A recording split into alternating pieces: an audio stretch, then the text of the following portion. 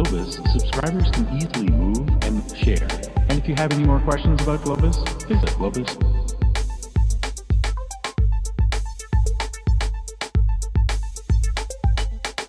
So how can you get started using Globus?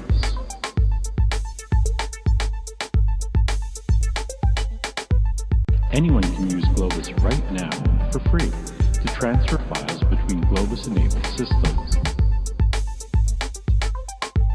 So what's Globus? It's a secure, reliable service. More than 150,000 registered users rely on Globus. More than 150,000 registered users rely on Globus.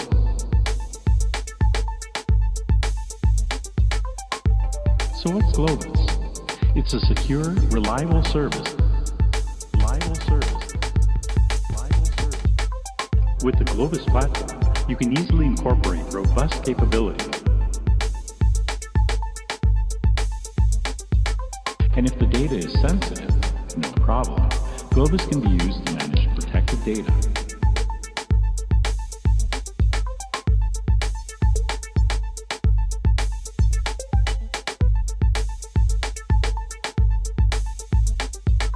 With Globus, you can easily share your data without having to move it or copy it. With Globus, subscribers can easily move and share. And if you have any more questions about Globus, visit Globus. More than 150,000 registered users rely on Globus. More than 150,000 registered users rely on Globus.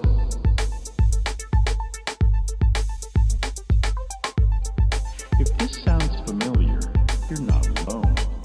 Many thousands face the same challenges every day and solve them with Globus. So what's Globus?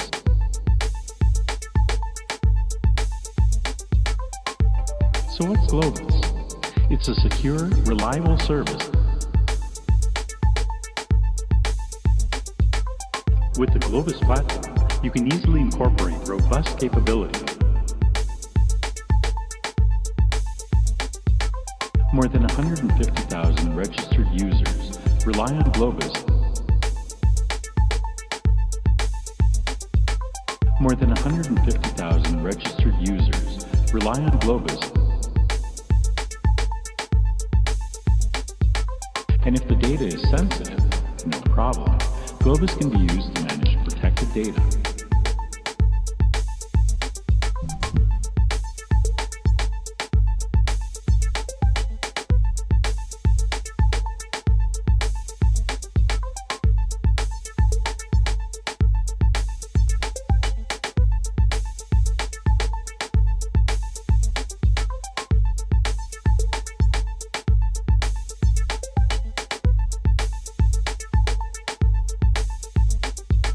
With Globus, you can easily share your data without having to move it or copy it.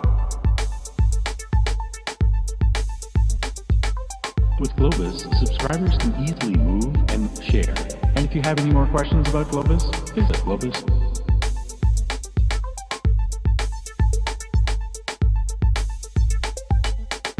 So how can you get started using Globus?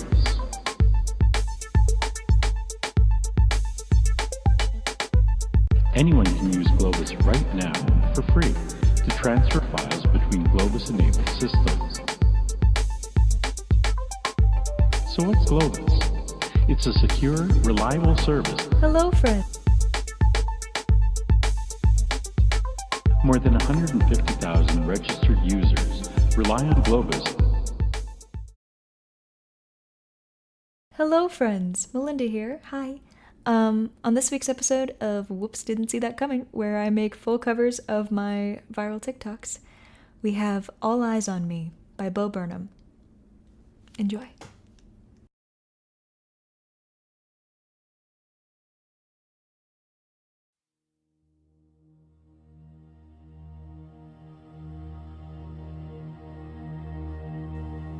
Are you feeling nervous? Are you having fun? It's almost over, it's just begun. Don't overthink this. Look in my eye, don't be scared, don't be shy. Come on in, the water's fine. We're going to go where everybody knows, everybody knows, everybody knows. We're going to go where everybody knows, everybody knows. Get your fucking hands up, get on out of your seats. All eyes on me, all eyes on me. Get your fucking hands up, get on out of your seats. All eyes on me, all eyes on me. Hands down, pray for me. Hands down now, pray for me. Get your fucking hands up, get on out of your seats. All eyes on me, all eyes on me. Are you feeling nervous? Are you having fun? It's almost over, it's just begun. Don't overthink this. Look in my eye, don't be scared, don't be shy. Come on in, the water's fine. You say the ocean's rising like I give a shit. You say the whole world's ending, honey, it already did. You're not gonna slow it, heaven knows you tried. Got it good, now get inside. We're going to go where everybody knows, everybody knows, everybody knows. We're going to go where everybody knows, everybody knows. Get your fucking hands up, get on out of your seats. All eyes on me, eyes on me. Get your fucking hands up, get on out of your seats. All eyes on me, all eyes on me. Hands down, pray for me. Hands down now, pray for me. Hands down, pray for me. Hands down now, pray for me. Hands down, pray for me. Hands down now.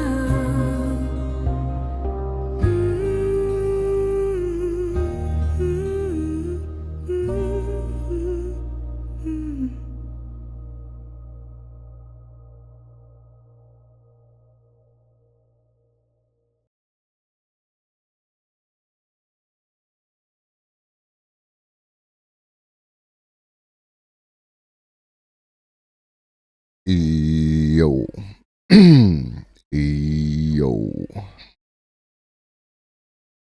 Yo, yo, yo, yo.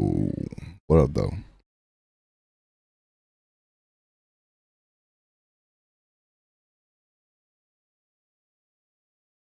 Do. Ba-do-do-do-do. Mm-mm-mm-mm.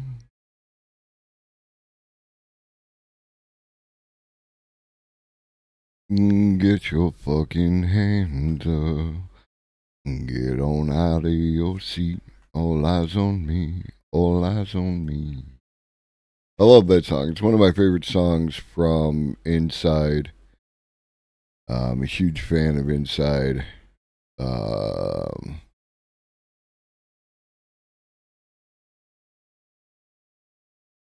It can touch a little close to home, right?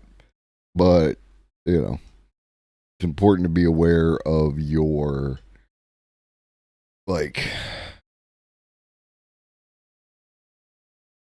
I refer to it as the black dog, right?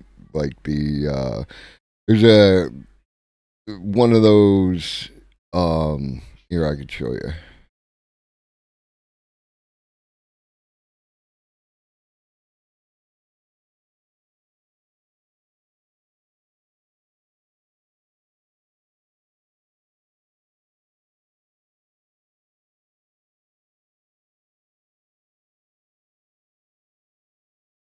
So in folklore, the black dog is a supernatural, spectral, or demonic hellhound originating from English folklore that has also been seen throughout Europe and the Americas. It is usually unnaturally large with glowing red or yellow eyes, is often connected with the devil, and is sometimes an omen of death. It is sometimes associated with electrical storms and also with crossroads, barrows, places of execution, and ancient pathways.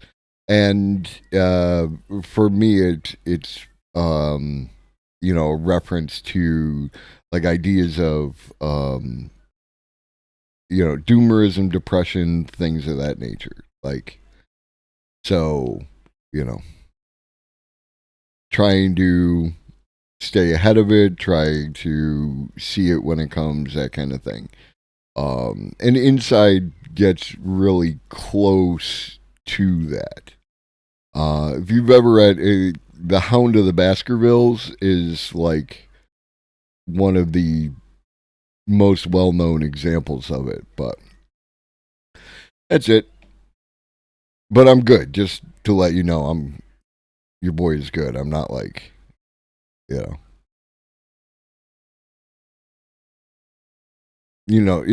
just know the emotional state you can get into when music touches you in that way. So, anyway, I got my payout from Twitch, so I put some money towards some piece of equipment. That's all thanks to you. It's a mixer, getting on that level head vibe of like music mixing, or not music mixing, but audio mixing. And then it's also going to allow me to incorporate some other things, for some fun streams that aren't necessarily associated with AI, but like that. And I think that's it. All right, we got a bunch of news to get to, and then we'll get to some video.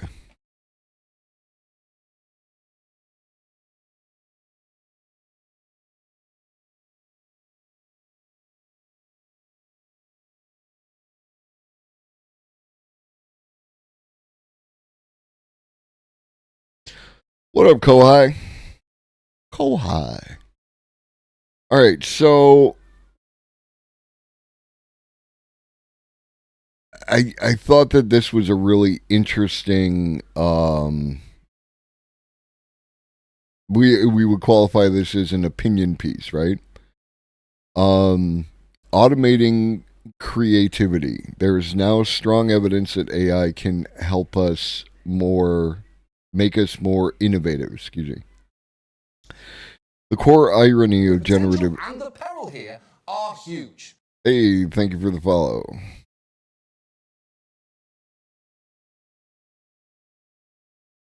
The core irony of generative AI is that AI were supposed to be all logic and no imagination. Instead, we get AIs that make up information, engage in seemingly emotional discussions, and which are intensely creative. And that last fact is one that makes most people, or many people, excuse me, I'm going to read the words that are actually written here and not the ones that are popping into my head. Deeply uncomfortable. To be clear, there is no one definition of creativity, but researchers have developed a number of flawed tests that are widely used to measure the ability of humans to come up with diverse and meaningful ideas.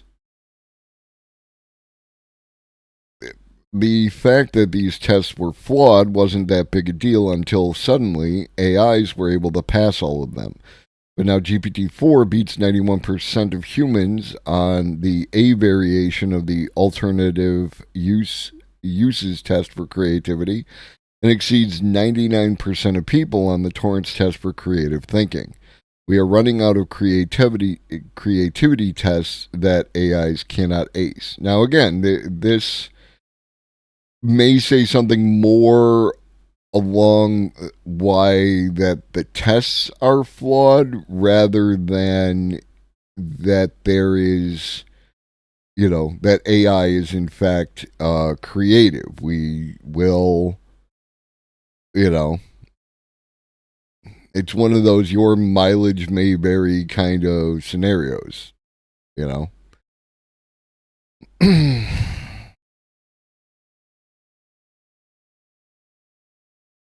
like until we get some kind of like solid answer as to what these things mean, it is difficult to use them as a measure. It's the same thing with the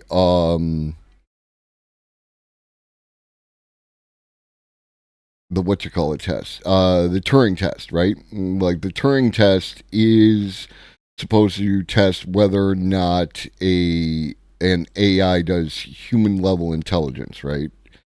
And without like an objective marker as to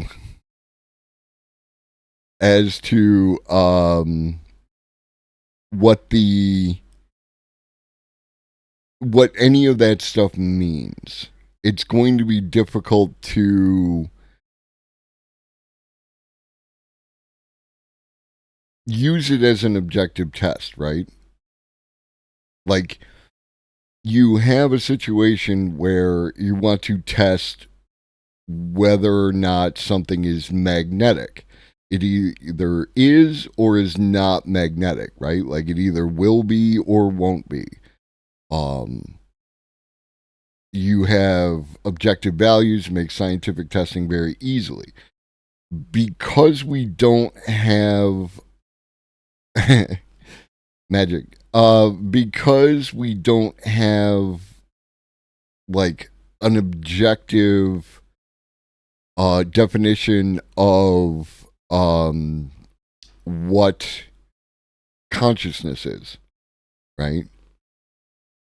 Whether or not something thinks, what intelligence is,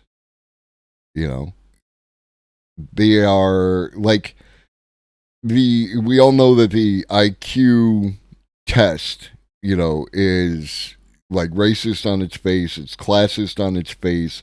There's a whole bunch of issues that exist around the IQ test, that it is not a valid test for anything other than how well you do on that particular test.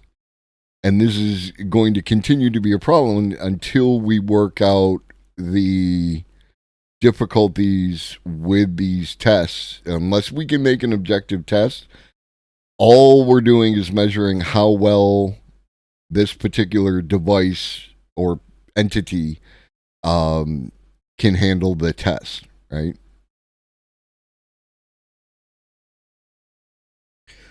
While these psychological tests are interesting, applying human tests to AI can be challenging. There is always a chance that the AI has previously been exposed to the results of similar tests and is just repeating the answers, although the researchers in these studies have taken steps to minimize that risk.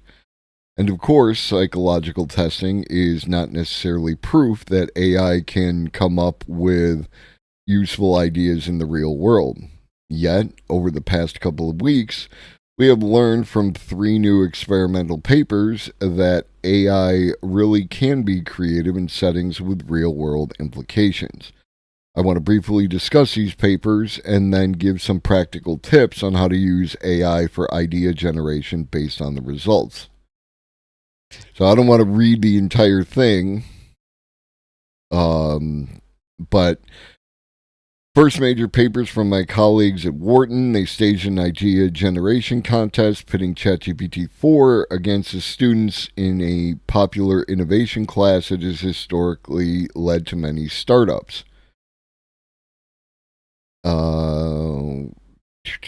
found that ChatGPT 4 generated more, cheaper, and better ideas than the students. Even more impressive from a business perspective was that the purchase intent from outside judges was higher for AI generated ideas as well. Of the 40 best ideas rated by the judges, 35 came from ChatGPT. A second paper conducted a wide-ranging once more. A second paper conducted a wide-ranging crowdsourcing contest asking people to come up with business ideas based on reusing, recycling, or sharing products as part of the circular economy. Judges rate those ideas and compare them to the ones generated by GPT-4, and the overall quality level of AI and human-generated ideas were similar, but the AI was judged to be better on feasibility and impact, while the humans generated more novel ideas. The final paper did something a bit different, focusing on creative writing ideas rather than business ideas. Again, the AI proved helpful. Humans with AI help created stories that were judged as significantly more novel and more interesting than those written by humans alone. There were, however, two interesting caveats. First, the most creative people were helped least by AI, and AI ideas were generally judged to be more similar to each other than ideas generated by people. Though again, this was using AI purely for generating a small set of ideas, not writing tasks. So what does this mean? Reading the studies, it seems like there are a few clear conclusions.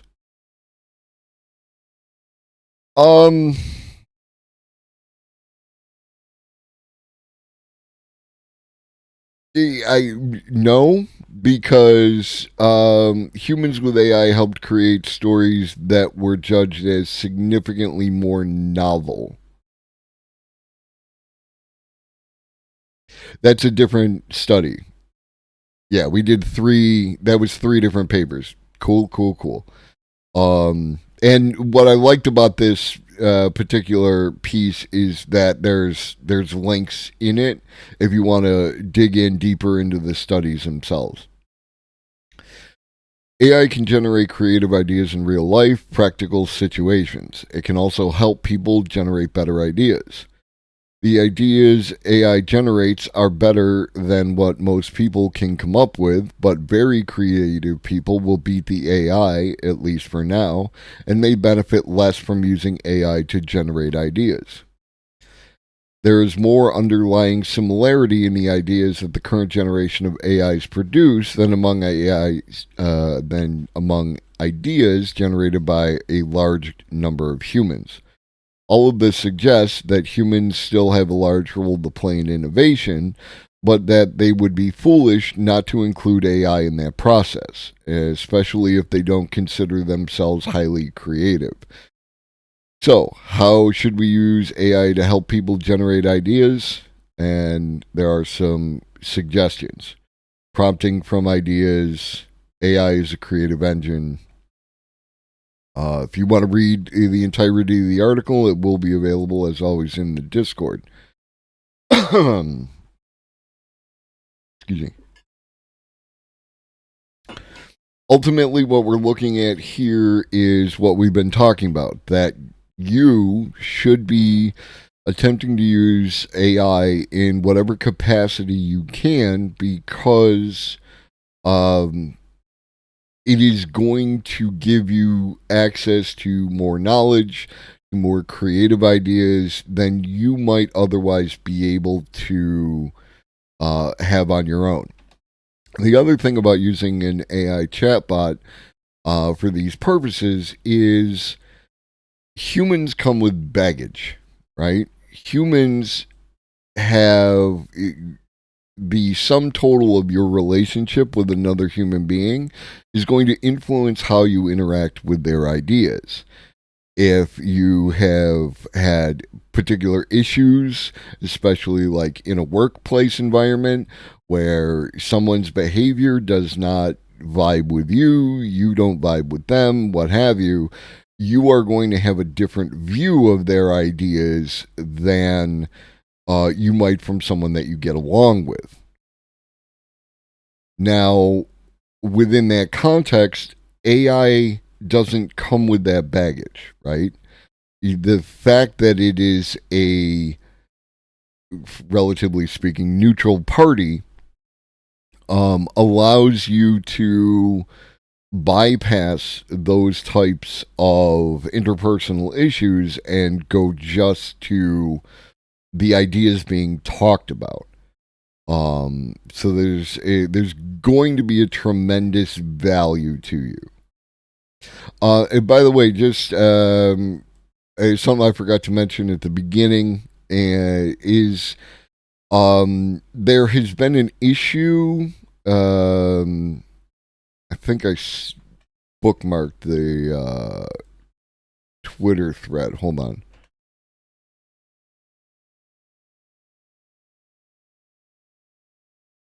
Now, I'm going to say that this probably doesn't pertain necessarily to, a small stream like myself, but just so that y'all are aware and you can practice safe twitching on Twitch. Over the last few days, hacked partnered accounts were posting links that compromise your account in a worm attack. They continue to rotate the domain names that they use. Examples are, you see the game Twitch announced today, and this is twitchgaming.net. And then, did you see the game Twitch announced today, twitchplay.tv? And I've seen a couple other variations on that. Don't click links, especially if it uses this phrasing. You see the game Twitch announced today, obviously be aware of that one. Anything in this format, but also you want to be just be careful of clicking on any links that you are from a user you are not familiar with, right? Because you can see this user began with an H, this user began with a B, so it's not just one particular account or some sort of multiple accounts. And it's not the individuals in question; their accounts have been hacked. So watch your shit, as always. Change up your passwords. Use two-factor authentication. I use an authenticator app myself. Be safe. You're on the internet. Be safe. So because of that, you cannot submit links in chat unless you are a mod, VIP, or myself. If you are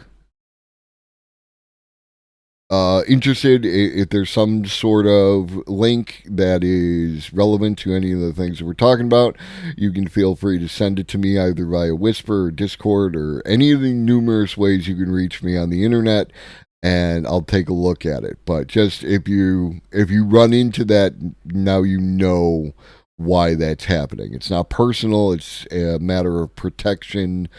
That, if you're a streamer, you should be engaging in for the time being, and you should let your chats know and make sure that this information gets around, because obviously these types of issues, right? 1 begets 2, 2 begets 4, 4 begets 8, so on and so forth. And then a whole bunch of people have problems. Protect your shit.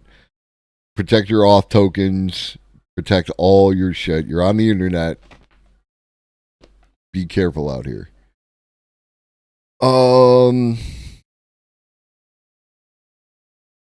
So from Business Insider, a tidal wave is about to crash into the global economy. I know of at least one streamer has been warning you of this for months now. I I don't know what to tell you, right? Send me a new alerts out on Discord. Cool. Excuse me. The rise of artificial intelligence has captured our imagination for decades in whimsical movies. Are we going to die? My gut still says no. Is it possible? Yes. I personally don't plan on dying. I think it's a mug's game. I don't think you should do it either. But I think if you can survive the next little bit of time, that you stand a much higher probability then just don't die. Like it's worked for me so far, and I'm 50. So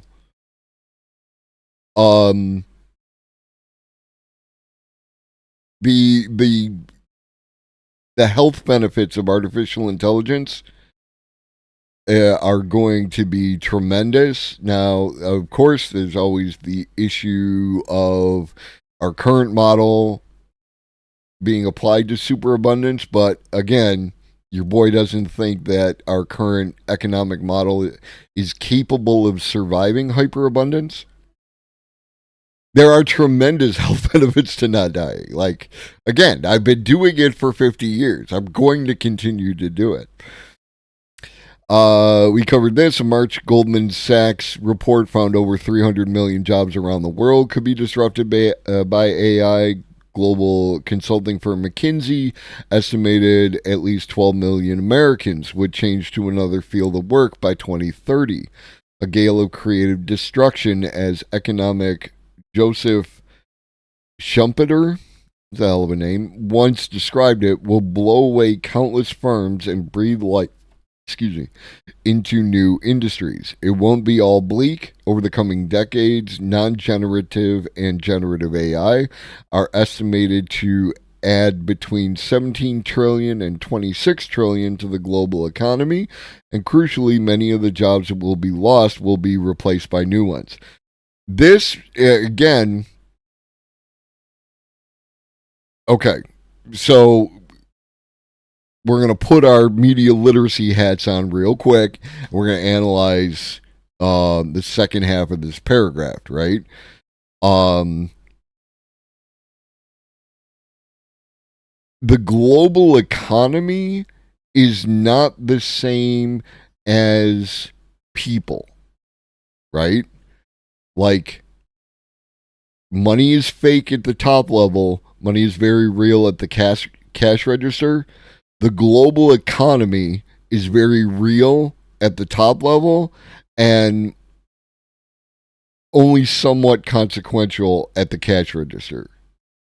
You know, obviously your food bill goes up because of the fucking global economy, but within the context of you have no control over these things any more than you do the weather. Right? Like, if it's going to rain, you're going to get wet unless you bring your umbrella.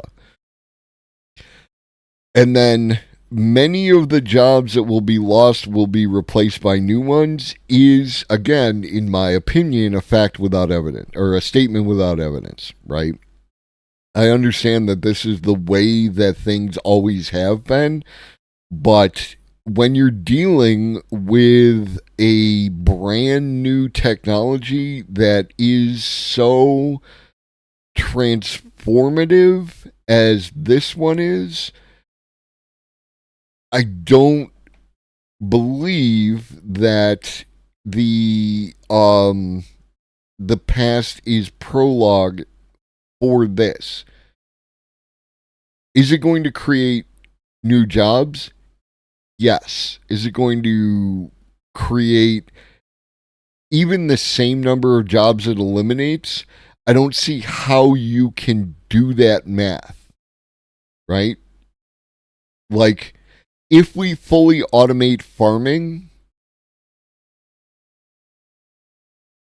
what do people who participated in the farming portion of the economy do?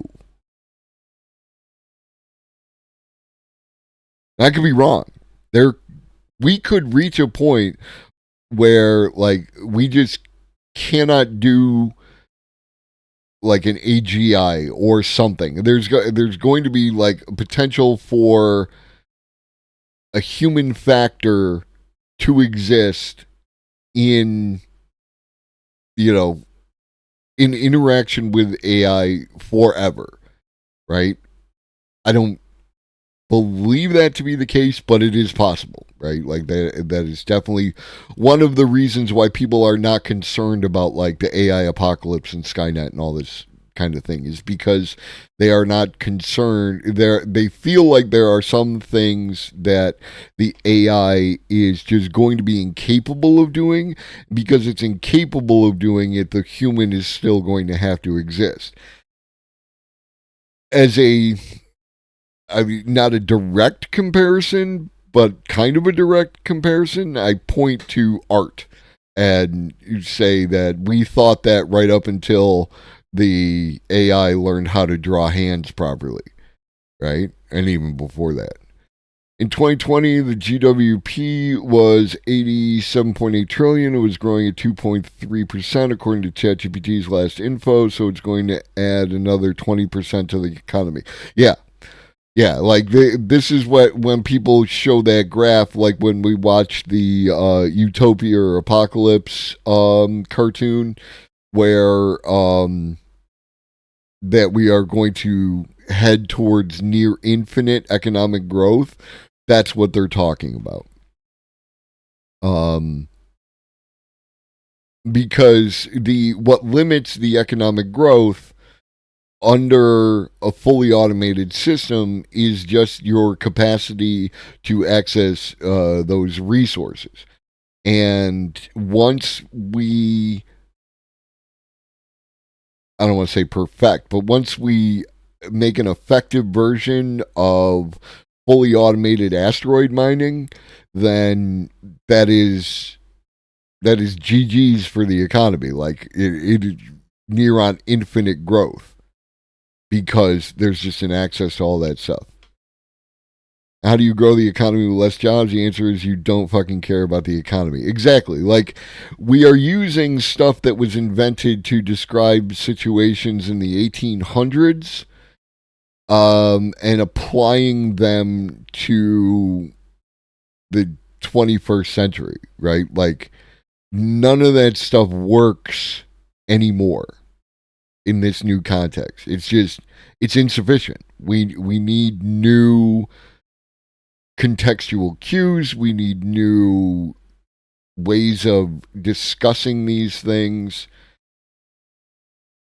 Like, even from inside capitalism, like 3% growth over a year is like the goal, if I'm understanding all that correctly. So 3% year to year growth is a company that's doing well, and we're talking about 20% or more, then, and not just like from one company, right? Like, one company could have a banger year like NVIDIA is having this year, but we're talking about like anybody, like everybody, the whole fucking kit and caboodle. So what are we doing?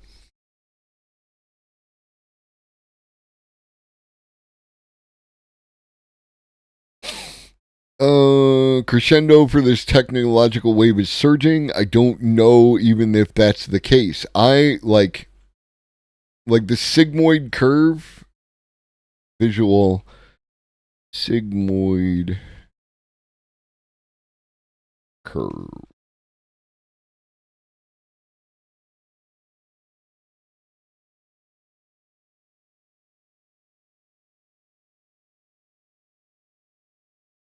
That was weird.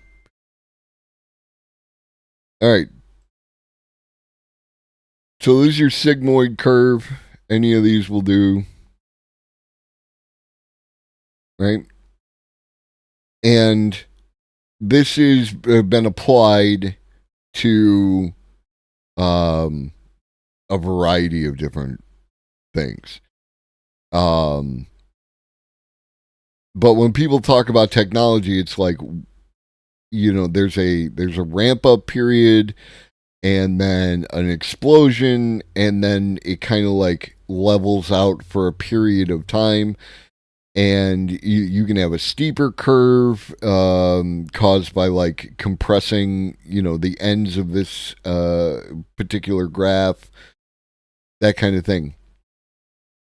With a new technological explosion like the internet, right? The most of you should be familiar with. You're either old enough to remember how the internet exploded or old enough to remember how cell phones exploded. And when you're in this curve, you don't know where in the curve you are, right? You kind of might get an idea once if things start slowing down. You could have a better grasp, but in this period, depending on who you ask, we're somewhere down here or somewhere in the middle. And it's possible with the double exponential growth issue or opportunity, that this will be a very steep curve with a very short plateau, which leads to another sigmoid curve that's very steep. And it could continue to do something like that, which is based on my accumulated knowledge and analysis. I'm going to say we're way down here. Then you shouldn't be on Twitch. I think that we're down here. I think we haven't even begun to see the impacts that are going to, like, especially if you're looking at something like what I'm assuming we're going to get to in this article,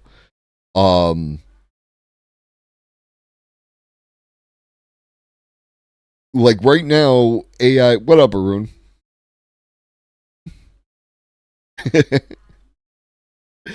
I got two bots. We're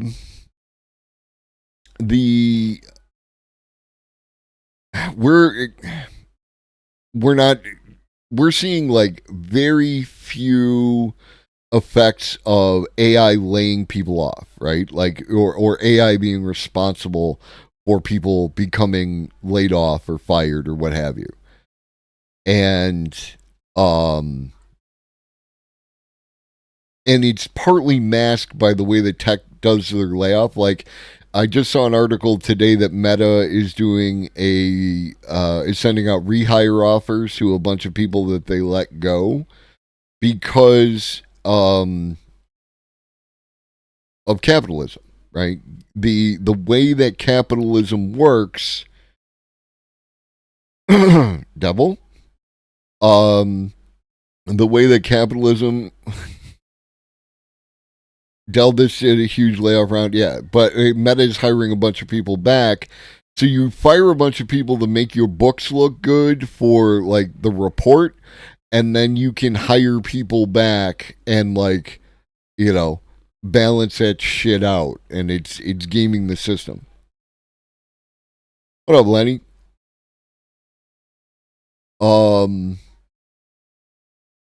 yeah, again, I don't think we are anywhere near experiencing the full impact of what AI is going to do. We'll see where they go in this article. It's likely to be a transformation as influential as the Industrial Revolution and the rise of the internet. Like any other shiny new toy, AI is ultimately a mirror, and it will reflect back exactly who we are.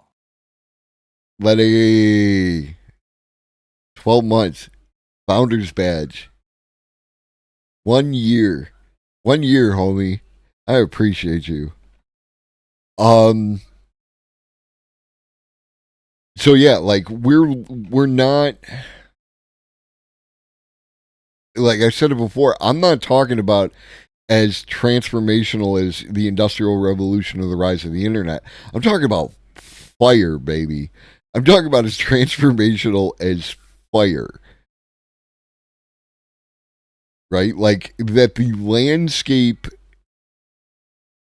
at some future date, depending on how quickly it all goes, but like even a decade from now, I think the world will look completely different from what it does today. And if you want to come back in a decade we can talk about it then. But the changes could boost living standards, improve productivity, and accelerate economic opportunities. All this is capitalist language. Like, improve productivity. Like, it has the ability to replace the human aspect of productivity, right? Your productivity is how much work you can do in a day, right? Or an hour, whatever time period you want to work. If you can AI that can function on your level, right?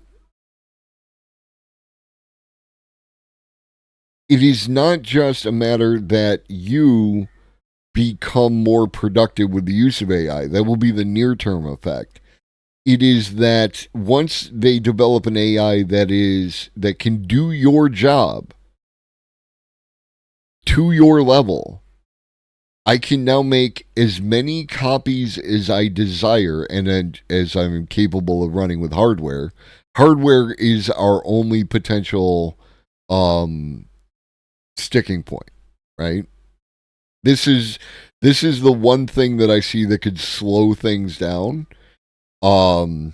which is why you've been hearing in the news about things like mining the asteroids, because that's that next piece, right? Because if you can find all the materials that you need on the asteroids, then you can potentially create an infinite or near infinite amount of hardware to run this stuff on. And accelerating economic opportunities, what the fuck does that mean? Like, again, the economy is not people. This rosy future, there is going to be a sweet spot for a few years, maybe where we get companies competing for very specific jobs that are high paying and super low hours that will be the last like 20% of human jobs. You're seeing the beginning of that with like was it Google? Who did the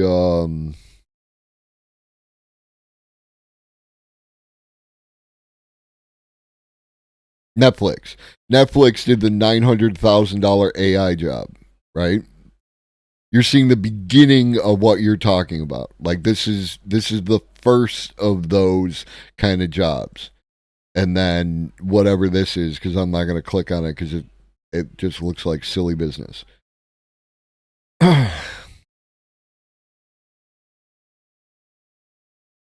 It will, like, you know, I love you, Devil, but have you seen a Boston Dynamics robot do backflips? I'm just, trust me when I say, I don't know the timeline, but no job is safe. There are zero jobs that are safe. There's zero work that cannot be automated on a long enough timeline. Some things are going to take longer than others, but I don't care what you do. Once the AI came for the art, it was GG's, yo. Most government CEOs and workers properly the workers. Like these are three equal parties, right? Government CEOs and workers properly prepare for the upsurge with urgency. The AI revolution could be painful. I agree. We didn't see the internet coming due to the adoption. Exactly. Like, that's the thing. Now, one thing to remember, the AI is very good at taking AI bio exams. That doesn't necessarily mean that it is good at biology yet. Though I can argue, and I presented multiple articles, and you can see them all in the Discord, that AI is going to be very good at biology, better than humans. Can you imagine a Boston Dynamics stretcher bot that accidentally gets put in demo mode and starts doing fucking parkour around an urban area while some poor lady with a heart condition gets the ride of her life? I can. I hope not to. What up, Salazi? My team at work is thinking about upgrading our software stack. I'm pushing for updated Visual Studio with GitHub Copilot so that we can future-proof ourselves. You future resist yourselves. But yeah, like getting access, getting comfortable, be the one, like,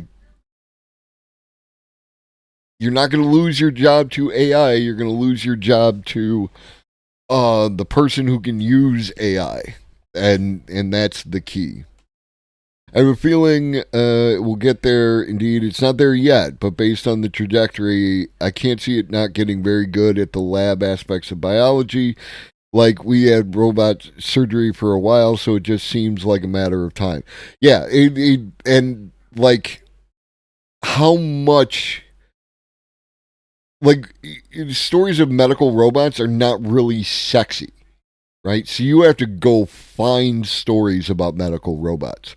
Like the Neuralink, right? Elon's brain chip company. We take shots at them because the Neuralink made the monkeys insane and Elon Musk. But from what I understand, the company makes very good quality automated surgery tools.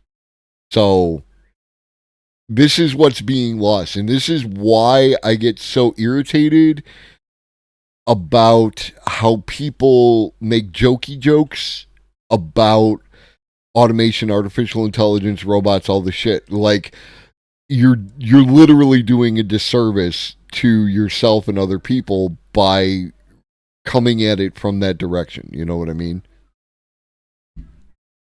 I understand we meme like that, but people still running the meme of, AI can't draw fingers, don't understand that in a matter of weeks AI learned to draw fingers.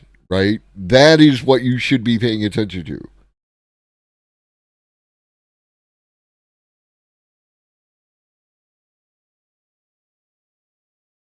The adoption of groundbreaking technology is often hard to predict. Take the internet. In 1995, Newsweek published an article, Why the Web Won't Be Nirvana.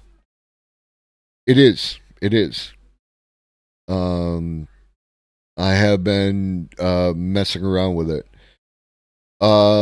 Making the case that books and airline tickets would never be purchased over the internet. Books and airline tickets would never be purchased over the internet. Is this a link to this actual article? This is what's hilarious. Why the web won't be Nirvana, and it's right here on the goddamn internet. You know?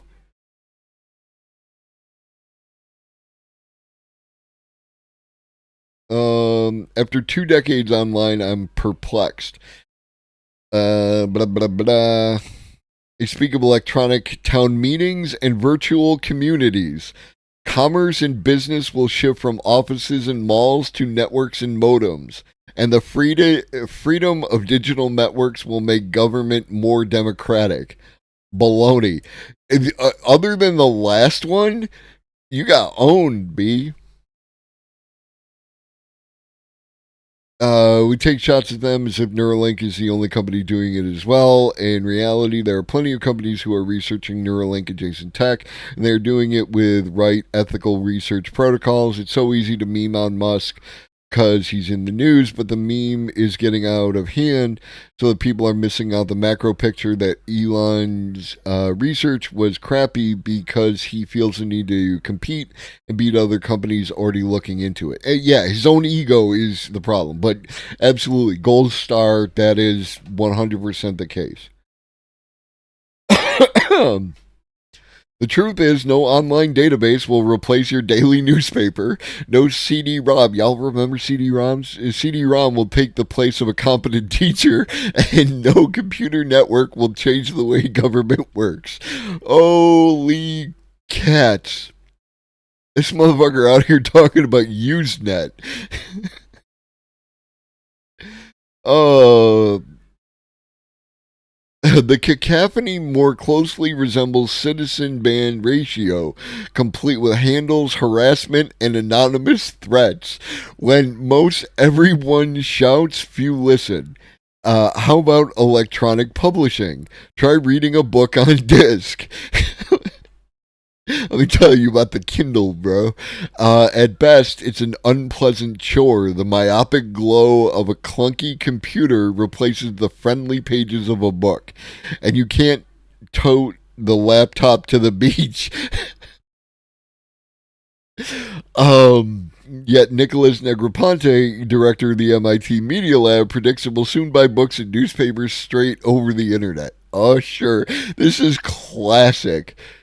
Oh, we're promised instant catalog shopping. Just point and click for great deals. We'll order airline tickets over the network, making restaurant reservations and negotiate sales contracts. Stores will become obsolete. So how come my local mall does more business in an afternoon than the entire internet handles in a month? Even if there were a trustworthy way to send money over the internet, which there isn't, the network is missing a most essential ingredient of capitalism: salespeople. This is great. This is Who Are You? I love you. Are you Clifford Stahl on YouTube? You're a champion. Oh. It's king shit. It's king shit. Okay.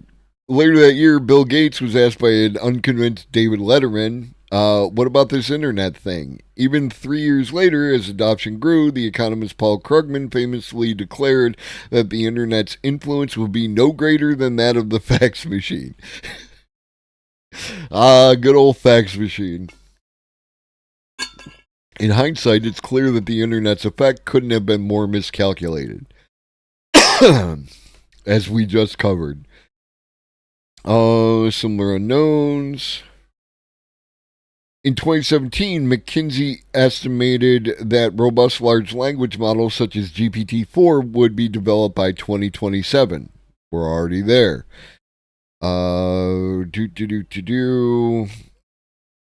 And in the span of a few months, corporate giants including Amazon, AT&T, Salesforce, and Cisco have rushed to incorporate enterprise-grade AI tools.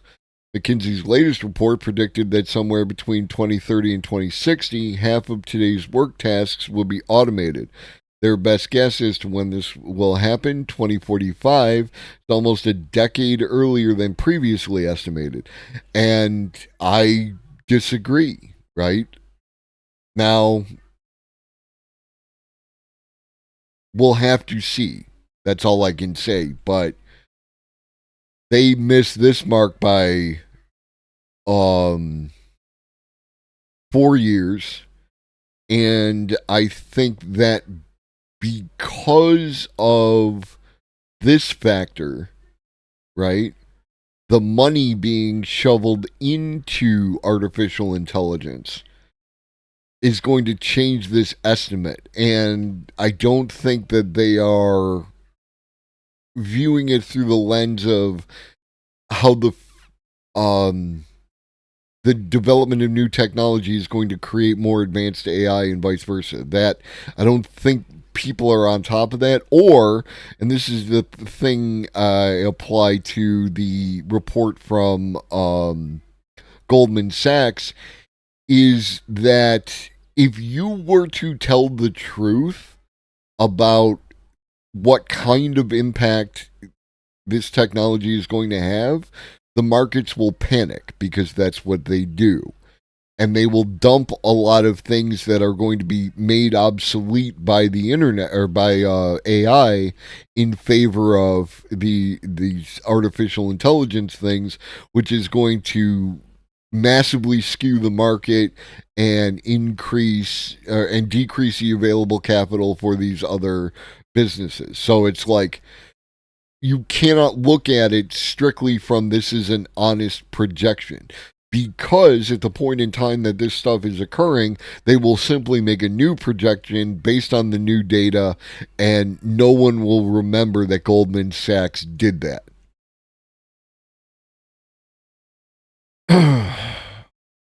The World Economic Forum estimated 83 million jobs worldwide would be lost over the next 5 years, with 69 million jobs created. I would love to see how you make that interpretation, because I don't, again, once we automate certain jobs, they're gone forever. They're not going to modify themselves.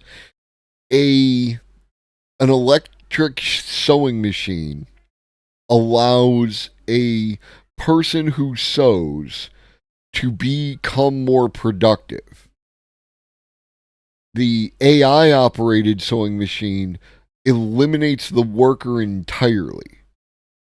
And I think that this is a huge issue that they are missing. I do not think we'll see mass unemployment, but I do think we'll see mass disruption. Stanford economist Eric Brynjolfsson. I disagree. And again, you're relying on past automation technologies. In the short term, yes, right? But in the long term, jobs gone. Gone. Not humans becoming more productive through use of the technology, which has always been the case. Job gone. Broad spectrum of occupations, marketing, sales, software engineer, research and development, accounting, financial advising, and writing, to name a few, is at risk of being automated away or evolving. This doesn't mean, however, that there will be a flood of unemployed workers begging for a job. AI will lead to net job creation over the long run. Show your work. And some roles that seem like they will be affected may actually grow in demand. For instance, ATMs increase the number of bank tellers. Show your work. But I do think we'll see mass disruption where a lot of wages for some jobs will fall, wages for other jobs will rise, and we'll be shifting around into demand for different kinds of skills. There'll have to be a lot of reallocation of labor and rescaling of labor with winners and losers. Dude, that is sussy as shit. This shift will be so massive that we won't miss many of the jobs that disappear. Before the Industrial Revolution, the job of a human alarm clock was to wake up workers in the early morning hours by tapping a broomstick on their window. Thanks to alarm clocks, no one misses this job today. Similarly, with AI, there will be jobs that will be conveniently forgotten about. And I don't disagree with this. Again, my opinion is a lot of the work done by humans should be automated away. No one should be working at McDonald's. McDonald's should be a completely automated business, and anything like it. There is nothing about that product. You can make an argument about like dining, like going out to a restaurant where, a food might be like created with some particular kind of care, but McDonald's is like Uber in that regard, right? Like the idea is for it to all be the same, not for it to be new and interesting and anything else. The only people left working at McDonald's are going to be working in the test kitchen who actually have to eat food and like that, and they are going to be assisted by AI cooks and other tools like that.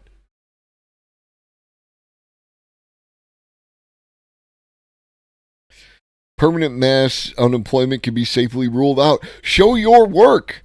Like, you just said a whole bunch of words and with like no justification other than how it used to be.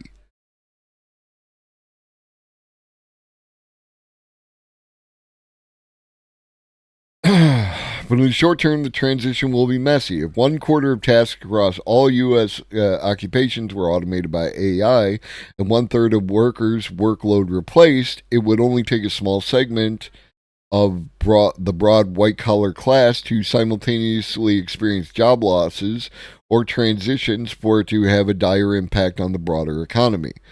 This sort of monumental reshuffling requires preparation on the part of government and business. Thank you, not workers. Right? Like, workers need to buy in and have influence on the decisions that are made, but the power, such as it is in our current system, lies with governments and business. Only they can execute the actual things. The workers can use worker power to influence those decisions, but like we've covered before, how much influence can your union have when no one works there anymore? In its most recent employment outlook, the Organization for Economic... We are the Borg. Lower your shields and surrender your ships. We will add your biological and technological distinctiveness to our own. Resistance is futile. We are... Level headers! Level headers. You can ask Clovis. Yes, he is the bestest. What up, homie? Y'all are following Levelhead? I don't even know what to do with you. I don't even know what to do with you. Welcome in, Raiders. You know who I am, most of you. If you don't, I'm Glovis the Elder. I go live Monday, Wednesday, and Friday at 5 Eastern, and I talk about AI, automation, robots, and other futuristic kind of stuff like that. And I help you for the coming, AI. Are you stuck? And I have a cat who sits on my shoulder.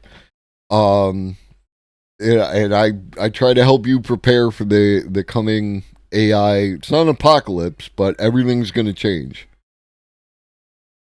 Help us for the coming AI, 100%.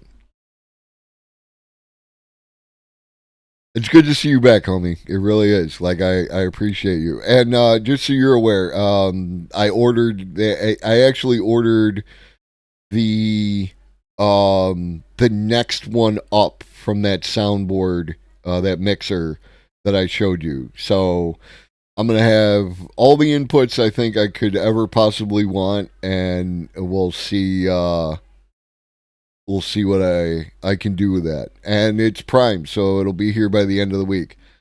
And it's Amazon. Like, we went over an article from Newsweek in 1995 about how the internet was not going to replace, like, the mall. And I went ahead and just ordered a mixer that's going to be here a day. It actually should be here tomorrow. And then I will, if I don't like it, send it back. So yeah, it'll be an interesting experience going forward. Malls are forever, baby. Malls are forever. All right. So the level headers, this is an article from Business Insider, talking about how, AI is going to eliminate way more jobs than anyone realizes. And, they are soft pedaling this, and I'm disagreeing with their conclusions.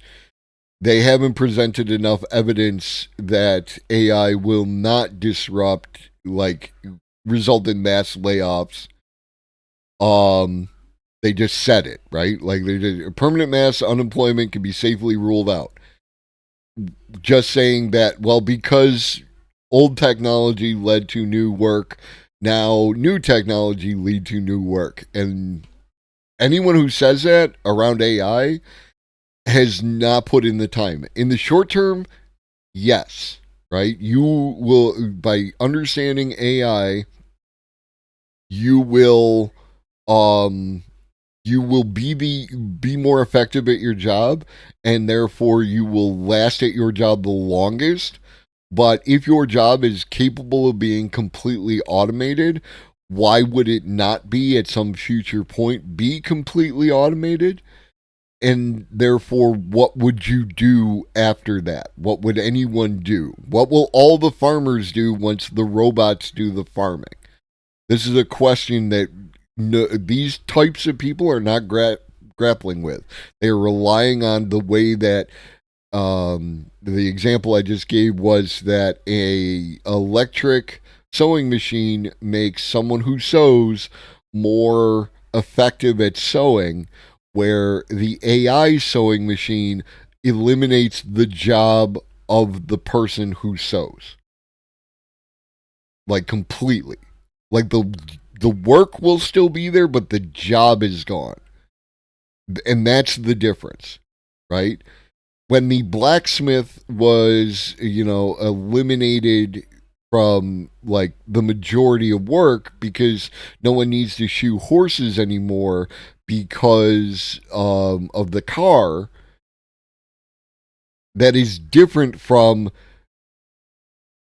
a robot is now shoeing all the horses. The work is still there. The job is gone. What up, Maddie? What up, little Nine Fun? Meanwhile, WGA and SAG are on strike. I am seriously concerned that a bunch of those people who are on strike are not going to have a job when they get back. Power Loom Luddite Uprising, let's go.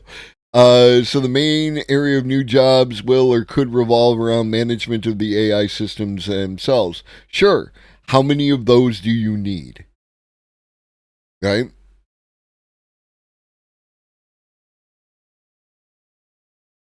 That is the question. How many people do you need? Like the idea, well, who's going to maintain the robots? Well, first off, the robots will, right? Exactly.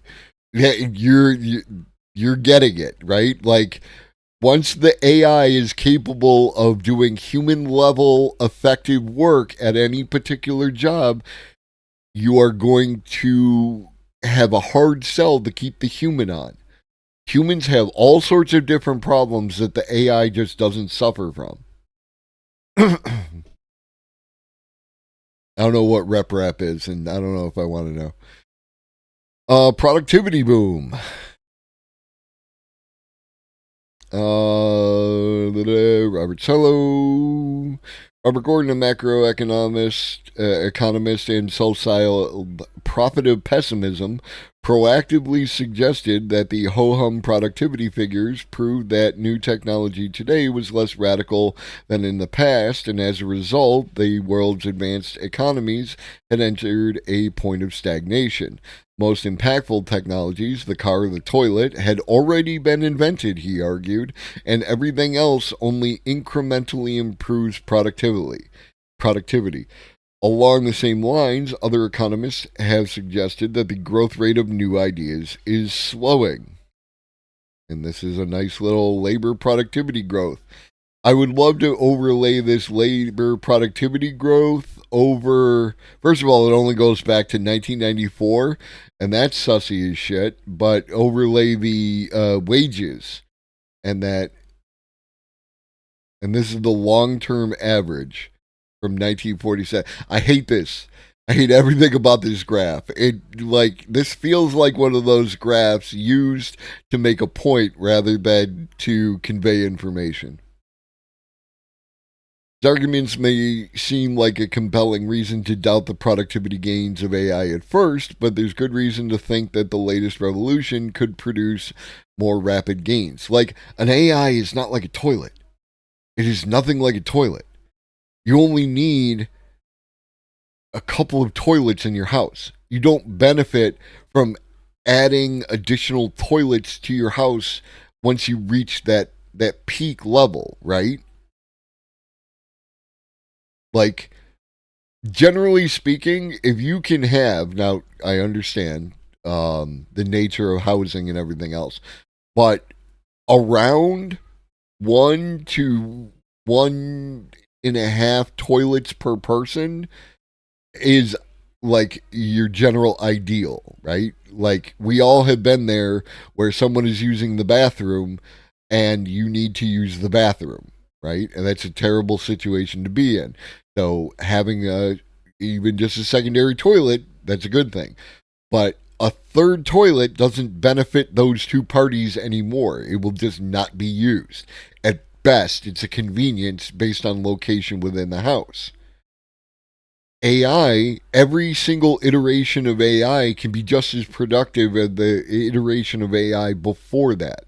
So as you add additional entities doing additional work, you actually are going to increase your productivity. And then there's a variety of reasons why they can, working in parallel on a particular problem, actually exceed the productivity of human beings. Today's internet's mass adoption required software, network protocols, infrastructure, and devices. It took a while for every home and office to have computers and internet access. Today's AI adoption could happen much faster since the technological infrastructure is already in place. Exactly. Plus, in contrast to hype cycles around crypto or the metaverse, and I still don't know that there was a hype cycle around the metaverse. AI is entering maturity. Its user experience makes it uncomplicated and it already has practical uses, which is why hundreds of millions of people are already integrating the tech in their day-to-day workflows. This is starting to push the technology into companies. It's also not AI on its own that's game-changing. Layering AI on top of pre-existing tech can unlock exponential gains, just as a combination of the internet, GPS technology, and smartphones changed our world. Laser weeders that use AI, GPS, and tractor technology can now comb through crop fields in seconds to zap weeds, eliminating the need for herbicides or large hand weeding crews. Where do those jobs go? This is literally my point. You said it, and then you just didn't realize it. And AI embedded with advanced, or didn't want to, the AI embedded within advanced imaging tools had the potential to diagnose and treat cancer. Covered a bunch of these articles. Again, if you're not in the Discord, everything that we've covered, all my evidence for anything that comes out of my mouth is in the Discord. I stand on that foundation. The internet made the world flat. There's a joke there. Then AI makes the world faster. One recent study conducted by that economist and his colleagues qualified the productivity of over 5,000 customer service agents who use generative AI technology. The results were encouraging. Call center operators became 14% more productive, and less experienced workers improved their productivity by as much as 30%. So the question I have is, if I am able to marry whatever AI technology that they used as part of their job with a voice-generated model that can respond directly to customers, then how much more productive would they be? And how quickly could I eliminate the people? From the point of view of the company. Right? I don't know. I don't know when the last time you contacted anybody, like your utilities or your cable company or what have you, right? But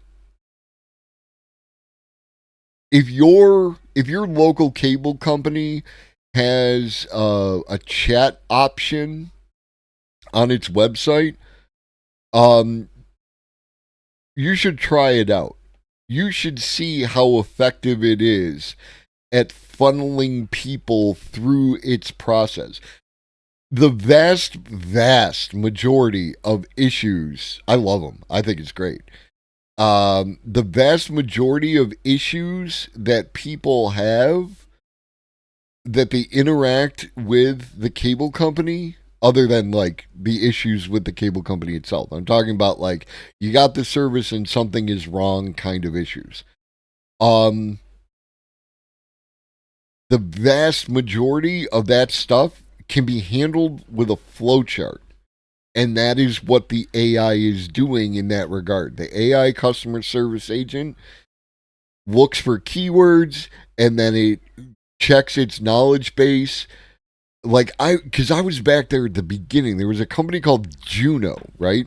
Juno handled email back when you paid for email, right?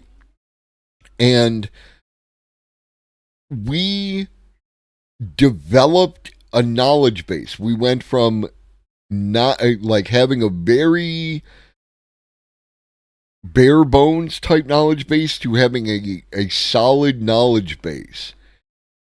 And the vast majority of time before I got out of there, like I went on to tech support, but the customer service reps, they did not like imagine ideas to resolve a customer's issue. The customer would say, I'm having a problem with my internet. And then they would say, what is your internet, or not internet, my service? And they would say, what is your service not doing? And it's like, I cannot connect to my account. Then they would type in, customer cannot connect to account. And then the knowledge base would tell you what those potential issues were. And then you would just regurgitate that information back to the customer. The customer service agent towards the end of my time with Juno was one of the least important, but at the same time most important, only because there was not a function for some automated system to read that information to a customer.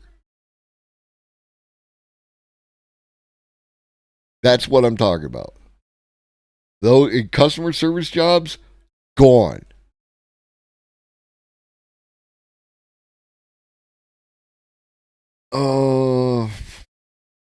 Study out of MIT found software developers completed tasks 56% faster with generative code completion software, and yet another study found that the professional document writing was 40% faster than when using generative AI.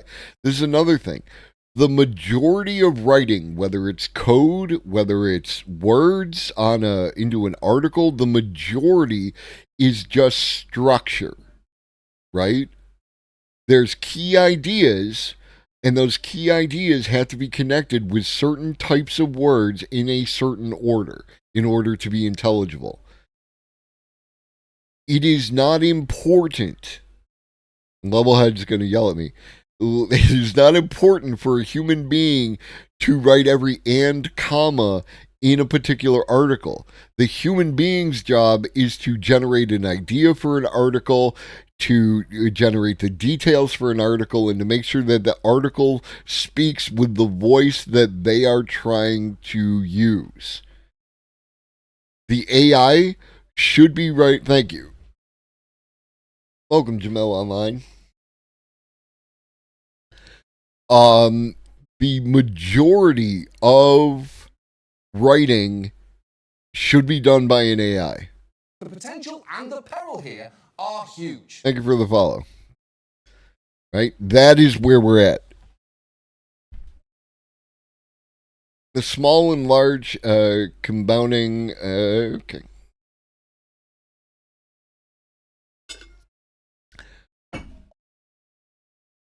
Or Jamie, I'm sorry. I thought those were L's. Those were I's. The small and large compounding effects of productivity growth across many industries are central to the growth trajectory and the long-run effects of AI. Goldman Sachs estimated that over 10 years, generative AI alone could raise annual U.S. labor productivity growth by just under 1.5 percentage points, roughly the same size boost that followed the emergence of prior transformative technologies like the electric motor and personal computer. You smoke crack, bro. If that proved true, it would lead to an annual increase of 7% in global GDP, while contributing 2.6 trillion to 4.4 trillion to the global economy, about the equivalent of the UK economy. Now, this is a big number, but the numbers, we looked at the numbers, we're talking about a 20% growth in the economy.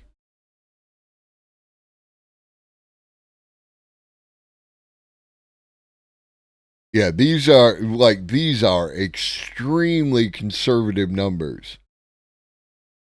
A maximum, with much more powerful AI, a maximum of 2.94%. I don't know if you don't understand AI or are just like being whatever, right?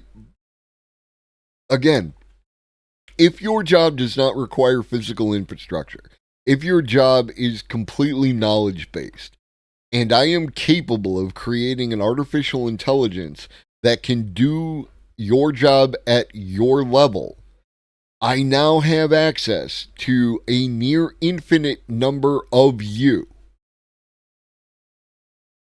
And it is only demand that I require. And the way that our system, our capitalist system is set up, every person in that field, every company in that field is going to push to occupy that market space, right?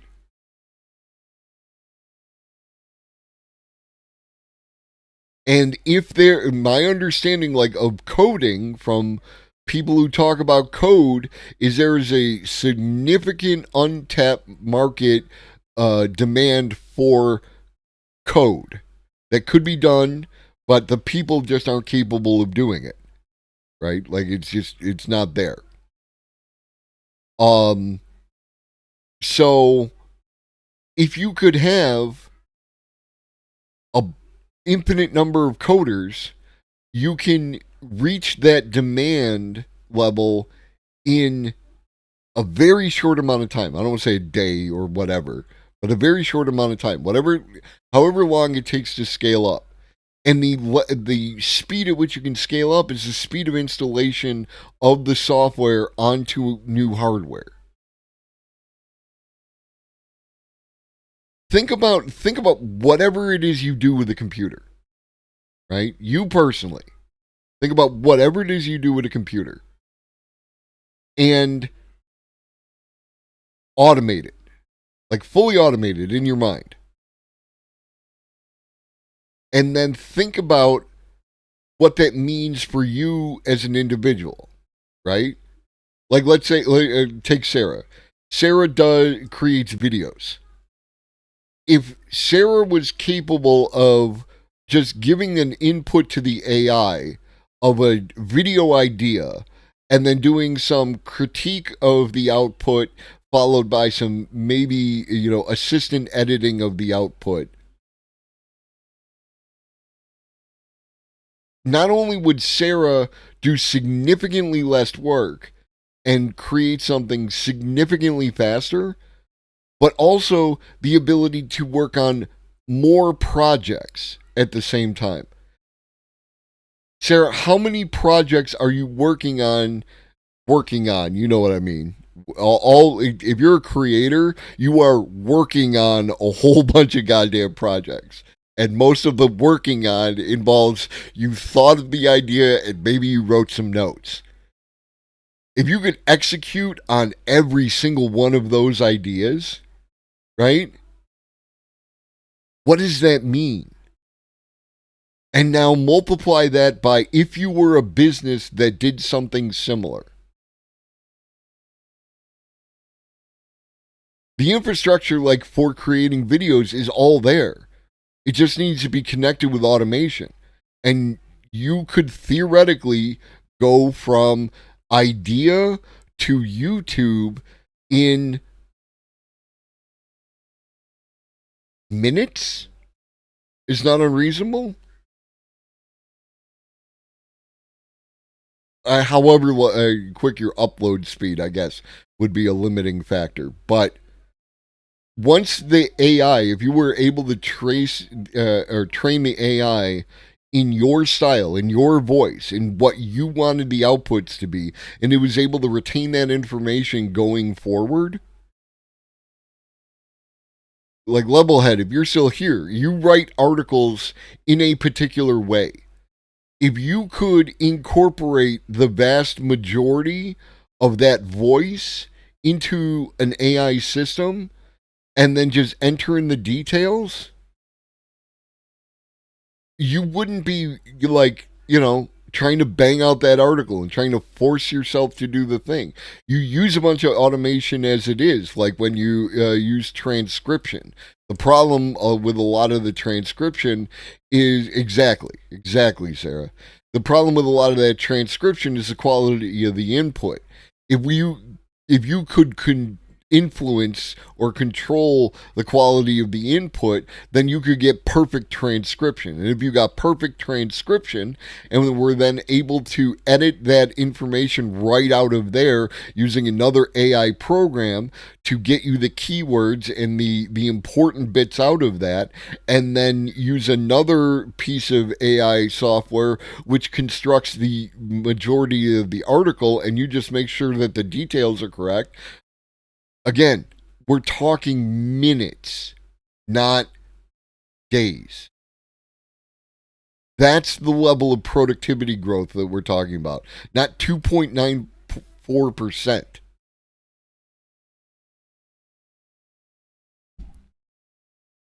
While estimates for productivity reflect how workers within firms will become more efficient at their jobs, it also assumes that laid-off workers will find new jobs. As productivity rises, total economic output will increase and GDP will rise. This will create a virtuous cycle, here we go, as companies will need to expand operations to keep up with this increased demand, which means they will need more workers. Right? To a point, this is true. To another point, it is completely false, because after a certain point, you don't need any workers. The work remains, the worker is no longer needed. Plus, labor productivity growth has been shown to raise real incomes, benefiting workers and households. Simply put, technological innovation, even as it may lead to worker displacement, it's a nice way of saying that, will help workers in the long run. A widely cited study by the economist David Otter and colleagues found 60% of workers today had jobs that did not exist 80 years ago, suggesting that 85% growth in unemployment was a result of technological innovation. And again, like, if you feel I am open to being corrected, if you feel that I'm out of pocket, if you feel that I did not demonstrate the points that I'm making, if you feel that there's something that I said is incorrect, by all means, let me know. Show me the issue, because I want to be correct. And I have as much ego and self-importance as every other human being. So I think that my ideas are generally correct, right? Like, this is the way that people tend to go through life. It's the nature of human ego and everything else. But I check myself to the best of my ability, and I'm open to being checked by others. If I said something that is out of pocket, correct me, and we'll look at it. But I don't think I have.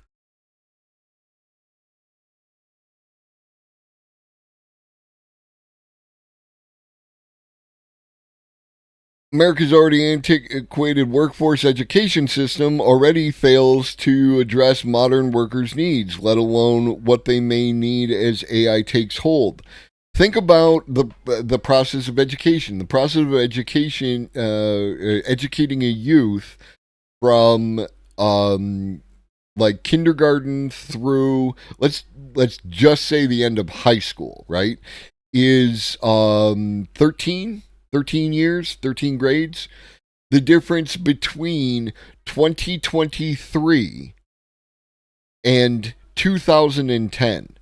And if you think back to what technology was like in 2010 compared to what it is now, compare how we are educating the child in 2010 or an AI revolution that's happening. We didn't.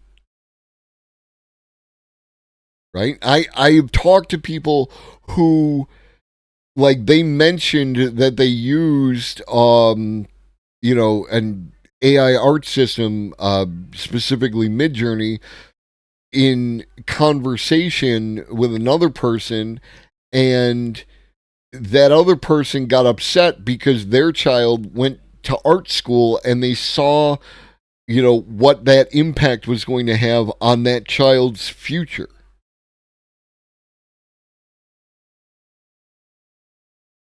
Right? You plan out how you want your life to be going through school, going through college, and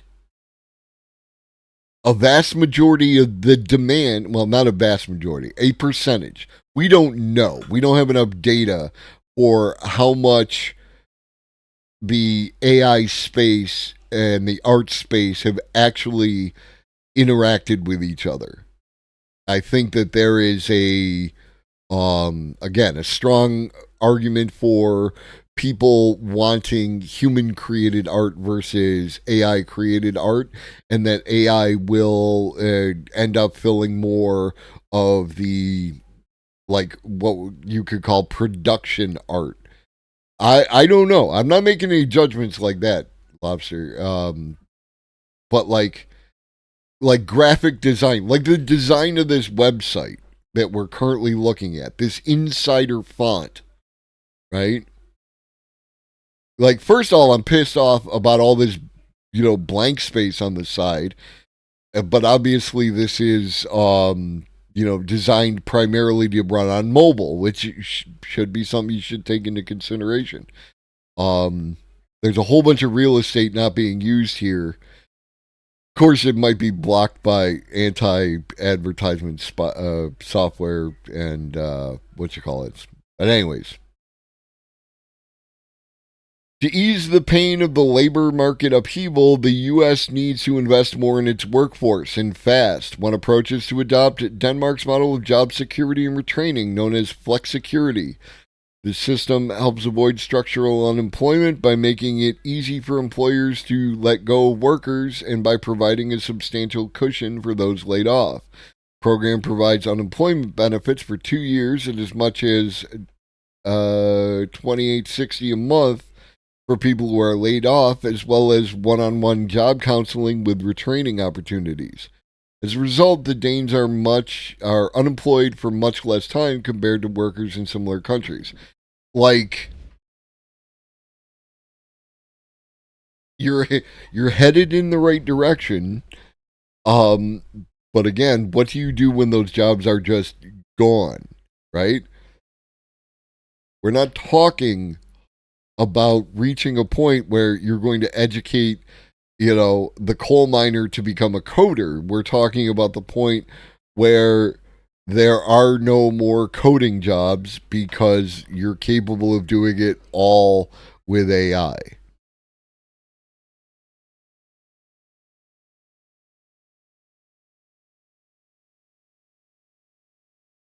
To retrain people for an AI-based economy, the U.S. could look to Singapore. There, workers above the age of 25 are given $500 in credits to access 24,000 courses in anything from data science to business, in a public-private retraining program that makes sure skills training is matched to employers' job classification. Here's another thing, like, the United States rejects unemployment benefits on its face and has to be forced into giving unemployed workers money. If you've never been on unemployment, it ain't easy. You will jump through a whole bunch of hoops in order to receive very little money, no matter what your circumstances are. They do not care. the idea of free public education, even in like a dosed form like this. Joe just tried to pay off some people's student loans and people freaked the fuck out, both in the corporate and personal sense.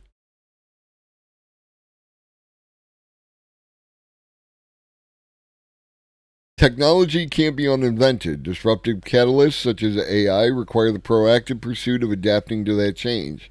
And making workers resilient to large shocks requires recognizing that this technological wave can temporarily wipe out a large portion of the workforce, or it can be smoothly surfed to calm waters, not by any of your prescriptions. Right? None of the prescriptions that Emil Scandal put out here in this article are, oh, he's a Tony Blair Institute fellow.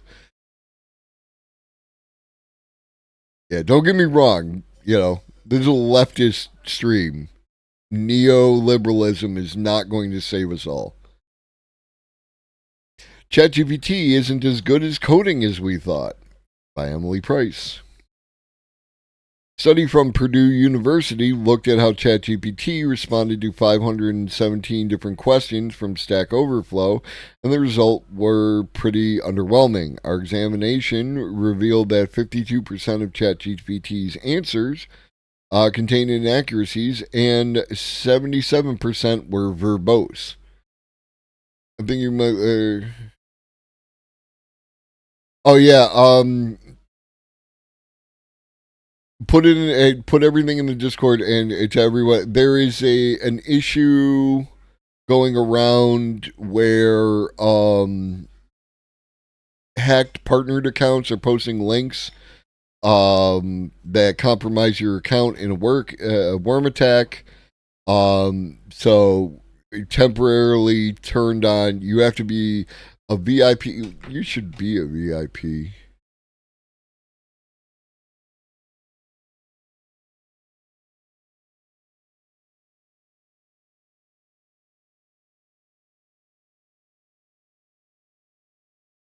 I probably shouldn't do this right now. I probably should focus on my job of talking to you.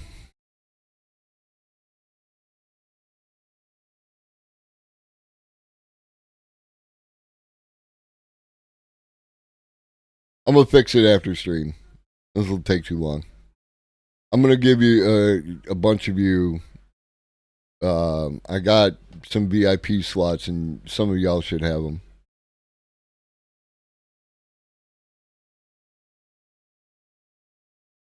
And then you can post links until the current issue is resolved, which I'm not super concerned about for my sake, but I'm concerned about for, you know, like somebody just bops in and drops a link, and then one of my viewers is now compromised, and then so on and so forth. More concerning. The researchers wrote in the paper, which was not peer reviewed and published on a preprint site, which I'm not like. Archive is probably where this is. I'm gonna guess. It is, and so I'm not against Archive. It's just this is. It hasn't been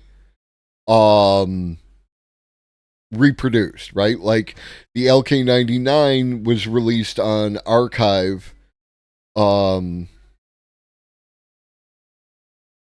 it turned out after people attempted to reproduce it that it's not a superconductor, and we're all sad now.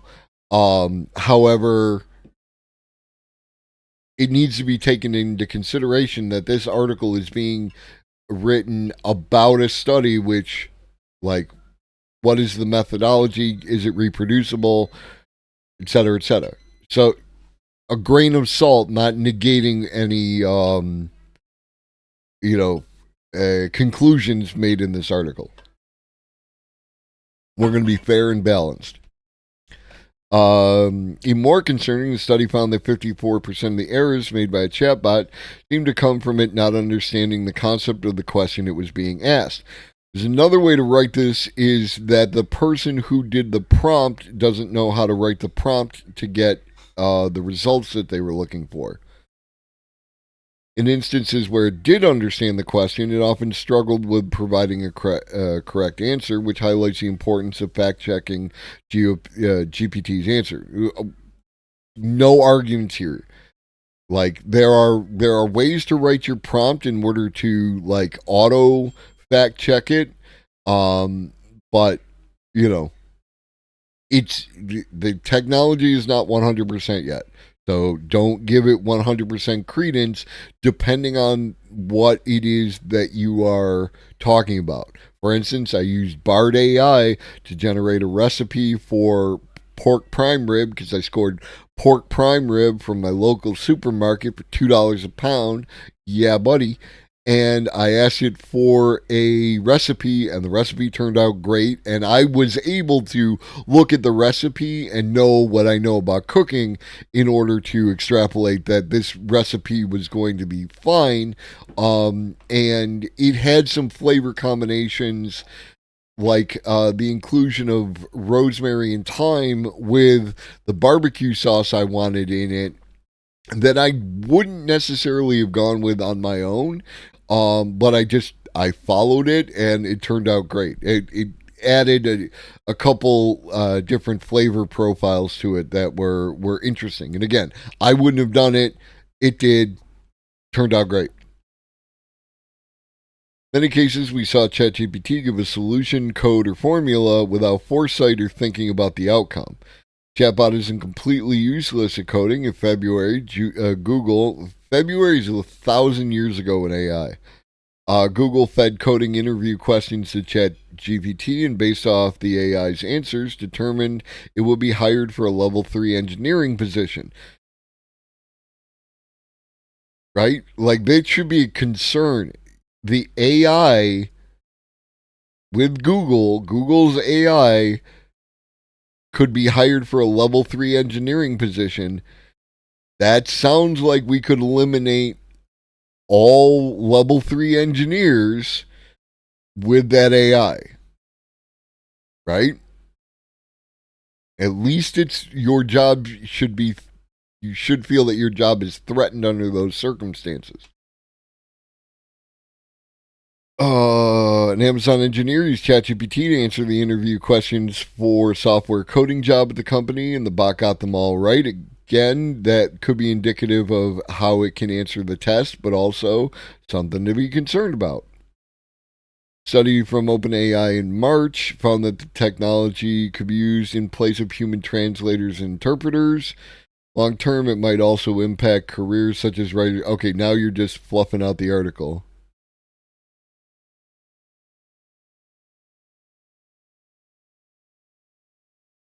So this is my thing, right? Like,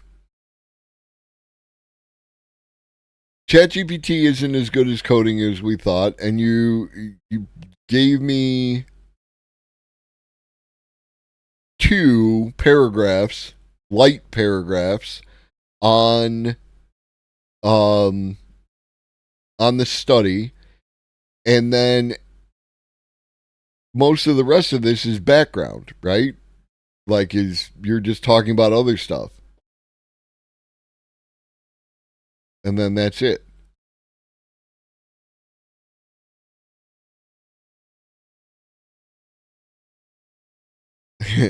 I use ChatGPT a lot. It's pretty good when I want to focus on an answer, but it still gets stuff wrong.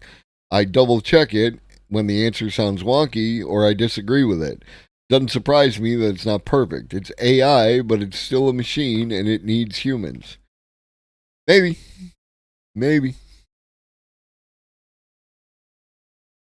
I spent a lot of time on that other article. Turning ChatGPT into a chemistry assistant. Developing new materials requires significant time and labor. The times they are changing. but some chemists are now hopeful that artificial intelligence could one day shoulder much of the burden. A team prompted a popular AI model, ChatGPT, to perform one particularly time-consuming task, searching scientific literature. Where have you heard this? You heard this right here on this show, right? One of the best benefits to something like ChatGPT is giving it all the scientific literature and being able to query more literature than you are capable of reading in your lifetime. With that data, they built a second tool, a model to predict experimental results. So yeah, there's that. It's still learning. ChatGPT is a baby. Just wait till it's a teen. Yeah, it's like 5, something like that. 5, 7 years old. if a 5 to 7 year old human was capable of what ChatGPT is doing, it would be getting nothing but praise. This is an article about the curse of variety in transportation systems. Assistant Professor Kathy Wu is addressing traffic control problems by leveraging deep reinforcement learning. To prove that a new control strategy can be safely developed on our streets can take years. As time lags, we lose opportunities to improve safety and equity while mitigating environmental impacts. Accelerating this process has huge potential, which is why she and her group at MIT Lab are devising machine learning-based methods to solve not only just a single control problem or a single optimization problem, but families of control and optimization problems at scale.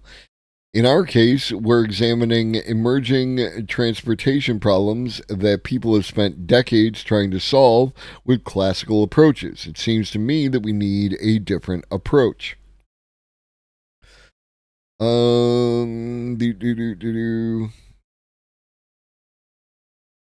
research, on the other hand, addresses traffic control problems by leveraging deep reinforcement learning. Specifically, she's looking at traffic intersections, and for good reason. In the United States alone, there are more than 300,000 signalized intersections where vehicles must stop or slow down before reaccelerating. And every reacceleration burns fossil fuels and contributes to greenhouse gas emissions. We have done preliminary analysis indicating that up to 15% of land transportation CO2 is wasted through energy spent idling and reaccelerating at intersections. This is one of the reasons I know people feel ways about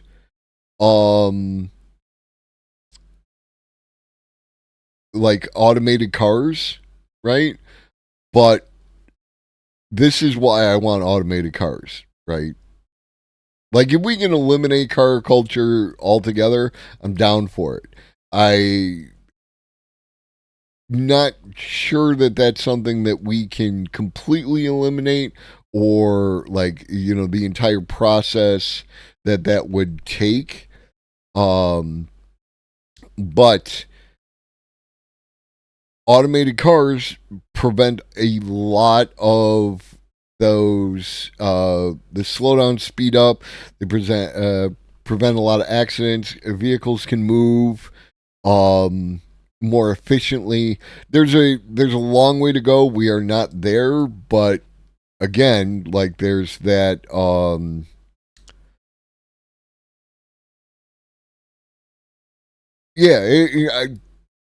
there's a bunch of things, like the idea of in some cities you'll see a bus that actually it's like two buses together, and it has like a little flexible tube in between the two buses.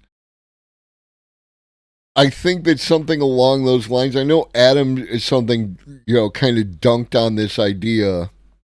But the idea of having a bus that could break up into smaller buses to get to like more distributed places, I still think is a good idea. And eliminating cars, right? Because a significant number of people don't need a car. They just need to be able to get to places. And having access to a vehicle at the time that they need a vehicle is why they have a car, not because they actually want a car with everything that goes along with that. We'll never align on automated cars, and we hope to have universal joblessness figured out before it kills us all.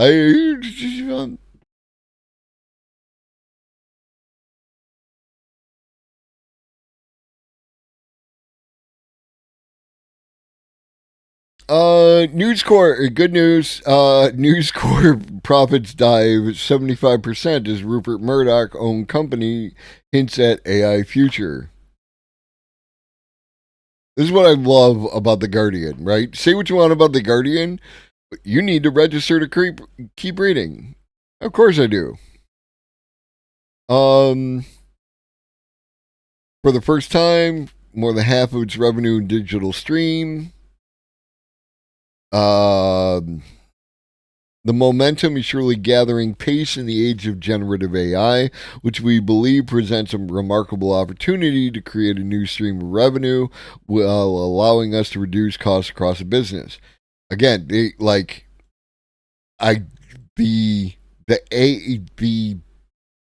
use of AI to do a lot of the heavy lifting in reporting, it's going to happen.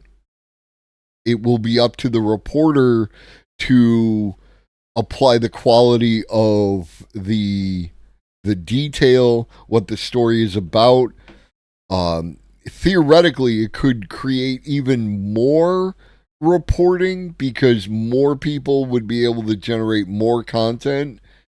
Then the question again always falls back to discoverability. We need to figure out the discoverability problem. That is going to be a huge issue.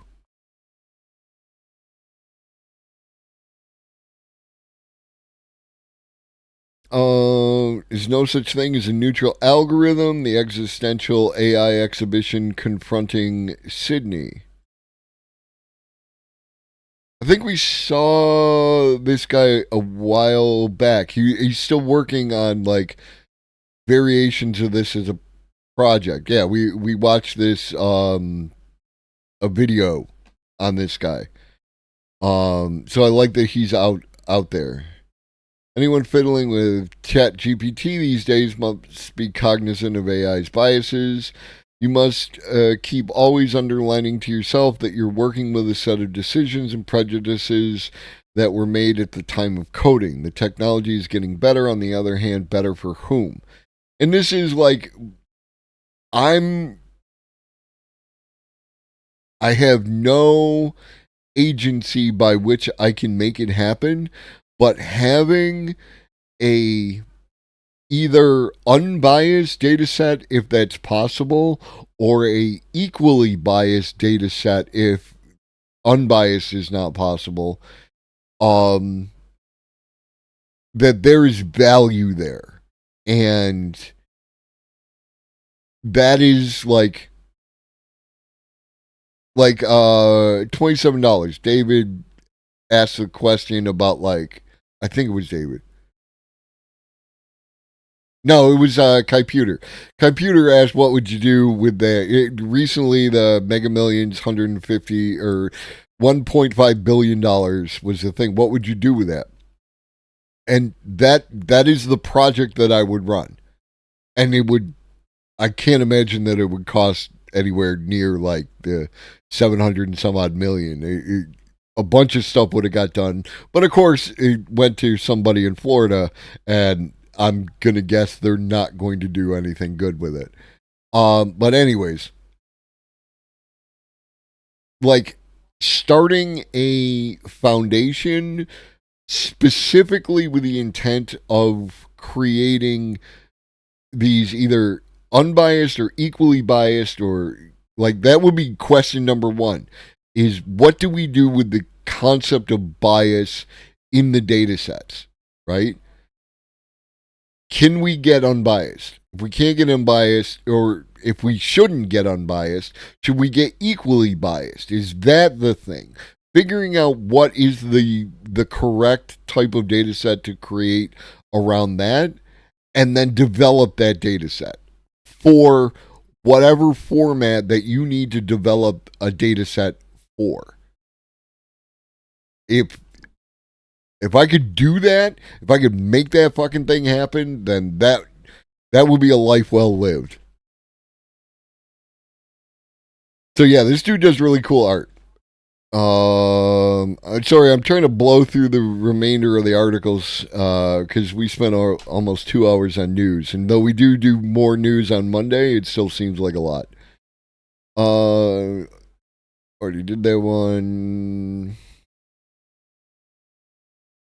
AI could have bigger impact on UK than the Industrial Revolution. Deputy Prime Minister says technology may aid faster government decisions, but warns of massive hacking risk. Those are two things, and I hope you do more stuff. And again, like, at minimum, the Industrial Revolution, and probably more. This is a total revolution that's coming. It's going to totally transform almost all elements of life over the coming years, and indeed even months in some cases. At least he's aware. It is much faster than other revolutions that we've seen, much more extensive, whether it's the invention of the internal combustion engine or the Industrial Revolution. The thing that AI right now does really well, it takes massive amounts of information from data sets in different places and enables you to get to a point where you can make decisions. Ministers are never going to outsource to AI the making of decisions. That is a possibility. There is a strong human desire that still readily persists of humans being the decision maker, right? Like when people talk about drones killing people in war, they want a human to decide to kill that person. They don't want the robot to decide to kill that person, which I think completely misses the mark, but here we are. And we're going to get to an article about that. Disaffected people exist already. Tie them in with AI, and that enhances, that proliferates the kind of things that they can do. Let's start by addressing everyone's material conditions, and maybe we'll have less disaffected people to do the thing. We have a very tight labor market, and the job of government is to make sure that people can transition. That is one view of what the government could be doing. Ultimately, AI should have the capability to do the most boring bits of jobs, agreed, so that humans can concentrate on the more interesting bits. Agreed, I'll give you that. There's a little-known game called Star Sector, sounds familiar, that has been developed by a small team for over a decade. And one of the taboos in that game is leaving AI cores to run entire planets to optimize production, and then the anti-AI cult attacks you when they find out. That's neat. Star Sector.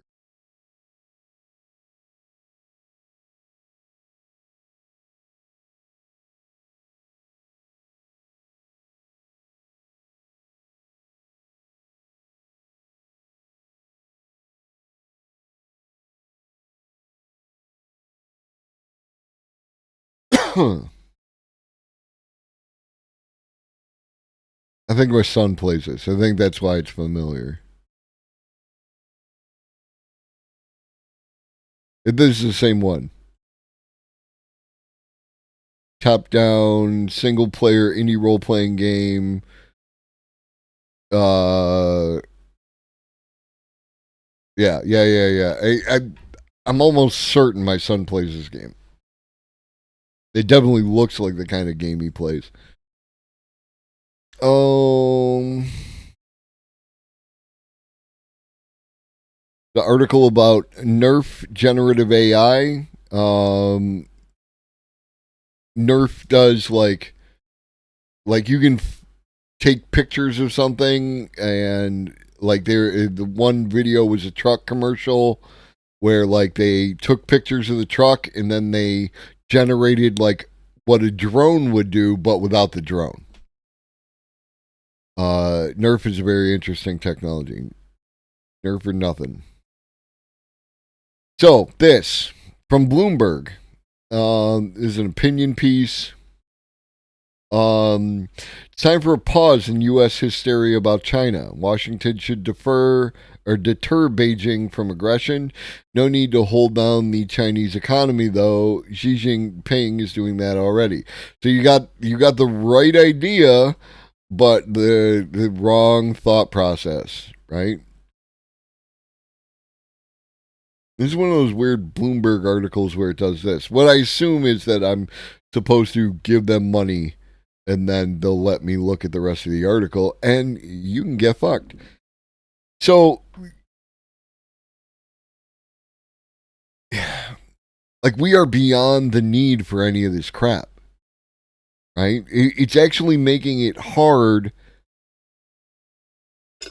not like it wasn't before, but it's becoming even more difficult to operate within the changing environment of artificial intelligence and the way that technology works and the way that like stuff is currently made in all these different places to play fuck around with other, countries and whatever their personal form of imperialism and power and control and all the other crap. Like, it's all becoming a problem.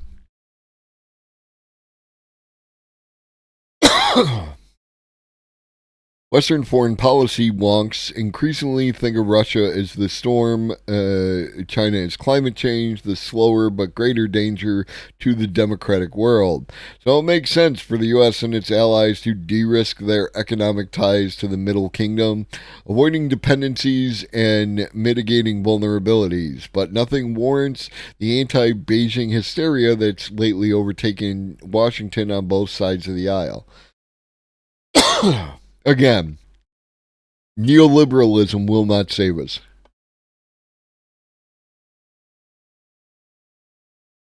And I'm not saying that that China will either. I'm saying that it's another way. I thought this was interesting. Are deepfakes convincing enough to create false memories?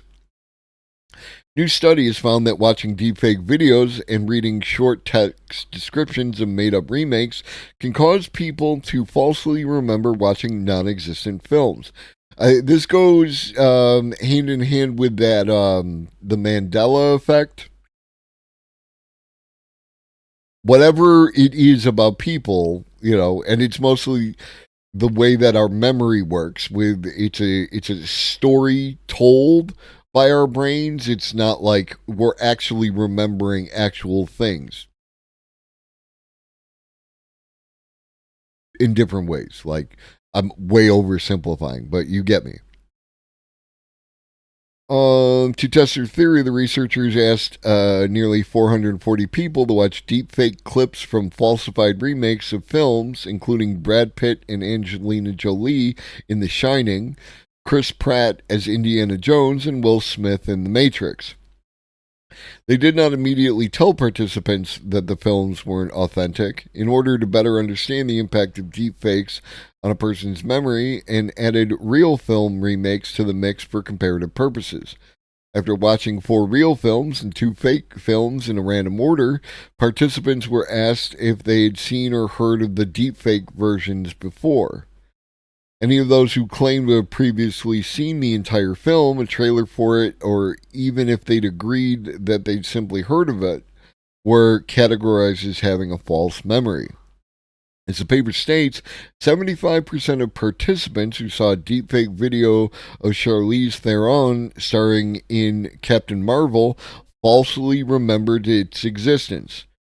40% of viewers falsely remembered the other 3 film remakes of The Shining, Matrix, and Indiana Jones. Interestingly, some went as far as to rank the movies that were never actually produced as being better than the originals, underscoring the alarming power of deep fake tech in distorting recollections of reality. I think there's a bunch of issues with the way that we go about leveraging human memory.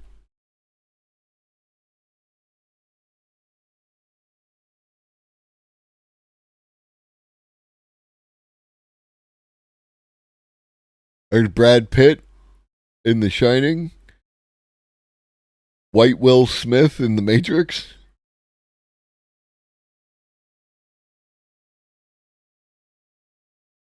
That looks like what's her name? I can't remember what her name is. And then yeah. And I wonder how face blindness and other things like that come into this. Well, you find it and you send it to me and I will look at it, but I'm not going to hold on. Low code, no code, meant for citizen developers but embraced by IT. These tools mean more development work can get done. Well, you said to hold on. These tools mean more development work can get done and IT can spend more time on other priorities. And so this is another thing, is like low code and no code software development tools, increasingly supercharged with artificial intelligence, are helping to offload IT department workloads. And again, I'm not a coder. You can correct me if I'm wrong, but I feel that there should be a significant chunks of code, and I feel this way because y'all go ahead and go on different websites like GitHub and Stack Overflow and copy paste sections of code into your code to fulfill specific purposes.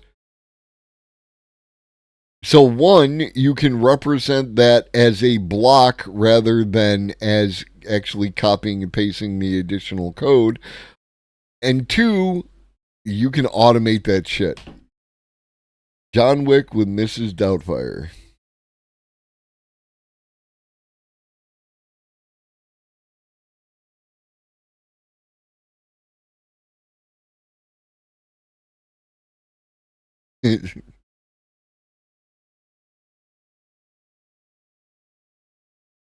Yeah.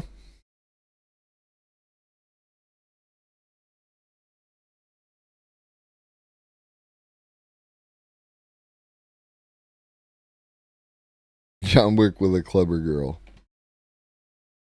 So yeah, this is at least 2 parts of a real gun. If not more. I'm seeing other parts.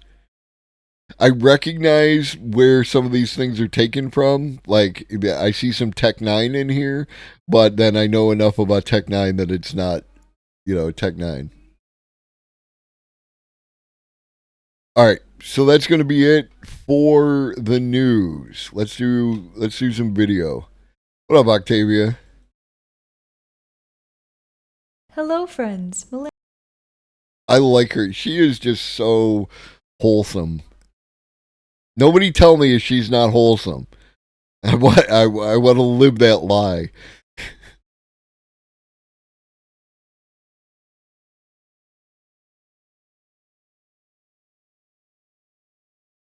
From an AI Los Alamos to the first quasi-realistic AI avatar, and from spies at AGI Labs to the question of what makes models happy. This was a week of underrated revelations. The headline event was Dario Amodei, CEO of Anthropic and one of the brains behind ChatGPT, giving a rare interview that revealed a lot about what is happening behind the scenes at AGI Labs. But just before that, I can't resist showing you a few seconds of this. What I believe to be the closest an AI made avatar has come to being realistic. She even pasted the moth in her logbook, which is now on display at the Smithsonian National Museum of American History.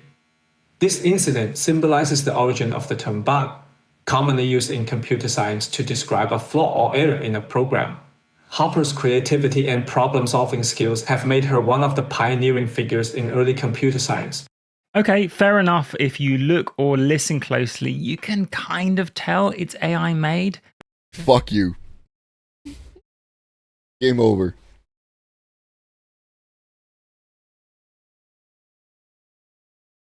That wasn't a real person. Like,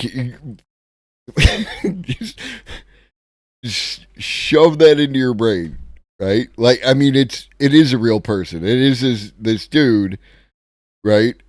But they used artificial intelligence to create him saying something that he wasn't saying. And this is like, Old Lobster is done with my voice. Like, put this on a Zoom call and no one notices. Like, but if I wasn't concentrating, I would have been fooled. And honestly, that's the first time I could say that about an AI avatar. And of course, people are already playing with HeyGen's model to see what they can get it to say. Hi, bitch. Thanks for your interest in our ultra-realistic avatar feature for your use case enslave humanity using Terminator robots. And to be honest, you don't need me to speculate how. Right? Like, people say, oh, you look at the mouth and the mouth looks weird, right? Like, that, you totally done with consent. Totally done with consent. I authorized Old Lobster to use aspects of the show in order to create this technology and like that. Right, like, the question is, would you have known had you not been previously, like, told that it was AI? Right? Like, that's the thing. We know it's AI because we know it's AI, and then we look and it's like, of course it's AI. And again, we're talking about months, right? Like, months we have gone from really sloppy, not good looking AI avatars to something this clean. How this might be, let's say, used ahead of elections in the Western world next year and just on social media more. Yeah, that is again, like, the issues with misinformation on the internet existed long before AI. It's just going to get prettier and prettier. Like any other shiny new toy, AI is ultimately a mirror, and it will reflect back exactly who we are. Thank you for the sub, Bark Eater. I appreciate you.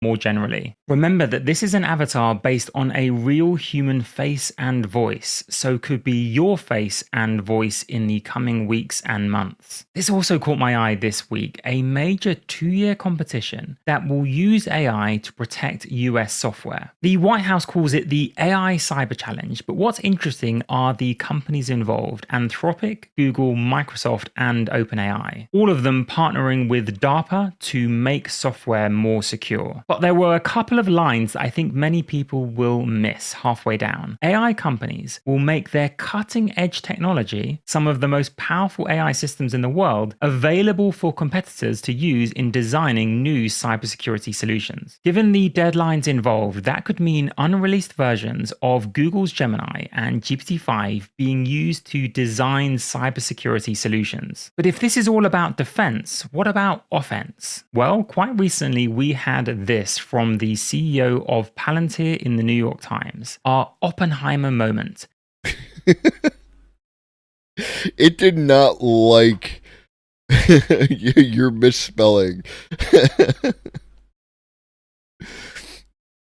It was close enough to set it off. Yeah, and respect. Like, my automod is turned up pretty high. I'm not gonna lie, and I would rather it, like, there are certain words that I never want to see in my chat because I will get angry. beyond just like if people generally don't pop off in my chat. There are very few people that have had to be escorted out for any reason, and if someone was popping off like that in Twitch, I would feel it was something like that person needs to be excommunication from the platform. You know what I mean? Like, we should be beyond this by now. The creation of AI weapons. In the article, he compared the rise in the parameter count of machine learning. Like, I'm trying to talk about the AI related future, and the people are out here in the short rant. I'll keep it short. Are tossing slurs around and having slur related discourse, and it's like, what in the actual fuck is wrong with you people? Right? Like, we are up against a transformative level of technology that is just going to change literally everything.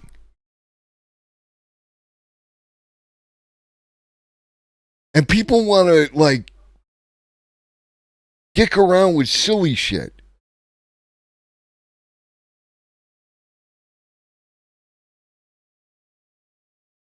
Dad's not mad, he's just disappointed. Knock it off. Just please, for Christ's sake.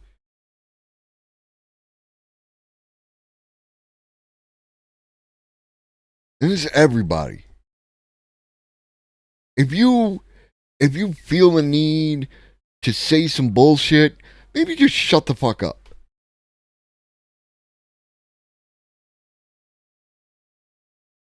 I don't care who you are. Stop making my life more difficult. Stop making other people's lives more difficult. Focus on doing something like of value with your time, with other people's time, y'all's time. I respect y'all enough that I don't want to waste your fucking time with bullshit. I want every second that you're here to be both an enjoyable but an educational experience.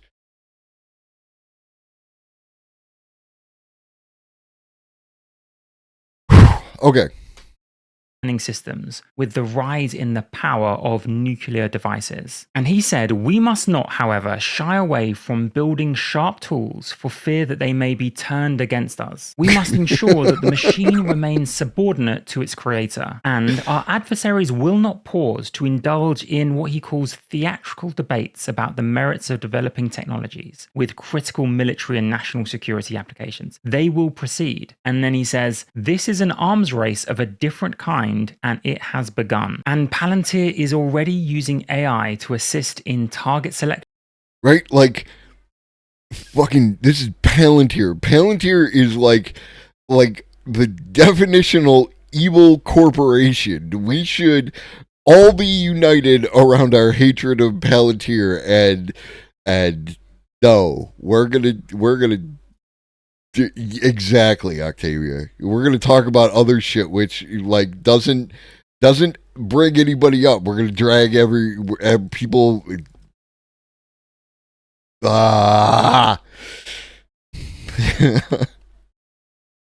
Sorry, I keep a lot of that stuff like because it doesn't have any bearing and like that. And I apologize for wasting your time.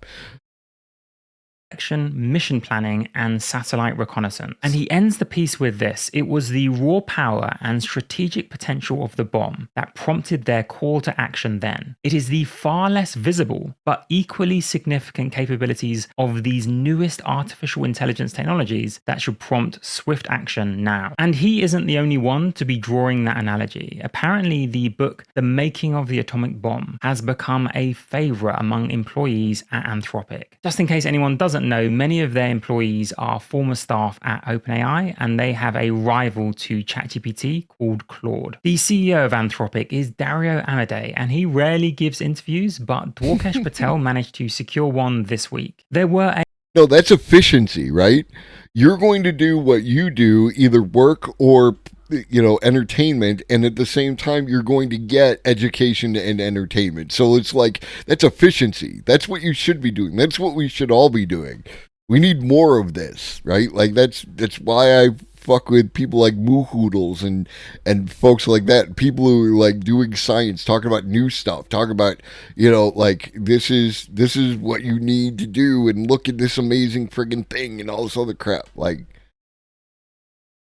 and that's the thing is like some people like get irritated when like their chat isn't moving or any of that kind of stuff. It's like I understand that people often listen to my stuff in the background. There is like a podcast and so less of an interactive experience, more like a something to listen to, and I respect it, and I'm here for it. I often do that myself, and I try to curate as much of the knowledge as I can so that you get the important bits and shit like that. A handful of moments I want to pick out, but let's start with the Los Alamos, which is to say the idea of creating a superintelligence in somewhere as secure and secluded as they did for the first atomic bomb. We're at Anthropic offices and, it's like got good at security. We had to get badges. This is a Chad looking motherfucker right here. Yeah, I got distracted. What up, Evan? Long time no see. Welcome. This is a Chad looking motherfucker. And everything to come in here. But the eventual version of this building or bunker or whatever, where the AGI is built, I mean, what does that look like? Is it a building in the middle of San Francisco, or is it you're out in the middle of Nevada or Arizona? Like, what is the point in which you're like Los Alamosing it? At one point, there was a running joke somewhere that the way building AGI would look like is there would be a data center next to a nuclear power plant, next to a bunker. Yeah. And that we'd all kind of live in the bunker and everything would be local, so it wouldn't get on the internet. If we take seriously the rate at which all of this is going to happen, which I don't know, I can't be sure of it, but if we take that seriously, then it does make me think that maybe not something quite as cartoonish as that, but that something like that might happen. That echoes the CERN idea that people like Satya Nadella, the CEO of Microsoft, have talked about, or the island idea that Ian Hogarth has written about, and he's now the head of the UK AI task force. Of course, one obvious question is that if this island or CERN or even OpenAI solve superintelligent alignment, who's to say everyone would even use that solution? Sam Altman actually addressed that question recently on Bankless. Once we have the technical ability to align a superintelligence, we then need a complex set of international regulatory agreements, cooperation between leading efforts. But we've got to make sure that we actually have people implement this solution and don't have sort of, for lack of a better word, rogue efforts that say, okay, well, I can make a more powerful thing, and I'm going to do it without paying the alignment tax or whatever that is. And so there will need to be a very complex set of negotiations and agreements that happen, and we're trying to start laying the groundwork for that now. I'll get to why. And y'all don't understand. If you're not in this space, if you are not communicating with, these people or reading their communications, I don't want to overplay like I'm fucking important. I'm just the only guy on Twitch who consistently talks about AI. That I'm a very small fish in a very, very, very large pond, right? But I read what they say. I see the conversations that they're having. There are so many different views, and contained within those views are like so much like left out data points. And I don't know if it's intentionally left out or if it's left out by omission, right? But there are people who work in the AI field who think that we not only should not approach AGI, GAI, what have you, super intelligence, but that we can do that. Right? And this is a fault of our, again, if I had to point to some of these, our educational system. People overemphasize the power of any individual organization, even one as powerful as like the United States military, to enforce its will. Because I would point to you to places like Iraq and Afghanistan, in which that the most powerful military on the planet like could not get the job done. And Sam Altman, like, talking about laying the groundwork for a complex system, we need to unravel so much crap between the United States, the way that it goes about its business, its allies, the way that they go about their business, its adversaries, the way that they go about their business, and its, like, enemies, and the way that they go about their business. There is a tremendous amount of work that is required. If we did nothing else but go from like this point right now to preparing for the concept of artificial and general intelligence, I am convinced that it would take all of our time on that level of like business and government, with the amount of work you have to put in to negotiate this kind of concept. We are doing fractions of a fraction of what is actually required to accomplish these goals. NPR had to think about WorldCoin this morning, talking about how it's under fire in some countries for advertising free money to look at a silver ball. Yeah, like, I mean, we covered that last week. The articles are in the thing. There's the UK, Germany, and France, and then Kenya, if I recall correctly, are the three countries that I am totally aware of. And then there's questions, but like not like the level of scrutiny necessarily. And yeah, if a corporation decided to give us UBI, which you can make an argument that WorldCoin is an attempt to seed that kind of thing, you see the immediate pushback because it is a disruptive technology. And again, I'm not endorsing WorldCoin. I'm just saying, like, if you wanted to do something like that. Sprinkle some GAI on top of that pile of shit systems we currently have and expected to be sent. And that's another thing. We have, in this country, in the United States, we have portions of our infrastructure that are being run by computers running Windows 3.1. What are we doing? We should be investing heavily in people, in infrastructure, in making sure that we have secured all the things that we need to secure as we go transition to this new experience that we're heading into. And instead, we're talking about the communist Joe Biden.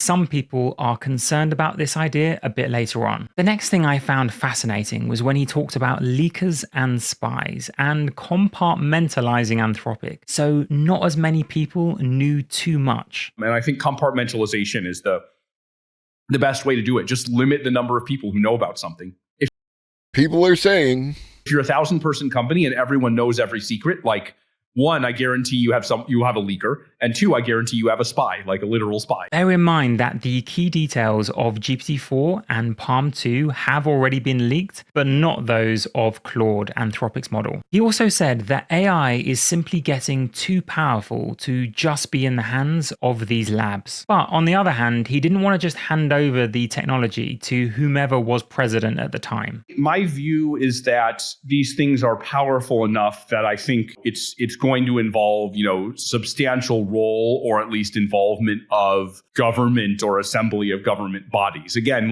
they're kind of very naive. And there are too many secrets and no structure by which we can get from too many secrets to as few secrets as possible, whatever that looks like. Like, ideally, we would have a future in which, like, privacy concerns are not a thing, because the reasons why people need privacy don't exist anymore, right? And I understand it's utopic and wishful thinking from where we're standing and everything else. I get that, right? Like, I'm not, but like, think about the secrets that you hold, your deepest, darkest secrets. Think about the secrets that you hold and why you have to hold them and who you have to hold them from. And just think about, like, I'm not asking, don't give me your secrets. I don't want your secrets. I got enough. I don't want your secrets. But think about what it would take to change society or whatever in order to not have to keep that secret, right? Like, the whole concept for people with the idea of coming out of the closet, right, is because there are a variety of different structures that exist that secret puts them in harm's way to varying level of degrees depending on where they are in the world and all that other stuff. But, like, what would it take? What do we have to do, not only, like, structurally, to get to the point where that secret doesn't need to be held, but, like, to where that person would not even be in danger anymore, right? Like, that there would not be an issue. That coming out of the closet ceases to be a thing because we don't give a fuck about that anymore. And that's a fraction of the distance of where we are between where we're standing today and being suitable stewards for an AGI future.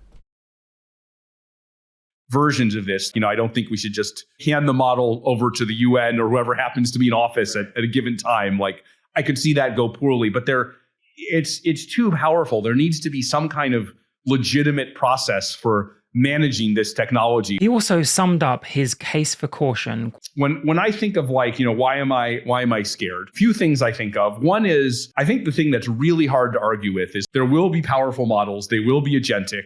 We're getting towards them. If such a model wanted to wreak havoc and destroy humanity or whatever, I think we have basically no ability to stop it. If that's not true at some point, it'll continue to be true as we, it will reach the point where it's true as we scale the models. So that definitely seems the case. And I think a second thing that seems the case is that we seem to be bad at controlling the models, not in any particular way, but just they're statistical systems, and you can ask them a million things and they can say a million things in reply. And, you might not have thought of a millionth of one thing that does something crazy. The best example we've seen of that is being in Sydney, right? Where it's like, I don't know how they trained that model. I don't know what they did to make it do all this weird stuff, threaten people, and, have this kind of weird obsessive personality. But what it shows is that we can get something very different from and maybe opposite to what we intended. And so I actually think facts number 1 and fact number 2 are, like, enough to be really worried. You don't need all this detailed stuff about convergent instrumental goals, analogies to evolution. Like, actually 1 and 2 for me are pretty motivated. I'm like, okay, this thing's going to be powerful. It could destroy us. And, like, all the ones we built so far are at pretty decent risk of doing some random shit we don't understand. To take a brief pause from that interview, here is an example of the random, shall we? Okay, we covered this. I looked into the article. I noted it in the Discord. I'm going to preempt whatever he says. We'll see where it gets to. This is an issue, right? Like, this AI meal planner that suggests recipe that would create chlorine gas, right? You have to do no critical thinking to read this article and come away with, like, that this just happened. People intentionally, now don't get me wrong, the company that made it did not install sufficient guardrails in order to prevent the humans from doing things to it, but this is completely the fault of the humans who used it to try and do exactly what was done. Right? If you put food in this, you will get recipes for food. If you start playing with the lack of guardrails, which is why guardrails are goddamn important, Elon, if you start putting other things, you can bypass that safety feature, right? But it's not like somebody said, give me a recipe, and it gave them chlorine gas. That's not what happened. That's a presentation that's happening here. This is not what happened. These companies are just wrapping the GPT-3 and 3.5 if they want the extra cost in their own stupid prompt structure to try and get a custom experience. Potentially. I don't even know. Like, I did not look deeply enough into the AI that they were using. I was because it could be even simpler than that. GPT has guardrails, right? And but you need specific guardrails based on your use case.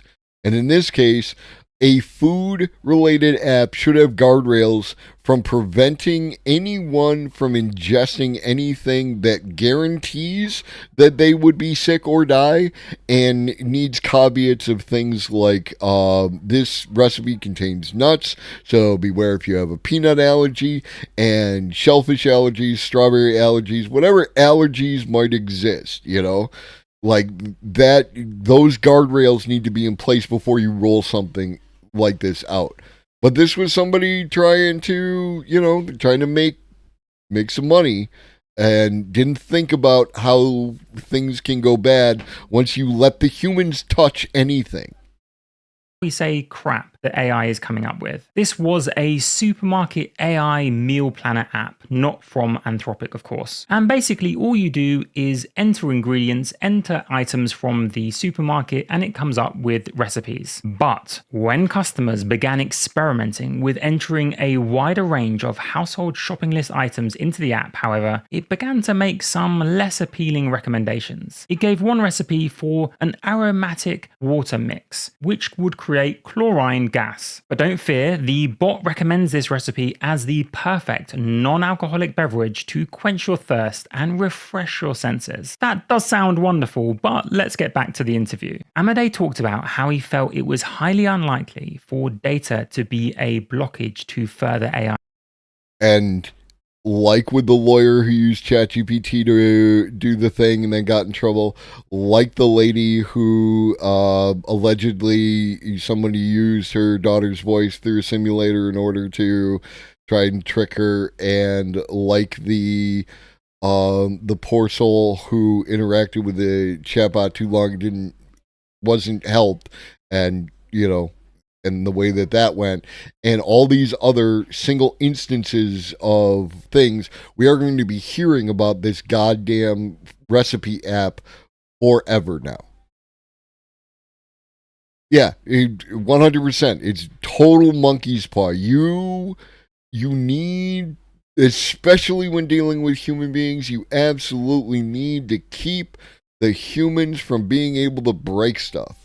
AI progress. And just personally, I found his wistful tone somewhat fascinating. You mentioned that the data is likely not to be the constraint. Why do you think that is the case? There's various possibilities here, and for a number of reasons I shouldn't go into details, but there's many sources of data in the world, and there's many ways that you can also generate data. My guess is that this will not be a blocker. Maybe it would be better if it was, but it won't be. That almost regretful tone came back when he talked about the money that's now flowing into AI. I expect the price, the amount of money spent on the largest models to go up by like a factor of 100 or something. And for that then to be concatenated with the chips are getting faster, the algorithms are getting better, because there's so many people working on this now. And so again, I mean, I'm not making a normative statement here. This is what should happen. He then went on to say that we didn't cause the big acceleration that happened late last year and at the beginning of this, clearly referring to ChatGPT. I think we've been relatively responsible in the sense that, the big acceleration that happened late last year and beginning of this year, we didn't cause that. We weren't the ones who did that.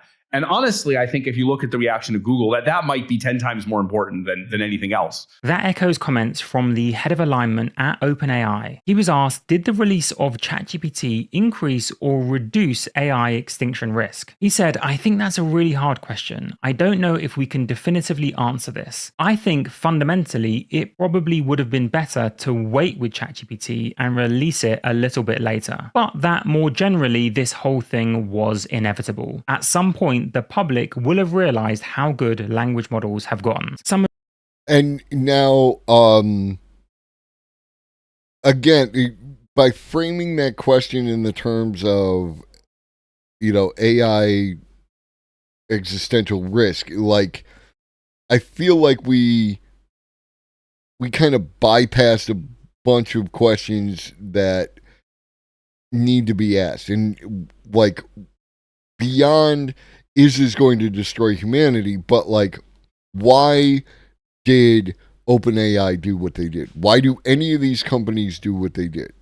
And it all has to do with capitalist drivers. It all has to do with market capture and first to market and all the other things, which are business as usual for the model. The model, if it wasn't before, has become the problem. Right? Like, it is functionally the issue. Wonder what he's hiding behind this blanket.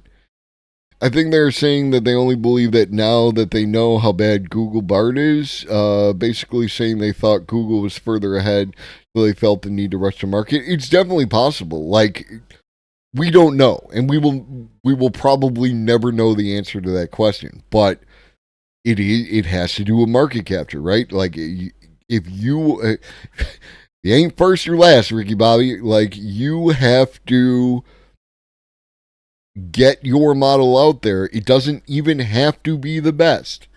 It just has to be the one that everyone uses, and you capture a significant portion of the market, and therefore you get that income and investment in order to do more things that your company wants to do. There's a flaw in the model that doesn't pair well with things like this, as demonstrated by climate change. Like, there are a whole bunch of issues with the model and how we go about doing it. And I don't think you can solve that with regulation. I don't think it is possible to regulate capitalism enough, especially from where we're standing now, in order to get better outcomes. You need to change the way that people are incentivized to act. Some of the themes and questions from this interview were echoed in a fascinating debate between... Speaking of which, Connor Leahy here, he's one of the people who is a strong advocate for stopping research into AGI. Like, just shut that shit down. Climate change is never going to change as long as capitalism is still the predominant economic style. Yes, because you can externalize the cost, and the entire concept of externalities should be pointed to every single time anyone simps for capitalism. If you have to incorporate externalities, then you're simply not doing the math right. You're basically saying, I get to do whatever I want and other people will pay for it. And we should, at least as human beings, as a society, have rules regarding that. But those rules don't apply to everybody, do they? Connor Leahy, the head of Conjecture, and George Hotz, who believes everything should be open sourced. The three key questions that it raised for me that I don't think anyone has an answer. Yeah, this guy thinks everything should be open sourced, and like, I get that, but again, go back to the thing I said a minute ago about secrets and everything else. Like, we are not, and the app for the food, right? Or Chaos GPT, or any of the other examples of how poorly humans behave when you just give them access to whatever they want. right? Like, we have not been raised by the world to behave properly. And I don't necessarily mean you and me or anybody else. I am, and maybe I am. Like, I don't know that I'm the guy who should be running things either. But the idea of that we as a whole, that the 7 some odd billion people have not been raised by the world to behave in a responsible manner with this kind of stuff, questions the entire idea of making it open source as a benefit. But at the same time, leaving it up to corporations. Already went over all that with the capitalism. So it's like, I don't know what to do. I don't have a good answer. I just have a preferred outcome. Whoop.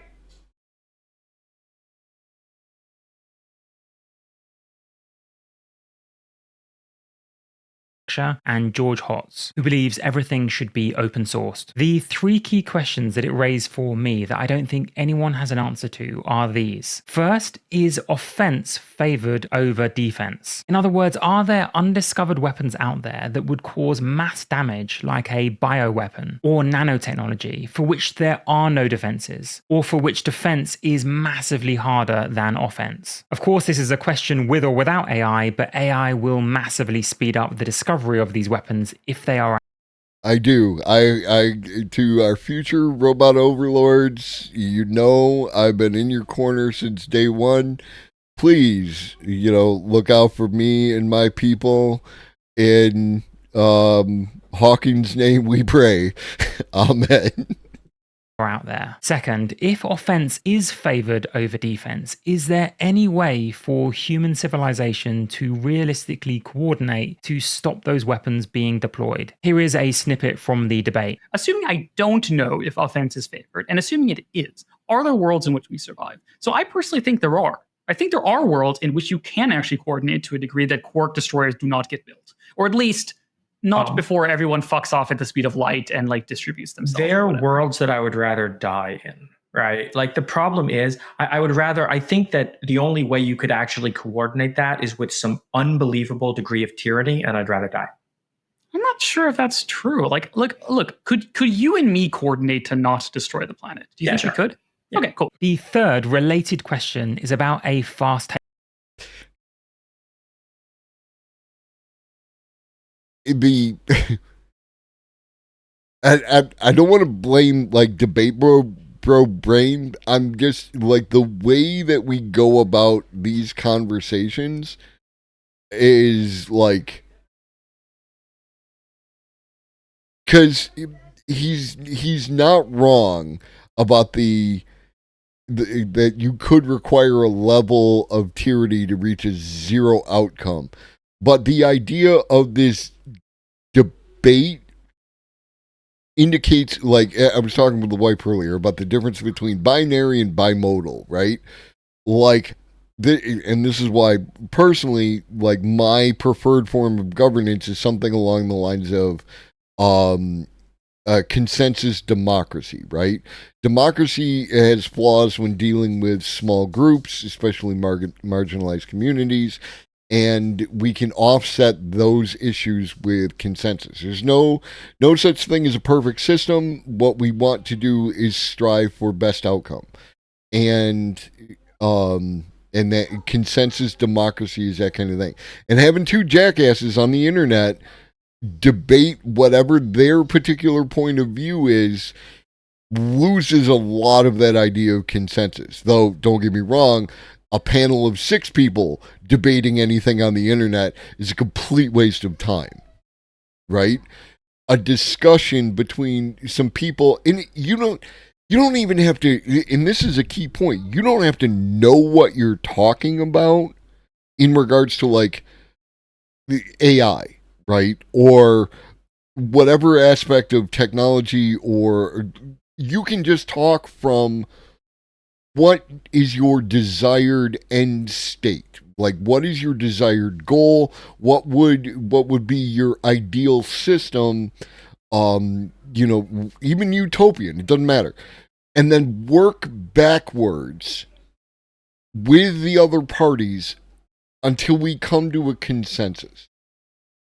Right? I want to hear less of why a particular situation won't work, and I want to hear more of this is what we want to do, and how would we do that?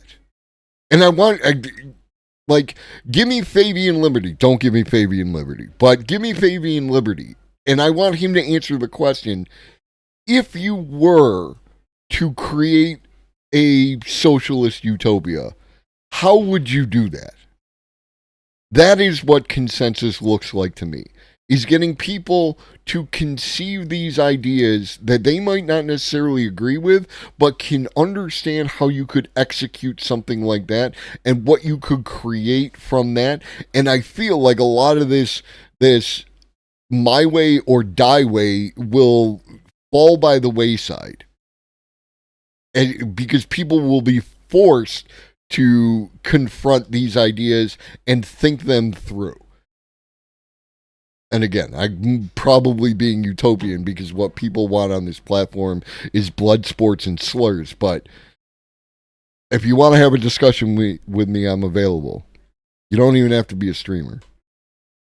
Takeoff. If an AI becomes 10 times smarter than us, how long will it take for it to become 100,000 times smarter than us? If it's as capable as a corporation, how long will it take to be more capable than the entirety of human civilization? Many of those who believe in open sourcing everything have the rationale that one model will never be that much smarter than another. Therefore, we need a community of competing models to stop one becoming too powerful. Here's another snippet from the debate. So first off, I just don't really believe in the existence of we found an algorithm that gives you a 1,000,000x advantage. I believe that we could find an algorithm that gives you a 10x advantage. But what's cool about 10x is like, it's not going to massively shift the balance of power, right? Like I want power to stay in balance, right? So as long as power relatively stays in balance, I'm not concerned with the amount of power in the world. Right? Until you get to some very scary things. So what I think you do is I'm picking up his vibes. I think the minute you discover an algorithm like this, you post it to GitHub, because you know what's going to happen if you don't? The feds are going to come to your door. They're going to right, like right there. Like I don't feel that this is an honest appreciation of the power of some of the algorithms that we already have access to, right?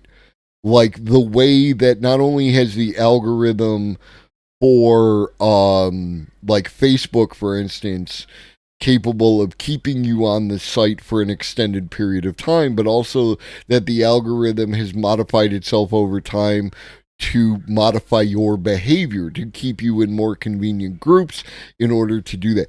Like this, I would not trust this person to make decisions because I don't think that they properly appreciate what it is that they're talking about. But we can have a conversation. Take it. The worst people will get their hands on it if you try to keep it secret. Okay, let's say, we have a 10x system or whatever. And again, like, government is bad. Don't get me wrong. But that the government is the worst people when, like, ExxonMobil exists. You know, like, this is an ANCAP.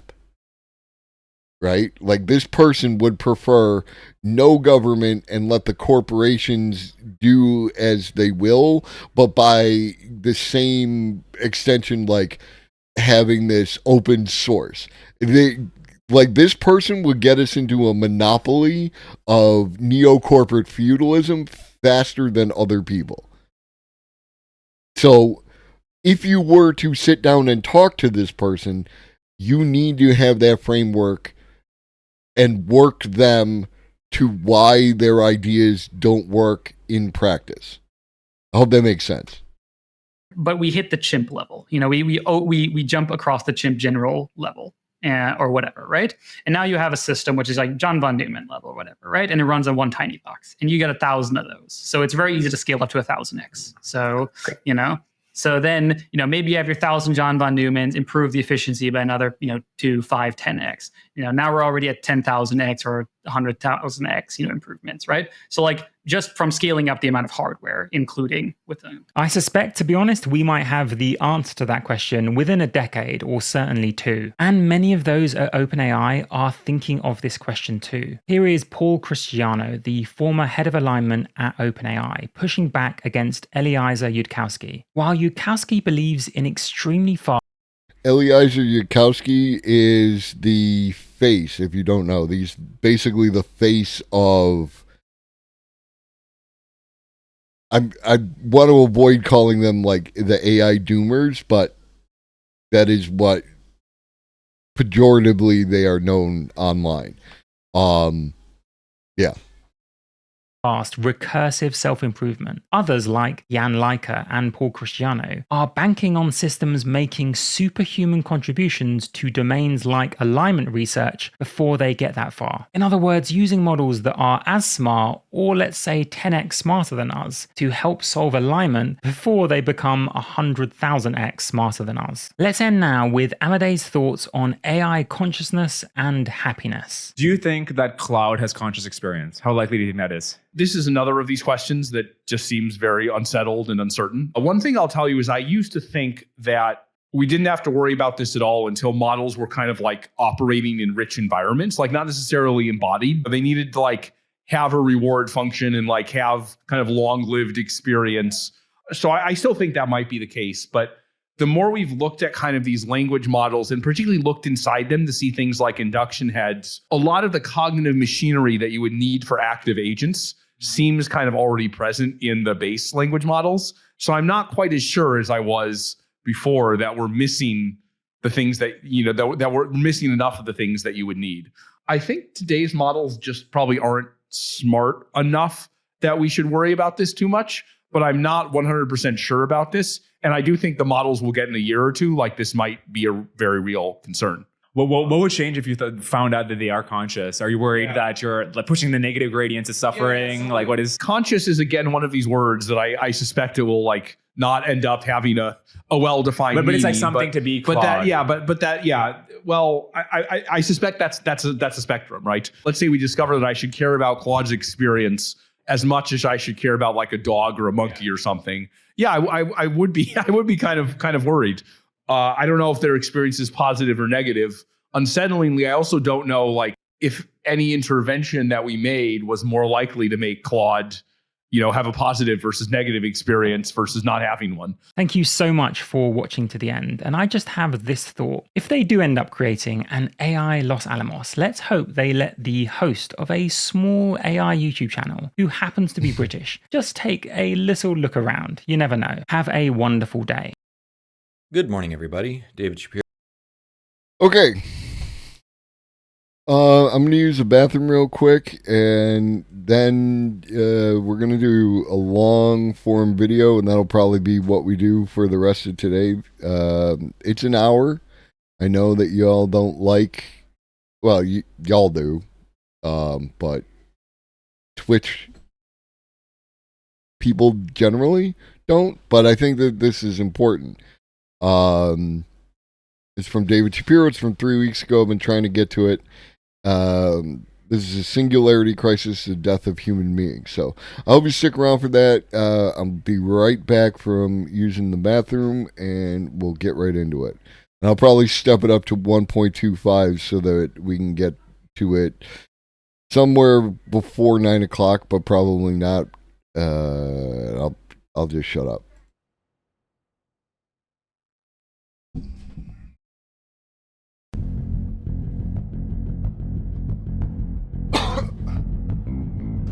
Earlier you told Dr. Bryce something about Globus. The Globus never sleeps.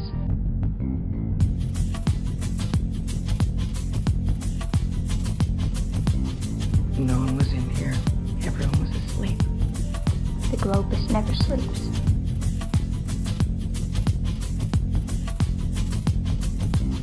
We will show them that it is feasible. That the budget is nothing more or less than a plan for spending our money. A plan which can and must be adapted to meet our needs.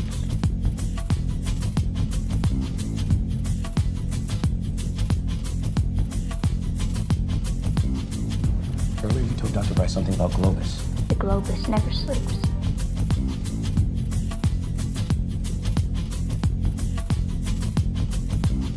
When the pandemic struck, Globus was well placed to respond. The Globus never sleeps.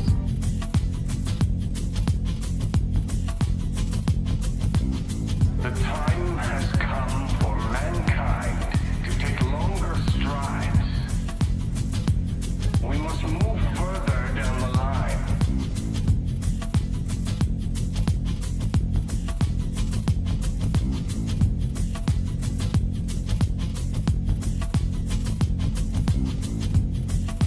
Earlier you told Dr. Bryce something about Globus. The Globus never sleeps.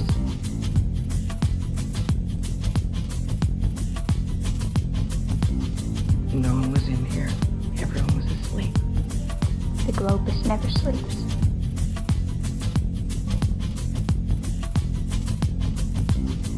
Globus is embarking on a new chapter. The Globus never sleeps.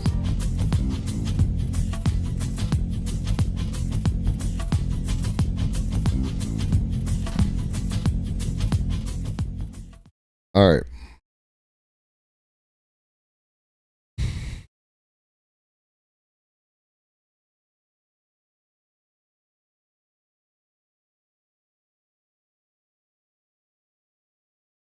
Here. Today's video is going to be on both of my channels. And the reason is because paying attention to the conversation, really the impact of artificial intelligence and how it's going to change the world is people are coming around to understand that something big is happening. And as I've pointed out in other videos and online, there has never been a case of a new technology not transforming human society. And what I mean by that is from the advent of writing, the printing press, radio, television, and internet, every time we invent a new information technology, it fundamentally changes the human condition. And I don't mean like, we're no longer human. And like, I want you, what do we make? 55 seconds, first pause. I want you to like fully appreciate you cannot separate human technology from human, I don't want to say evolution, I want to say development, right? You cannot. Every piece of technology has transformed some aspect of how we move through the world, right? Like fire changed so many things. Our ability to light the night, our ability to defend ourselves from predators, our ability to cook food, which allows food to last longer because cooking food kills off a bunch of bacteria that lead to rotting food. So like those three, there's a bunch of stuff. There's a bunch of stuff related to every piece of technology and every technological transformation that we have gone through that has changed the way that we as human beings have developed. You cannot separate technology from the human. You cannot. I will die on that hill. Human, but it changes the way that we interact with the world, and it changes the way that we interact with each other. And artificial intelligence is no different. Whether or not AI ever becomes sentient or autonomous or AGI or superintelligence, that's not the point. Artificial intelligence is already changing the landscape. There have been mass layoffs due to AI. There are cases of basically students just entirely relying on artificial intelligence to do their homework. So it's already changing the philosophical and information landscape of humanity. And one question that keeps coming up is, well, what happens if we all lose our jobs? Dave, you talk about post-labor economics, but, there are people that would, say they'd rather die than, lose the dignity of labor. And we are also in the midst of what I call a nihilistic crisis, which we'll unpack later. But I just wanted to provide some context, some flavor as to why this video is coming out now and where we're going. And basically the reason is that humanity is about to change drastically. And this philosophy, I believe, is a necessary contribution to the conversation. I'm not going to say that this is the next universal philosophy. It's just an idea to put out there. And I think that it'll be very helpful as humanity navigates these coming changes.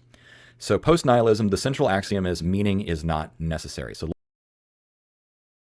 Yeah, real quick. If anyone says to you, uses the phrase the dignity of labor, you should run away from them. You should run away from them as quickly as you can. They will absolutely give you the Coconut Island treatment. They will absolutely run your pockets for change. They are not to be trusted. Right? It's the dignity of your labor that they're talking about. let's dive in. Here's basically a table of contents for the rest of the video.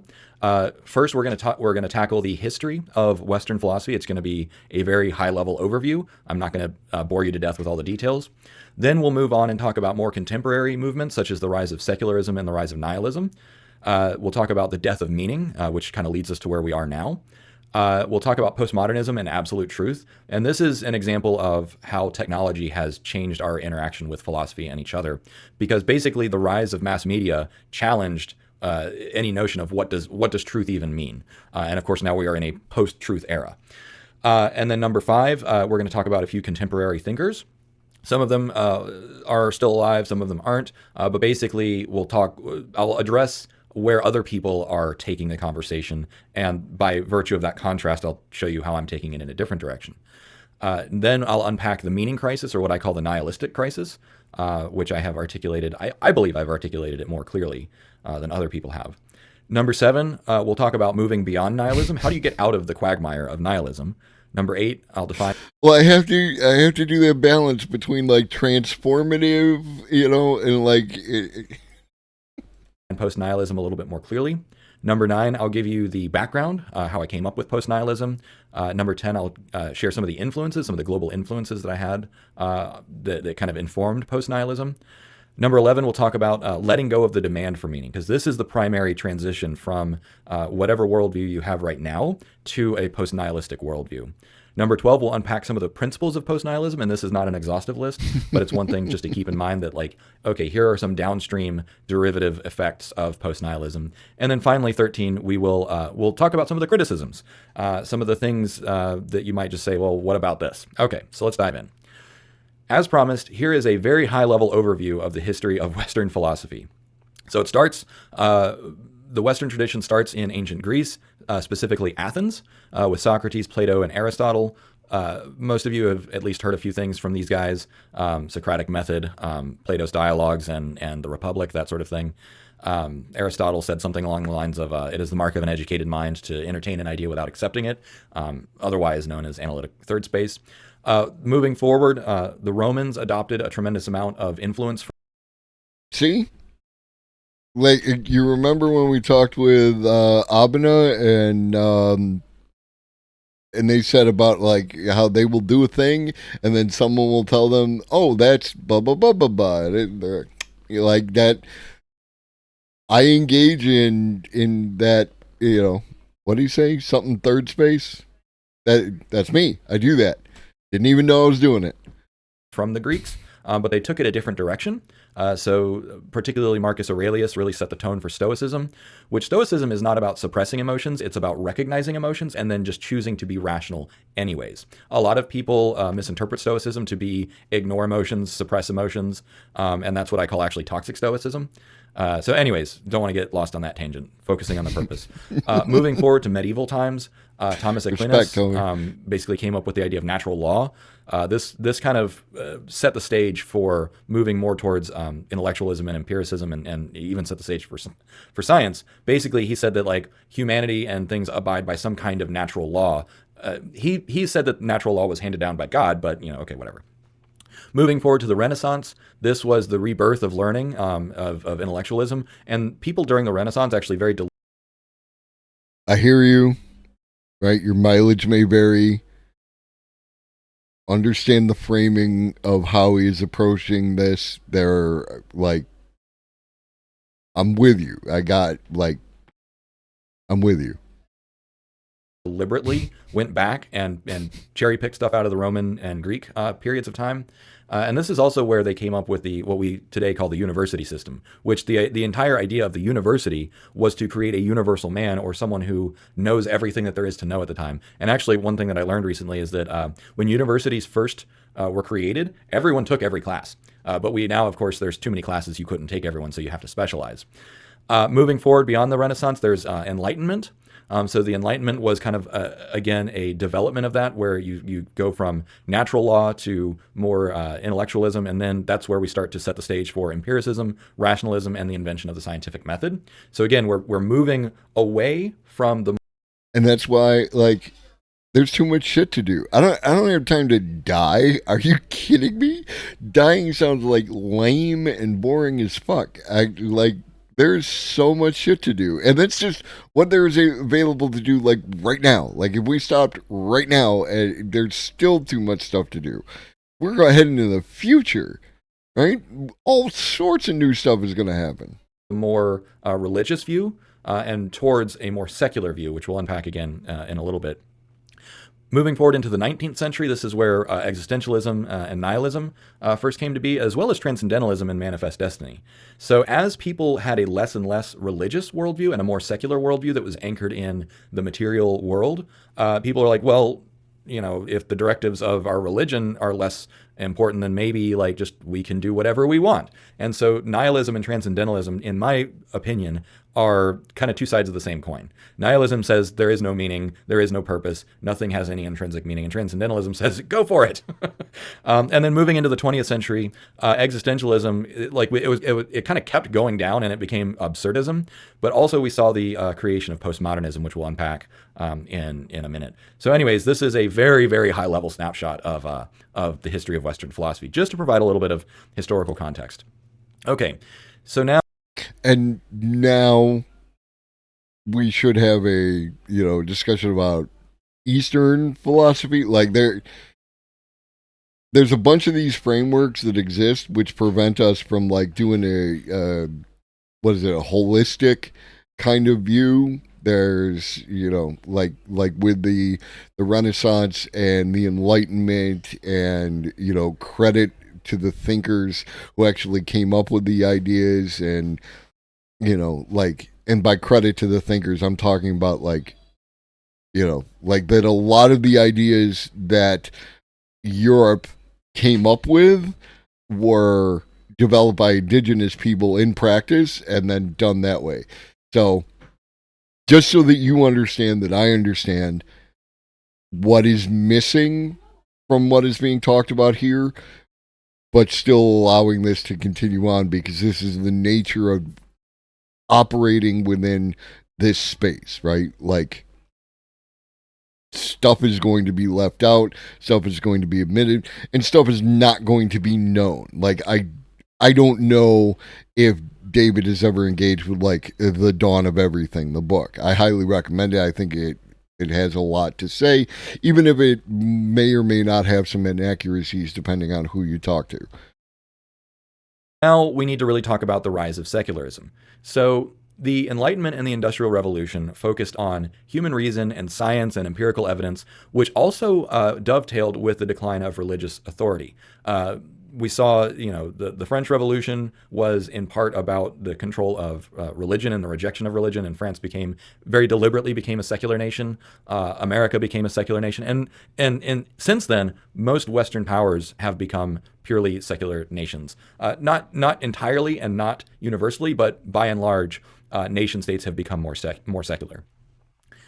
This also dovetailed with a shift towards nihilism. And so whether or not someone believes in nihilism or even knows what nihilism means, this has become so deeply embedded and ingrained in Western society by extension of empiricism and other things, because science is, the growth of materialist philosophies and science's inability to provide life's ultimate meaning. Science is not able to tell you why we exist, what is our purpose, but our fixation, our preoccupation with science means that by virtue of favoring science and empiricism and rationality, we don't have an answer to life's purpose. Why are we here? And this, of course, Douglas Adams with Hitchhiker's Guide to the Galaxy made a parody of this.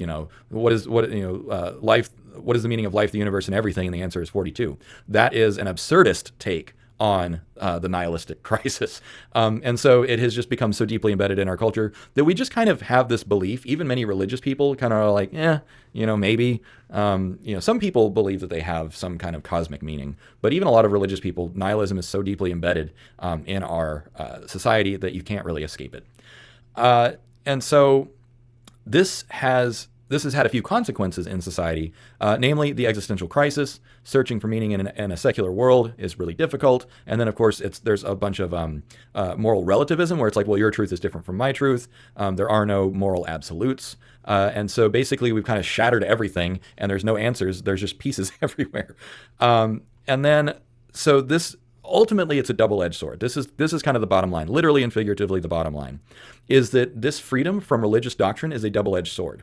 On the one hand, it liberates you from dogmatic thinking. On the other hand, it doesn't provide an answer.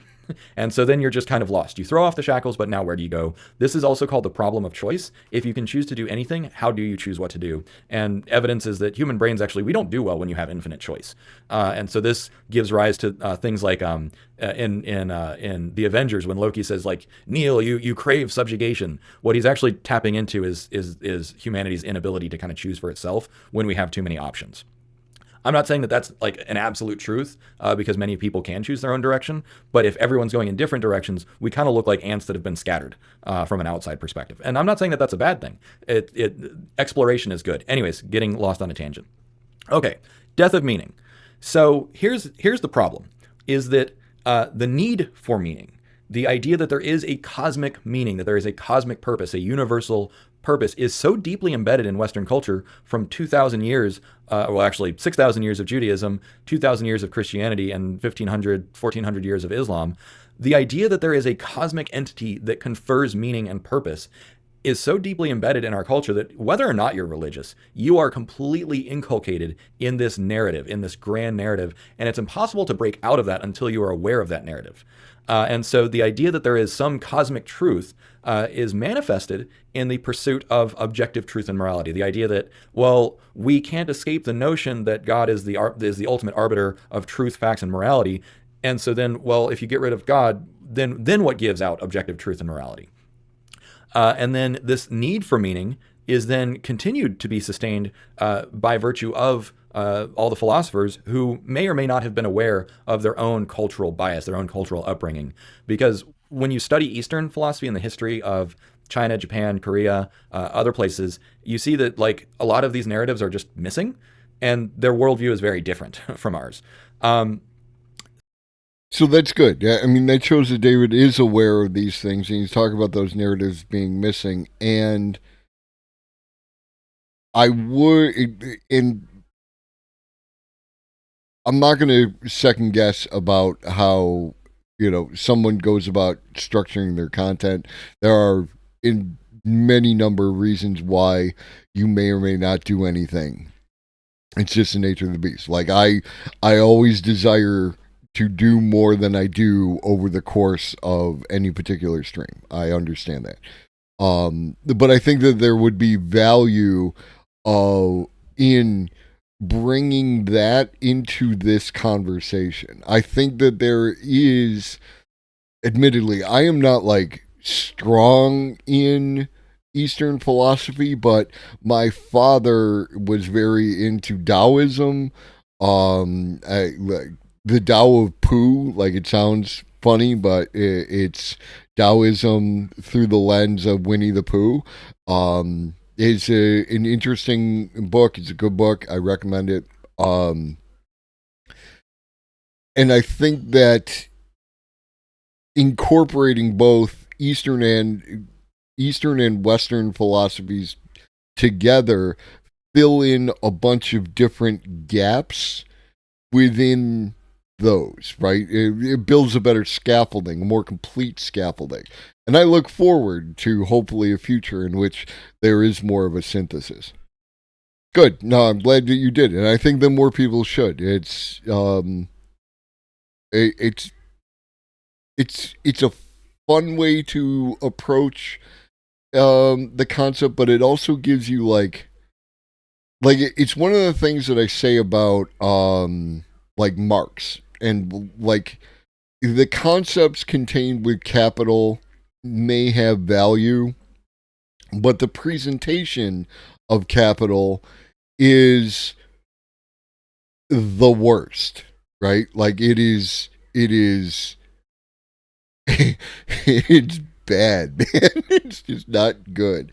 It may have been great for the audience at the time and all that other stuff, but like what I would like to see is a resynthesis of the concepts within like a modern context and in a more modern narrative, right? Like I think that you can tell the story of what is in capital in a narrative format rather than a dry educational format.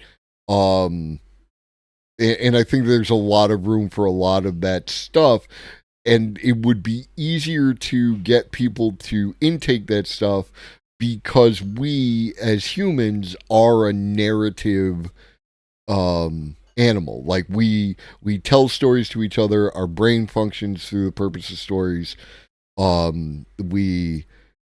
Everything is about controlling the narrative or doing, the narrative or whatever. So like this is even more fundamental than the purpose of meeting is this idea of narrative, of storytelling. And I think that there's value there that is missed on. And I would like to see more integration of Eastern and Western thought rather than dividing them into two camps that actually don't exist, because we live on a finite ball, and the way that thought transmissioned between different parts of the world and like through trade and everything else, like it is way more complex than dividing it into Western and Eastern, and we need to get rid of it because it's also like it lends itself to certain other narratives which are not helpful.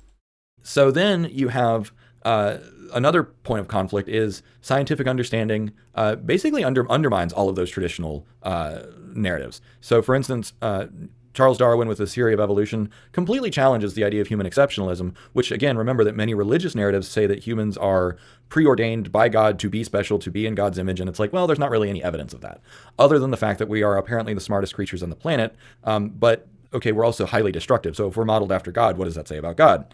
And then psychology, Freud, Jung, and everyone in the 20th century, basically, and neuroscience is like, we actually don't know ourselves as well as we think we do. We're not the rational creatures that we are. A friend of mine from my writing group said, we are purely emotional creatures who paper over our decisions post facto with a veneer of logic and reason, which it's like, yeah, that's about it. So if you think that you're irrational, you're not. You are an emotional creature that has a wallpaper of rationality over top a hot mess of emotions and personal narratives and experience and ego. And then, of course, physics, cosmology, quantum physics, theory of gravity, and all that stuff. Basically, like, what even is reality? There's the measurement problem. And so the more we learn, the more any solid foundation of the notion of reality or objective absolute truths is very difficult. And so then this leads to the death of meaning through things.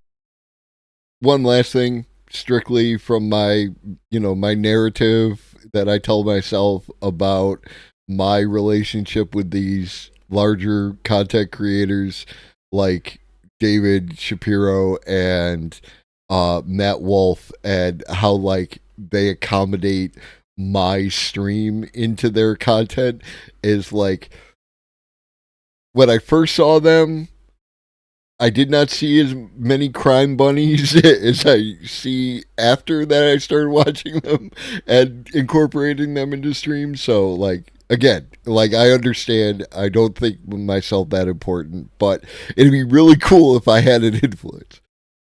What's up, Schnuffle? Oh, yeah. Snuffleupagus. It's a very interesting topic, man. It's cool to see stuff like this.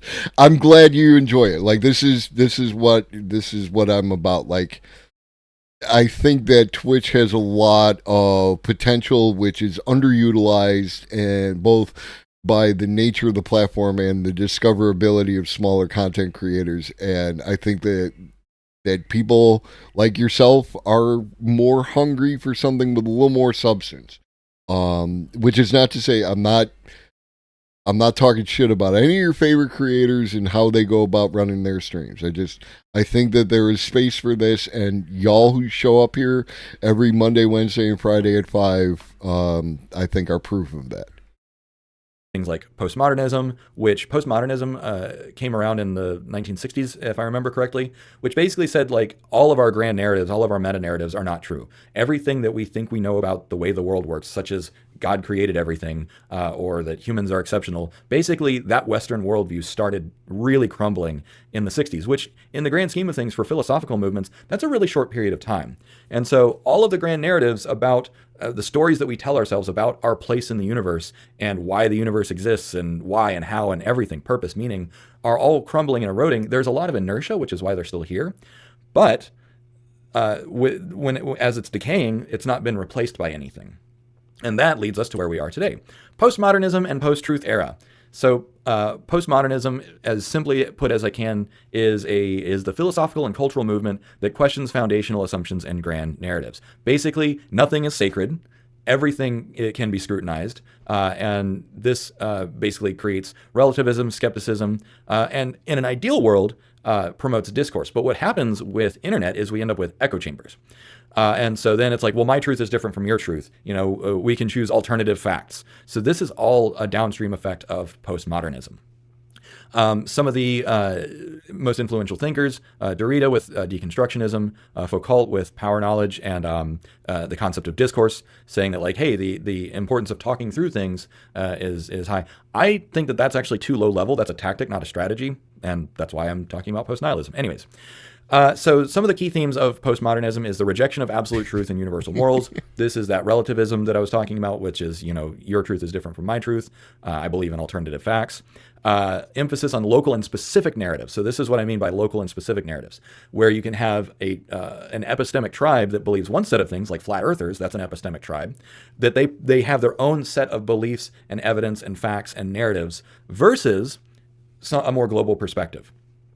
And then, of course, one of the things, and this is what some people like Jordan Peterson complain about, is the fluidity of identities. If you throw out the rigid, dogmatic way of thinking, like there are only two genders, you should only be heterosexual, then of course you say, okay, well, actually, when you look closely at other cultures, because it's really quite absurd when you look at people that are like anti-trans. It's like, look at any number of other cultures around the world that they just accept that gender fluidity is not a binary.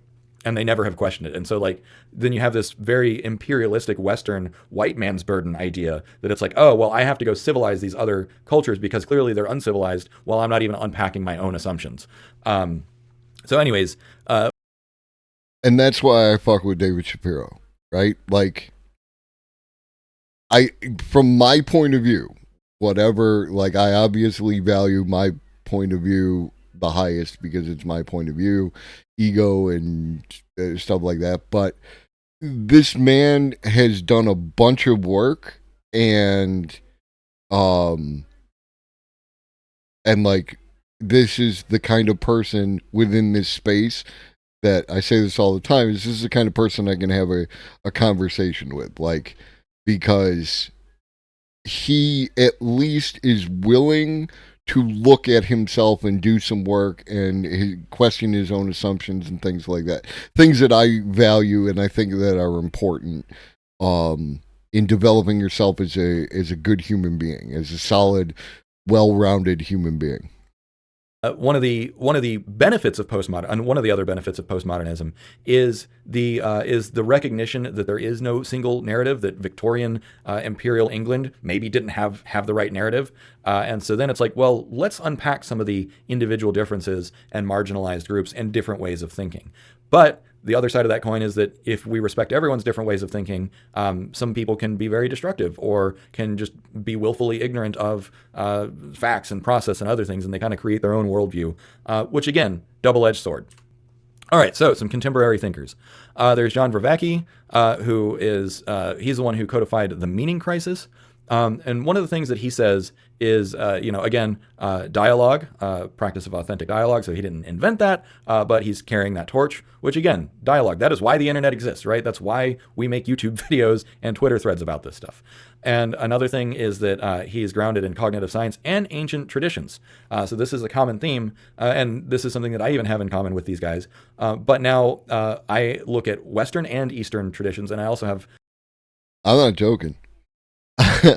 I know we joke about bioimmortality, but on a serious note, it's refreshing to see more people on Twitch have that perspective.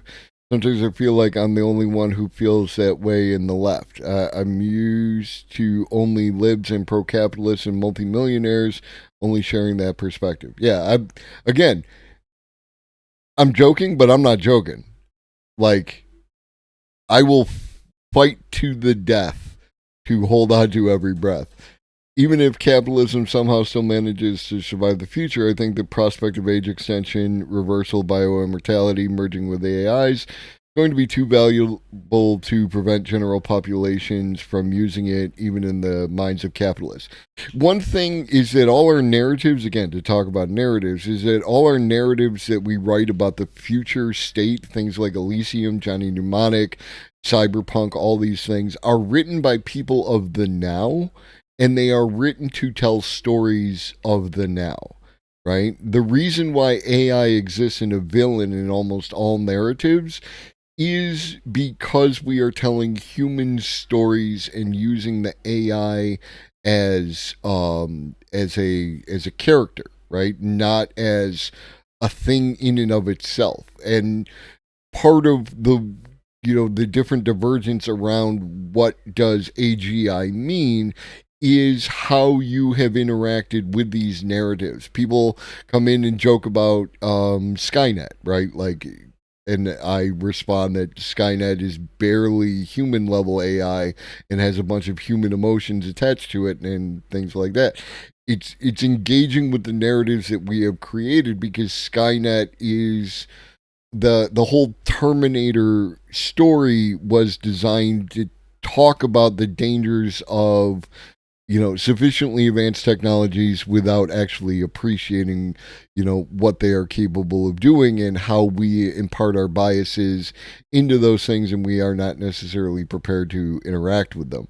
I think that there is a whole bunch of, things related to the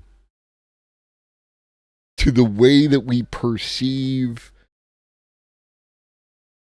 Like, we don't have a proper framework for, again, how transformative this technology is going to be, and to the point where none of the existing things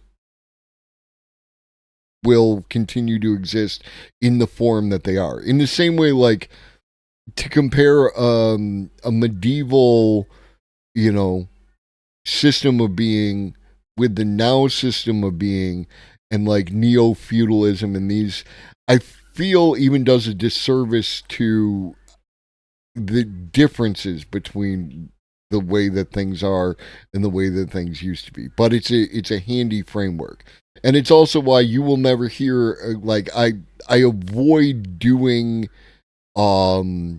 like the whole thing of like shit libs and rad libs and tankies and anarchities and any of that crap. It has no value to what I'm trying to accomplish, and it doesn't further any conversation that I'm willing to have. There's a whole bunch of stuff in there, right? Like a whole bunch of baggage that gets created in. We have a hard enough time communicating with each other as it is. Adding in a bunch of your personal baggage to anything that I say, or, my personal baggage or any of that, it doesn't facilitate the conversation. And the conversation is what's important. Knowledge and experience with... But fuck Jordan Peterson. Like, I'm not... That dude said one good thing, and that you should clean your room. But are you more East Coast 90s rap or West Coast 90s rap? 90s rap, definitely going to be West Coast, right? West Side. Traditions from the global South, such as I'm sitting there. I don't know where I got it from, but I had an Apple computer that you would plug into the TV for the monitor, right? And beyond that, it was like portable. And I was playing a game. It was like a ship game, like modern ships, and you'd fire like missiles and defend against, batteries of like surface to surface missiles from the shore, or planes coming in, helicopters, all that kind of crap. And I'm playing that, and I had NWA's Straight Outta Compton on repeat, and my mom came home from work, and she heard, and I can't even remember what it was. It could have been Straight Outta Compton, it could have been whatever, but like, she walked in and she listened to a chunk of it, and she was like, "Oh Lord," and just walked out of the room. And that was my experience with NWA. It's like me banging out this game about warfare and ships and stuff, and listening to NWA. Anyways, back to the thing. South America and Africa. Seraphim Rose, he was an Orthodox Christian monk who wrote Nihilism, the Root of the Revolution of the Modern Age. What did you do? We're supposed to be like trying to get through an hour-long video here, right? Oh boy. You tell him, David.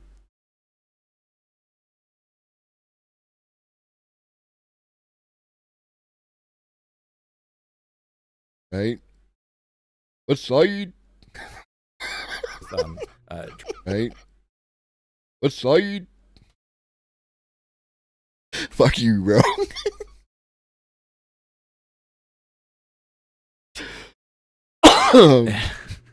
Talk about someone who hasn't unpacked their own baggage. This is someone who joined the postmodernism Go with movement it. Take it, in the George. 40s, 50s, and 60s, I believe, but ended up an alcoholic, literally like laying on the floor screaming because he was angry about being abandoned by God. And so then he did a 180 and reversed course and became that Orthodox Christian monk, and saying, this is clearly the solution because I feel better. So basically he was unable to escape his cultural indoctrination, let's say. So he was not able to escape nihilism. Instead, he had to go backwards. And this is the danger of, and this is why I'm bringing this up, is because this is the danger of looking to the past for answers. You can get inspiration, ideas from the past, but humanity cannot go backwards. And of course, this is another thing. Jordan Peterson also advocates for going backwards. He talks about the importance of myth and religious narratives. Again, this is basically standing in stark contrast to nihilism and postmodernism, where it's like, well, we threw out transformative all of these grand narratives, all these meta narratives, but maybe we should just go back to them. And so, of course, like if you're just advocating to literally just go straight backwards, that's not really going to work. And then, of course, he emphasizes personal responsibility and the pursuit of truth. But then, of course, when people pursue their own truth, he says, well, not like that. That's not what I meant. You need to adhere to traditional power structures. And so these guys have not really moved forward. And I'm not criticizing John Vervaeke. I've watched some of his stuff. I just disagree with the direction forward. But certainly some of these other guys I definitely disagree with. Okay, so the meaning crisis, or what I call the nihilistic crisis. It has 4 primary pillars. First is childhood abandonment. This is the universal experience of childhood trauma, whether it's from mild emotional neglect to severe existential terror. All children experience these things at some point in time. Whether, when children first become aware of death, they often will have a bit of a crisis. And then, of course, there are all parents fail in some ways, right? Whether they are profoundly abusive parents or even well-meaning parents who just do something wrong for whatever reasons. But all parents fall short of perfect in some ways. And these failures are often reinforced and perpetuated and unaddressed due to whether it's religious narratives, because a lot of religions, a lot of churches will basically instruct parents on the correct way of raising children. There's social paradigms, there's family paradigms, and then, of course, there's also intergenerational trauma, which is very widespread in the world. But anyways, the result of childhood abandonment, which again is an intrinsic part of life, is that if it is not addressed, if it is not corrected, it will harm someone's sense of self-worth, security, and attachment. But it also deeply changes their worldview when it goes unaddressed. The second pillar is social abandonment. So what we see in today's society is that emphasis on personal responsibility, rugged individualism, and self-sufficiency. And often this comes at the expense of or directly antagonistic to community. I can't rely on anyone else. Everyone else is an idiot. I need to take care of myself because no one will help me and I'm not going to help anyone else. That is the narrative that has emerged in part because of the postmodernist take on the grand, getting rid of grand narratives. We're not all Americans. The American identity is gone, right? We don't look after each other because I don't know what my neighbor is up to. I might not trust them. They might disagree with me on politics or religion or whether or not we should allow abortions, whatever, right? And so because of this, because we are in a state of crisis, alienation and disconnection is the norm. This also is being driven by the fact that we are more of a global species than ever. And so you can hop on the internet, you can look on Twitter, YouTube, TikTok, everywhere. You can see horrible things happening around the entire world. You can, at a glance, just scrolling through Reddit, you can see awful things happening all over the world, and you can see people with a fundamentally different worldview than you. And so this just makes you kind of throw up your walls and say, it's something he picked up. What up, Kai? It's something he picked up when he started talking about post-work society after AI. Like, once we hit AGI and we have a post-work society, what does that look like? He went in, he got this t-shirt that looks like, like he went right in. So, like, it's a whole vibe, you know what I mean? Say, you know what? The world is big and scary and confusing, and I can't handle it, right? And that's called mean world syndrome. This whole problem is exacerbated by the fact that we have primate brains that have just simply not yet fully evolved to be global citizens. Remember that as recently as 100 years ago, most people lived and died within 10 miles of where they were born. And of course, you might have read the newspaper, but your newspaper was a local paper, and you might have just a tiny trickle feed of global news through the newspaper. And so 2 or 3 generations is not enough time for a species to evolve to really comprehend and develop the cognitive faculties to be a global species. And so this makes us, paradoxically, even though we're more connected than ever, we saw this with Facebook. Mark Zuckerberg had the idea of, hey, we create a social glue that allows everyone to communicate with everyone else. But it actually had the opposite effect because, in part, we are just not ready to be a global species. We need to be. And this is the point because of certain fundamental beliefs that he expresses and because of how that was monetized. Social media, how it was monetized and the algorithms developed around social media are part of that problem. And if you're not willing to look at that and incorporate that, then you're not going to do a good analysis of social media. Just saying that the way that people behave and everything else, you also have to look at the creators. You also have to look at how they executed their particular plans. The pressure is on, but this leads to the perverse reaction of alienation, disconnection, and isolation. The third pillar of the nihilistic crisis is cosmic abandonment. And so this basically means that no matter how far we look out into the universe, we see a cold, indifferent cosmos. This is a lonely universe that is apparently mostly empty. Not only that, we've already had the rise of secularism, the death of God, and existential crisis. And so in this cold, uncaring, impersonal universe, not only do we feel isolated socially, we feel isolated on a galactic scale. We feel isolated on a cosmic scale. And so this paradox of being, we've only got the Earth, we've only got each other, but we're not even talking to our neighbors anymore. And so then we can feel completely alone at all levels, starting from childhood up through teenage years, adulthood, and then even when we look further out into the universe, we feel completely alone. And so this ultimately leads to self-abandonment, which is the overwhelming sense of despair, futility, and fatalism that comes from not ever finding relief from these abandonments, from this nihilistic crisis that the Western world, and really the entire world, has found itself in. It can lead to self-destructive behaviors, such as addiction in all of its forms, and self-harm of various forms as well. But then also it just leads to a loss of self-care, self-love, and self-compassion, which can then can reinforce the existential crisis, because it's like, well, I don't care about myself because nobody else cares about me. And we see this when I actually got the inspiration for self-abandonment by listening to people talk about hustle culture, right? Where people they'll literally brag about not getting enough sleep because they have to work so hard. And I'm like, why would you brag about hurting yourself in this way? And as the kids say these days, it's copium, right? It's an attempt to cope. But all of that copium is in response to this system of abandonment, which is, again, rooted in these macroscopic changes that are literally centuries in the making, which is why it took so long for me to unpack all of this to realize, holy crap, this was literally like 2,000 years in the making. And certainly over the last 600 years of technological advancement has really accelerated it. And so when you look at these trends, it was kind of inevitable that there would be a clash, that there would be some kind of crisis, some kind of turning point. Okay, so the limitations of nihilism and moving beyond nihilism. How do we chart our path forward? So some people, as I mentioned earlier, advocate going backwards. Now, this is either not possible or not desirable because society intrinsically does not just move backwards. You can't unlearn the things that you have learned. But also another problem, so this is like being caught between a rock and a hard place. Moving forward. 100%. 100%, Reid. Like, it is a self-fulfilling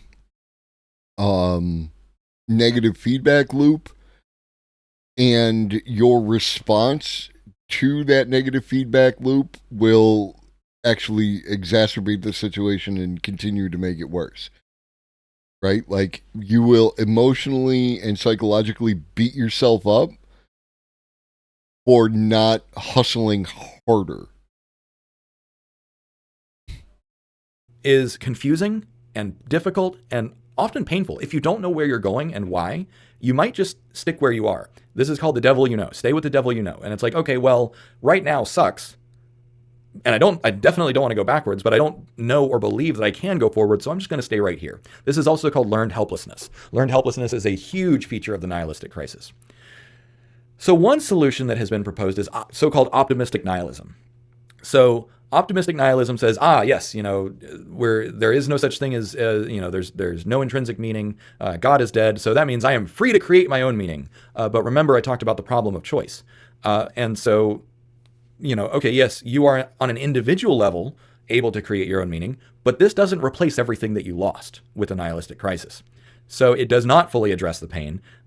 And so therefore, optimistic nihilism falls well short of giving you a new narrative, a new roadmap, a new model of engaging with reality and the confusing as hell existence that we all face. And so because we can't go backwards and because... Just to speak to chat for a minute, Sarah in particular,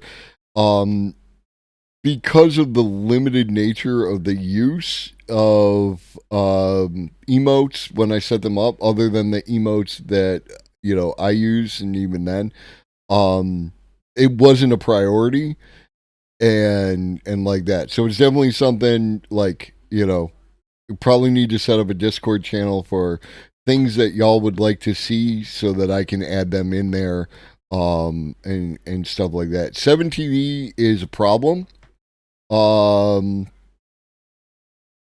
Yeah.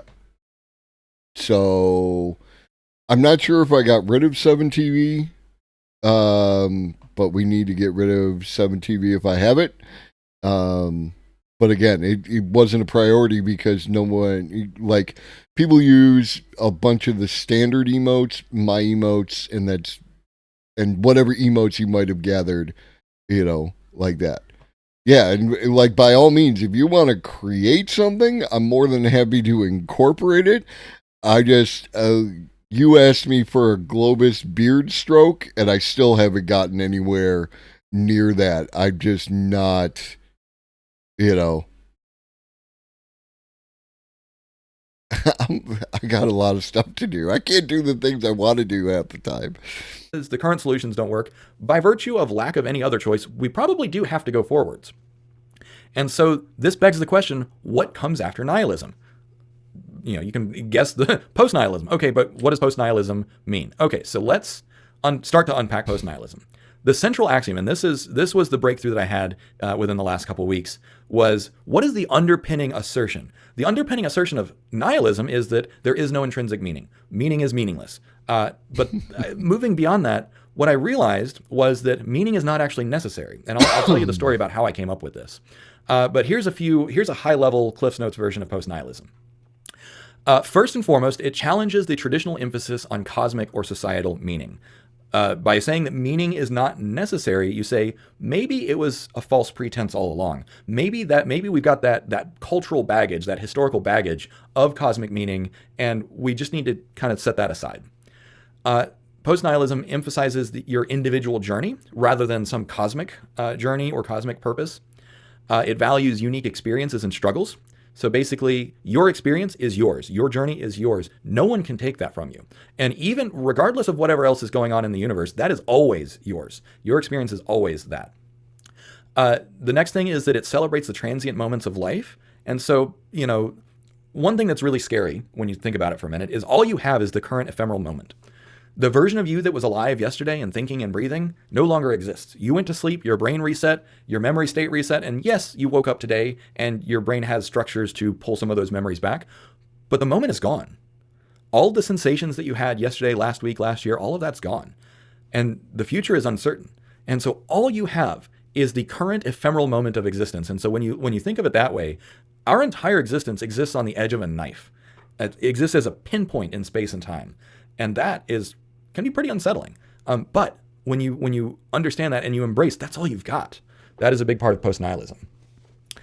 Another thing is that we can find a lot of fulfillment and purpose in satisfying our basic human needs and drives, and I'll unpack that more later.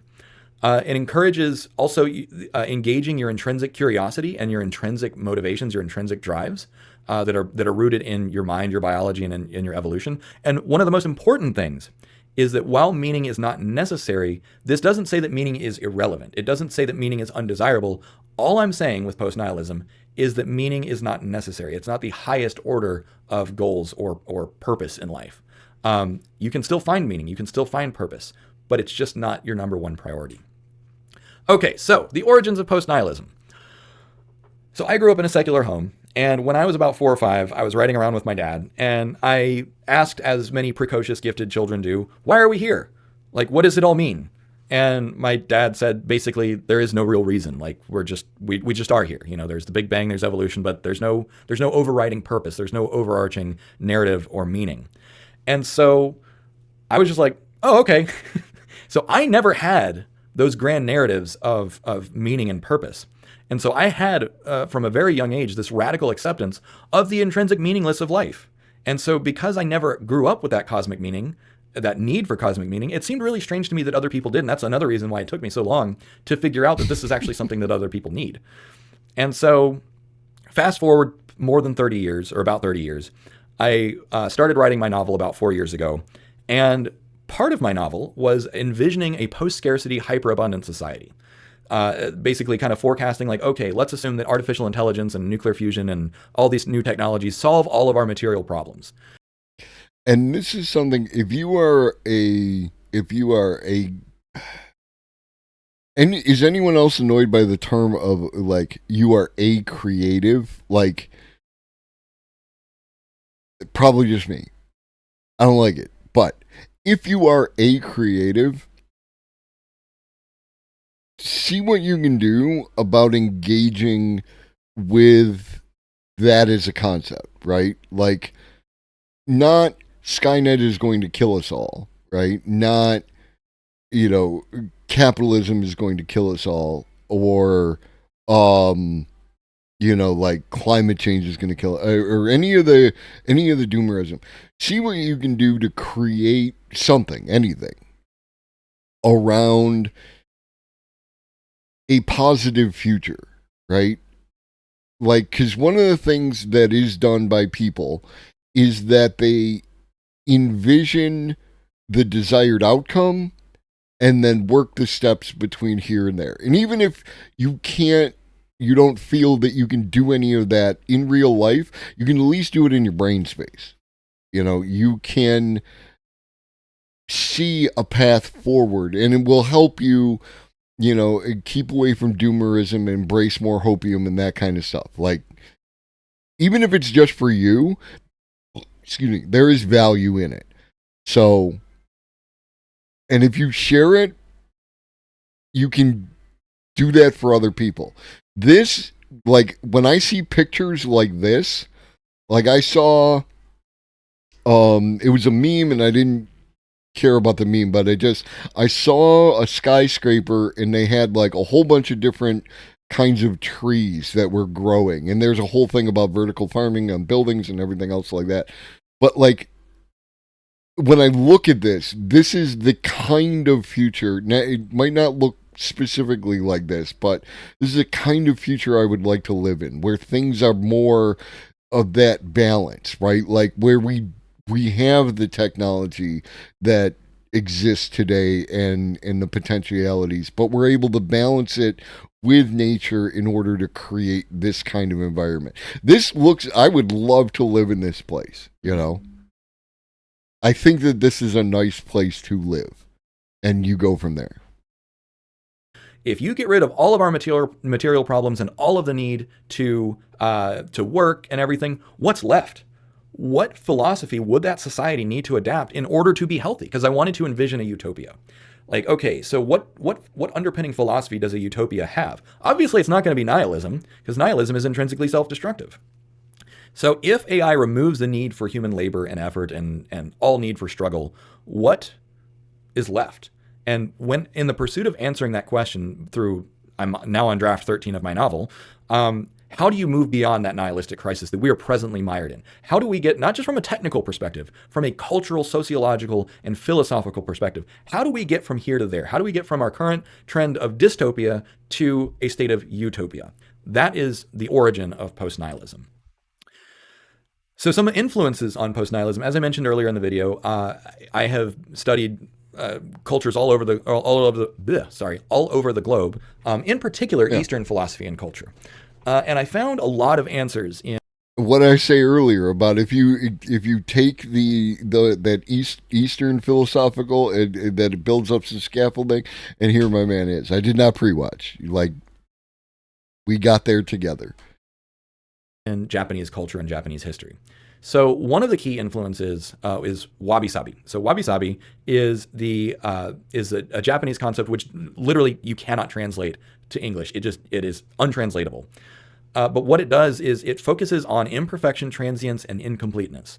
Basically, it acknowledges the passage of time and the natural state of decay. That I can't say that, Sarah. Sometimes I do pre-watch, but like, I do see the value in the live reaction to, both for your engagement and like in my own thoughts and things like that. I think that there is value in that, but I can't say I 100% don't pre-watch it. But I try to tell y'all when I have watched something before. It is just an intrinsic part of life. And this is why you see in many Japanese aesthetics, like things are decaying. There's moss covering everything. Stuff is old. And at the same time, the Japanese tend to rebuild stuff because of this deeply embedded acceptance of the passage of time and of decay and destruction, of transience and imperfection. And it's like, okay, well, the house has fallen down, so let's just build a new one. This radical acceptance of mortality, of age, of decay is very deeply embedded in Japanese culture. Another concept is ichigo ichi, which is translates roughly to one time, one meaning. So this came from, this is exemplified by the tea ceremonies from Japan. But again, it has to do with not just awareness, but embracing and appreciating that ephemeral, fleeting nature of reality, that every moment is unique. Rather than trying to think of permanence and grand narratives, it just says, this moment right now is good or bad or whatever. But that radical acceptance of that transient, ephemeral nature and just saying like, yes, this is beautiful right here. Shinto? The Last Samurai, I know, Tom Cruise, what have you. But that movie contains a scene where the dude is talking about a life spent looking for a perfect cherry blossom would not be a life wasted. And like that line, for me, justifies the existence in the entire movie. Because it, like, I really identified with that as a concept. Like, I can for like a very like personal, having personal value. The idea of just looking for that perfect cherry blossom, I feel that it hit me right in the chest and like that. Now I don't do that, but maybe in the AI future I'll get to spend my time looking for a perfect cherry blossom. Is a spiritual philosophy from ancient Japan, and it has the concept of kami, which kami is often translated to God because that's like the closest ish word, but kami means many things, but it does not mean God. It might mean divine, not in a deity sense, but it might mean divine in terms of the sublime and the awe-inspiring within the context of the mundane world. In other words, kami does not have to do with celestial origins. It has more to do with the majesty of nature, of life, of experience. And so in that respect, we are surrounded by kami at all times, but in particular during those peak experiences in life. And then, of course, I also studied Zen Buddhism for many years, which one of the most important lessons from Zen Buddhism is radical acceptance, challenging assumptions, and then letting go. Those are three of the biggest pillars of Zen Buddhism, which again dovetails actually very nicely with postmodernism, particularly challenging assumptions and letting go of baggage. So I took Western philosophy and Eastern philosophy and then shamanic experiences from the global South, and all of that came together. Shamanic experiences from the global South. My man did ayahuasca, right? Or mushrooms, or both. I don't know. But like he mentioned shamanic experiences before, and like that's when I knew, let's say, I can understand. To make post-nihilism. Okay, so the journey from nihilistic crisis to post-nihilism is primarily about letting go of the demand for meaning. And what I mean by meaning is capital M meaning. So challenge the necessity of meaning. Question whether or not the need for meaning has been a false pretense all along. It's been a false narrative all along. One thing to keep in mind is that the universe hasn't changed. In all of human existence, from since before religion existed until long after we're gone, the universe, like yes, it might be changing and evolving, but the fundamental precepts of the universe haven't changed. Only our perception has changed. Only our beliefs have changed. And so if that's true, maybe, the 2,000 or so years of the idea of cosmically imbued purpose, maybe that was a lie all along. And so then another way to unpack that is realize that the narrative of meaning is just words. It's been put down in books, it's been put down in religion, it's been put down in stories, but it's still just a narrative. It's just a construct. It's a social construct. And that without it, if you unpack and kind of go to a primordial state, it was never there in the first place. And so then moving beyond is and letting go, it's not just about discarding the need for meaning, but you have to advance towards something else, right? As I mentioned earlier, the problems with postmodernism is that it shattered every narrative and then didn't replace it with anything else. And so then you're just kind of lost. And so in that respect, moving beyond nihilism towards post-nihilism is not just about rejection. It's not just about destroying the old way. It is also about growth and reformation and moving towards something else. And then finally, moving towards that. And that, I think, is a valuable thing to take with you wherever you go. You need to keep an eye on people who, like, they're strictly advocating for the destruction of a particular system or thing without any kind of, like, idea of a structure on the other side of that, right? Like, that it is not enough to tear down a particular system. You need to be able to have at least a vision or something to create a new system from those ashes, or you will leave that open to other people who do. Right? It is not enough to tear down. We must look for things to build up. State of post-nihilism, getting rid of the demand for meaning, is about embracing your individual experience. Watch your tone. Your journey. It's your struggles and your challenges. And by wrapping yourself in that and by saying, yes, this is my life and there's a million things that I would change about it, but this is mine and I can't get off this ride. Right? And that's not like throwing your hands up and giving up. It's just saying, wow, this struggle that I'm going through, it sucks, but this struggle is part of the purpose, or part of how I can find my own purpose, or whatever. And then appreciating that transience and that uniqueness of those individual moments, of those ephemeral moments in reality. And then replace the demand for universal. And this is another aspect. By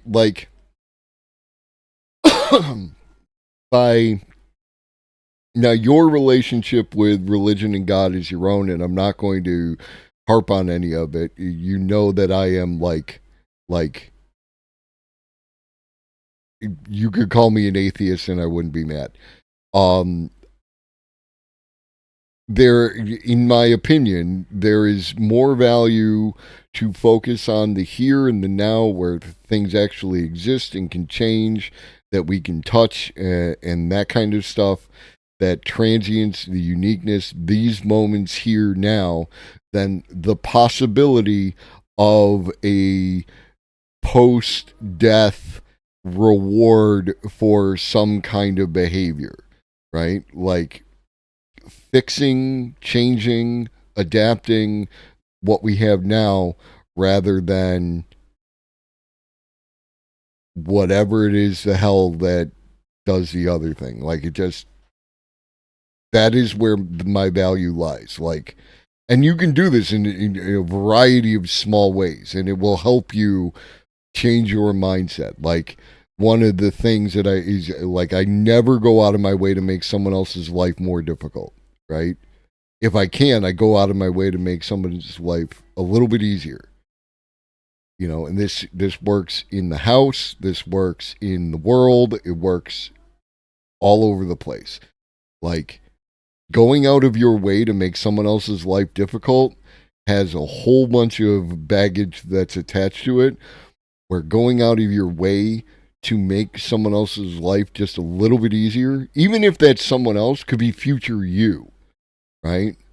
Like, the thing that you don't want to do right now, you'll leave it for the future.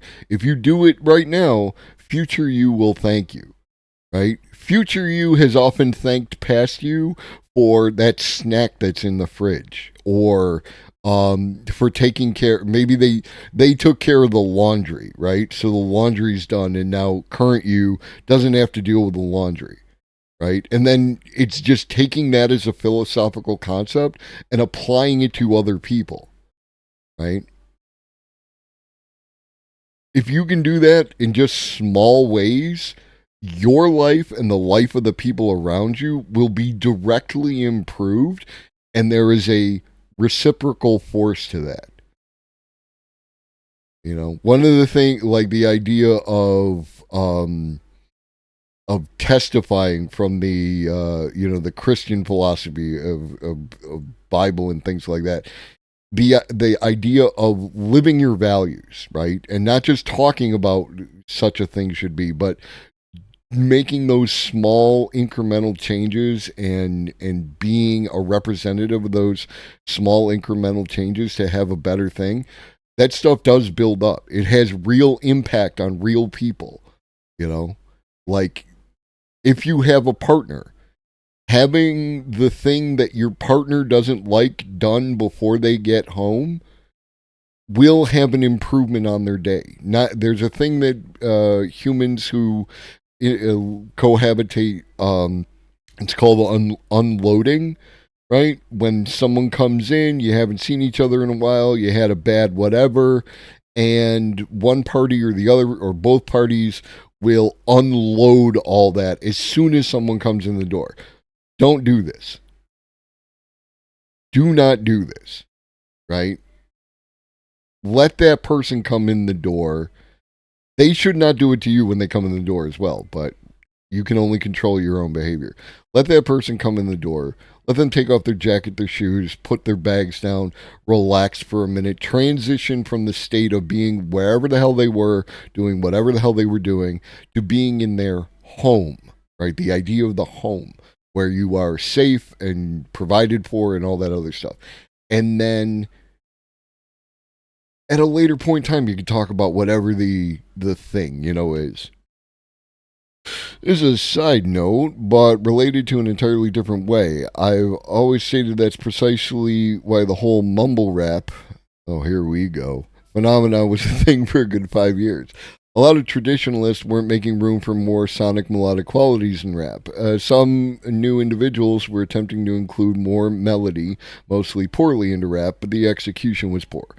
The critiquing reaction from traditionalists was correct, but there was no alternative framework proposed on how to include melody, which allowed the poor melodic attempts to survive, as there was no other large medium for it to exist. Now, that's absolutely a fair critique. For those of you who don't know, Reed and Rap and I like to argue about rap music and like that, and like it gets like, I don't know, flamboyant, but it's never like, you know, aggressive.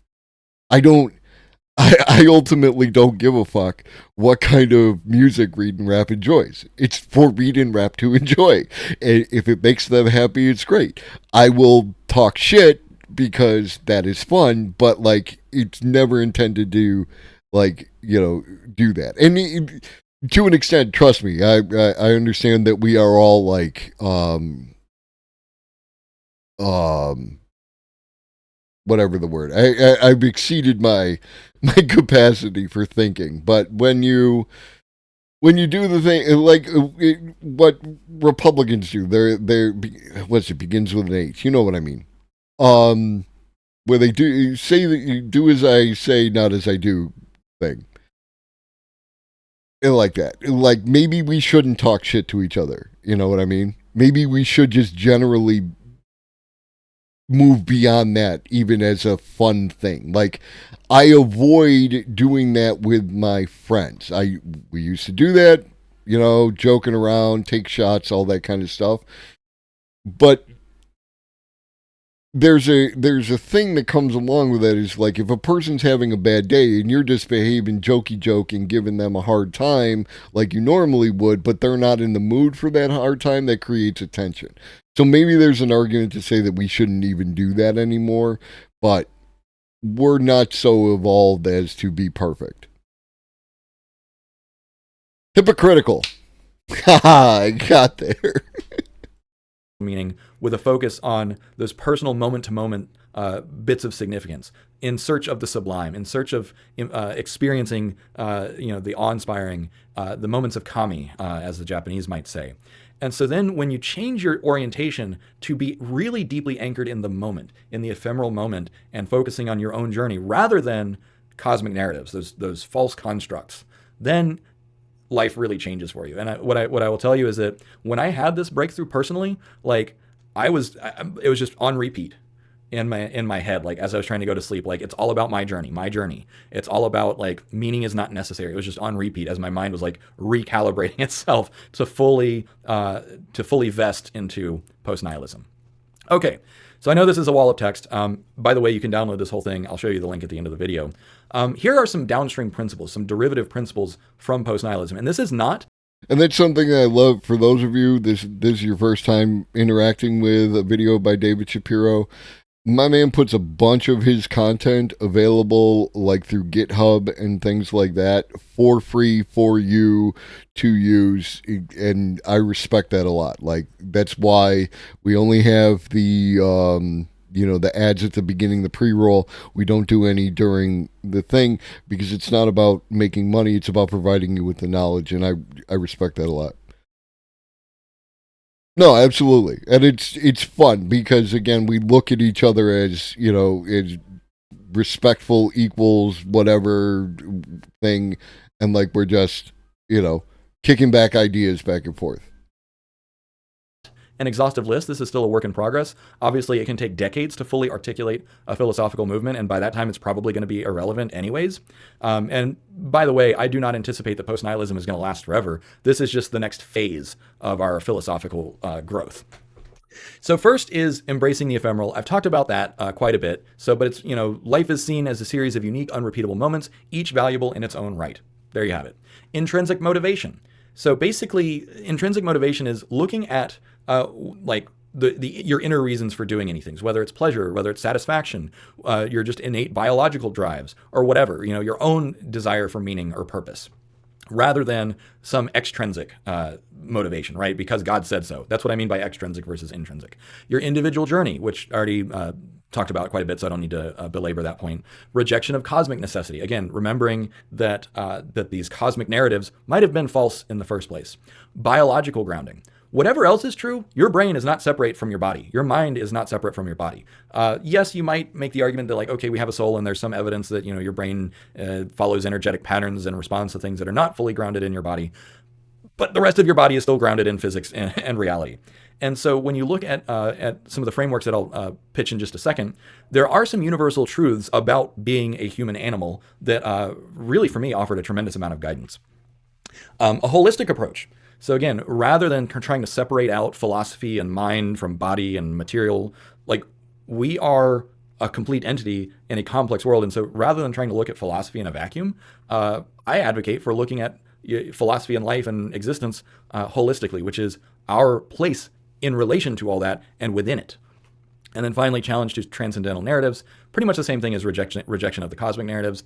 But the idea of rejecting transcendental narratives is like the idea that there's some external force providing meaning, that whether or not that external force is outside of the cosmos itself, a hypercosmic entity, or if it's just completely abstract. But basically it says, let's stay rooted in our lived experience. Okay, so here are some helpful frameworks. The most famous one, Maslow's hierarchy of needs. These frameworks are pretty universal. They transcend cultural boundaries, and they reveal some universal truths about being human. And while you might want to say, oh, well, philosophy and reason and logic exist outside of humanity, I kind of don't think so, and I didn't have a slide about this, but as I engage with the concept of emergent complexity, the existence of humanity and minds and thought is not a foregone conclusion in this universe. And so therefore, when you look at the fact that like, okay, life came to be, and that might have been an accident, it emerged, it was not necessarily an automatic thing. So the complexity of life emerged from the underlying rules and systems of the universe. And then from life emerged intelligence. And then that emerged consciousness and all those other things. And so the idea that there is something above us is not true. It's all below us. We are already at the top of complexity as far as I can tell. And so from that, it's like, okay, well, instead of looking up, look down. So you start with the physiological and safety and love and belonging and blah, blah, blah, blah, blah. And then, you know, self-actualization, realizing your full potential. And then transcendence. Basically, this is where optimistic nihilism still kind of applies, which is like, well, in order for me to reach my own maximum potential, this is the direction I can choose.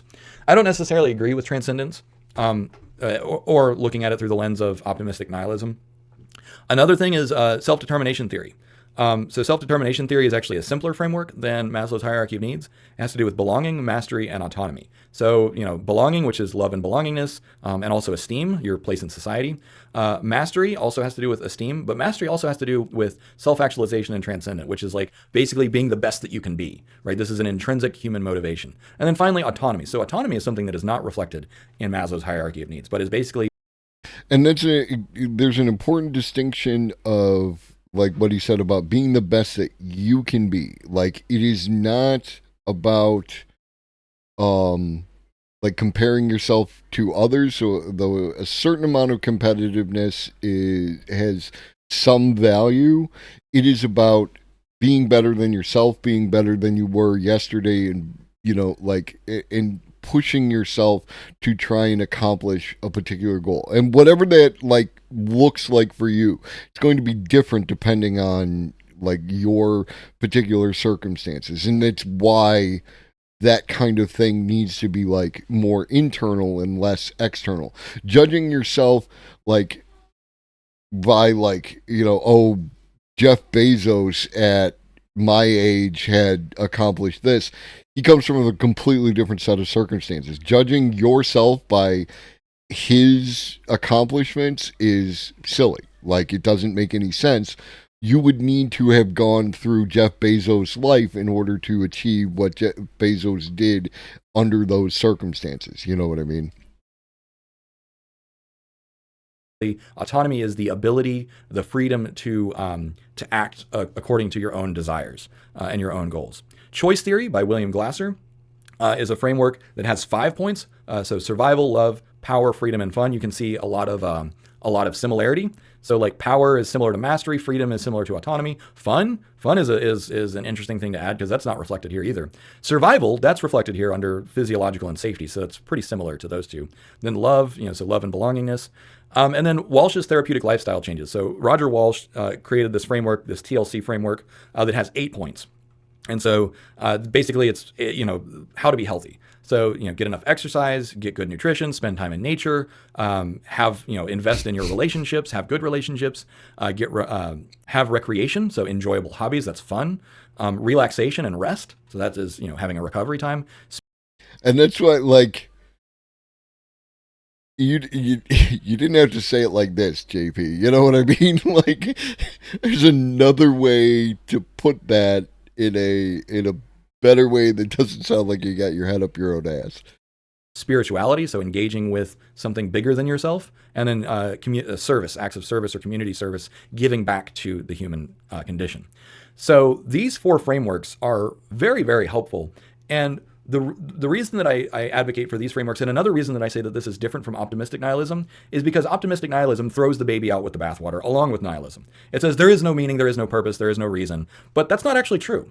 Because at the end of the day, you're still human. You still have physiological needs. You still have a brain. You still have millions of years of evolution guiding who and what you are today. And these frameworks, for me, have been incredibly useful for figuring out what to do. And I actually forgot to include Ikigai, which is a Japanese framework for how to find meaning and purpose. So look up Ikigai. I should have a link in the comments. Okay, so moving forward, criticisms of post-nihilism. One thing that you might say is like, okay, well, if you just say meaning is not necessary, that's a cop-out, right? Maybe you're just giving up. But it's not giving up. It's not saying, oh, well, just throw your hands up and give up. It's just a change in perspective to say maybe the need for meaning is the wrong narrative. Maybe some of these other frameworks like Ikigai and Maslow's hierarchy of needs, maybe that is actually how I pursue a more meaningful, fulfilling life. Potential for misinterpretation. The central axiom, meaning is not necessary, you can take that a lot of different directions. But starting there, it's like, okay, well, and again, like I said, it can take decades to fully articulate a philosophical movement. And by no stretch of the imagination do I entertain the delusion that I'm going to control the entire thing. I'm just introducing the concept. So maybe like previous philosophical movements, the things that I articulate will then be misinterpreted or misconstrued, deliberately or otherwise, who knows. Now, here's an interesting one, challenges to traditional masculinity. This is some feedback that I've gotten where it's like, well, as a man, I need a purpose. I need a mission in life. And I actually agree with this. I talked to some modern masculinists and healthy masculinists, and I absolutely agree. I don't know if this is true for women, but certainly for men, having a mission in life is one of the best ways to have a sense of purpose, a sense of meaning, and a sense of self-esteem. I know what my mission is. My mission is very clear. Now, that being said, I'm not putting the need for meaning first. I came to my mission by looking at who I am and what I am capable of and what I care about. It's very egocentric in that respect. And so what I want to say is that post-nihilism is not a threat to masculinity. It actually clears a lot of the path for traditional masculinity and healthy masculinity, and I'll unpack that in the next slide. Another criticism could be that it is difficult to implement, especially given all the cultural baggage that we've got. It took me literally years to unpack all the cultural baggage that I got knowingly and unwittingly from my family, from the society, from messages in media, and that sort of thing. And so, like, whether you're looking for markers of material success, conspicuous consumption, existing narratives, right? There's a lot of inertia kind of keeping us where we're at. So changing directions takes a lot of energy. Another possible criticism is potential for complacency. So what I mean by this is that if you say, well, meaning isn't necessary, then it's like, okay, well, maybe nothing is necessary. And that's actually fair. That's a fair criticism because for some people, if you say, well, there is no grand purpose, there is no grand meaning, there is no cosmic narrative, maybe all I want to do is just play video games. And you know what? That's fine. If someone wants to do that, that's their life, that's their choice, that's their journey. And so, yes, some people might take it to a place and just be lazy, but you know what? I don't care. let them do it. As George Carlin once said, he's like, show me someone sitting around, hitting a bong and touching himself, and I'll show you someone who's not causing any trouble. George Carlin was actually very secretly, I think, a post-nihilist. Or absurdist. He was on the edge of post-nihilism, but he was still very much mired in absurdism. But he had a point.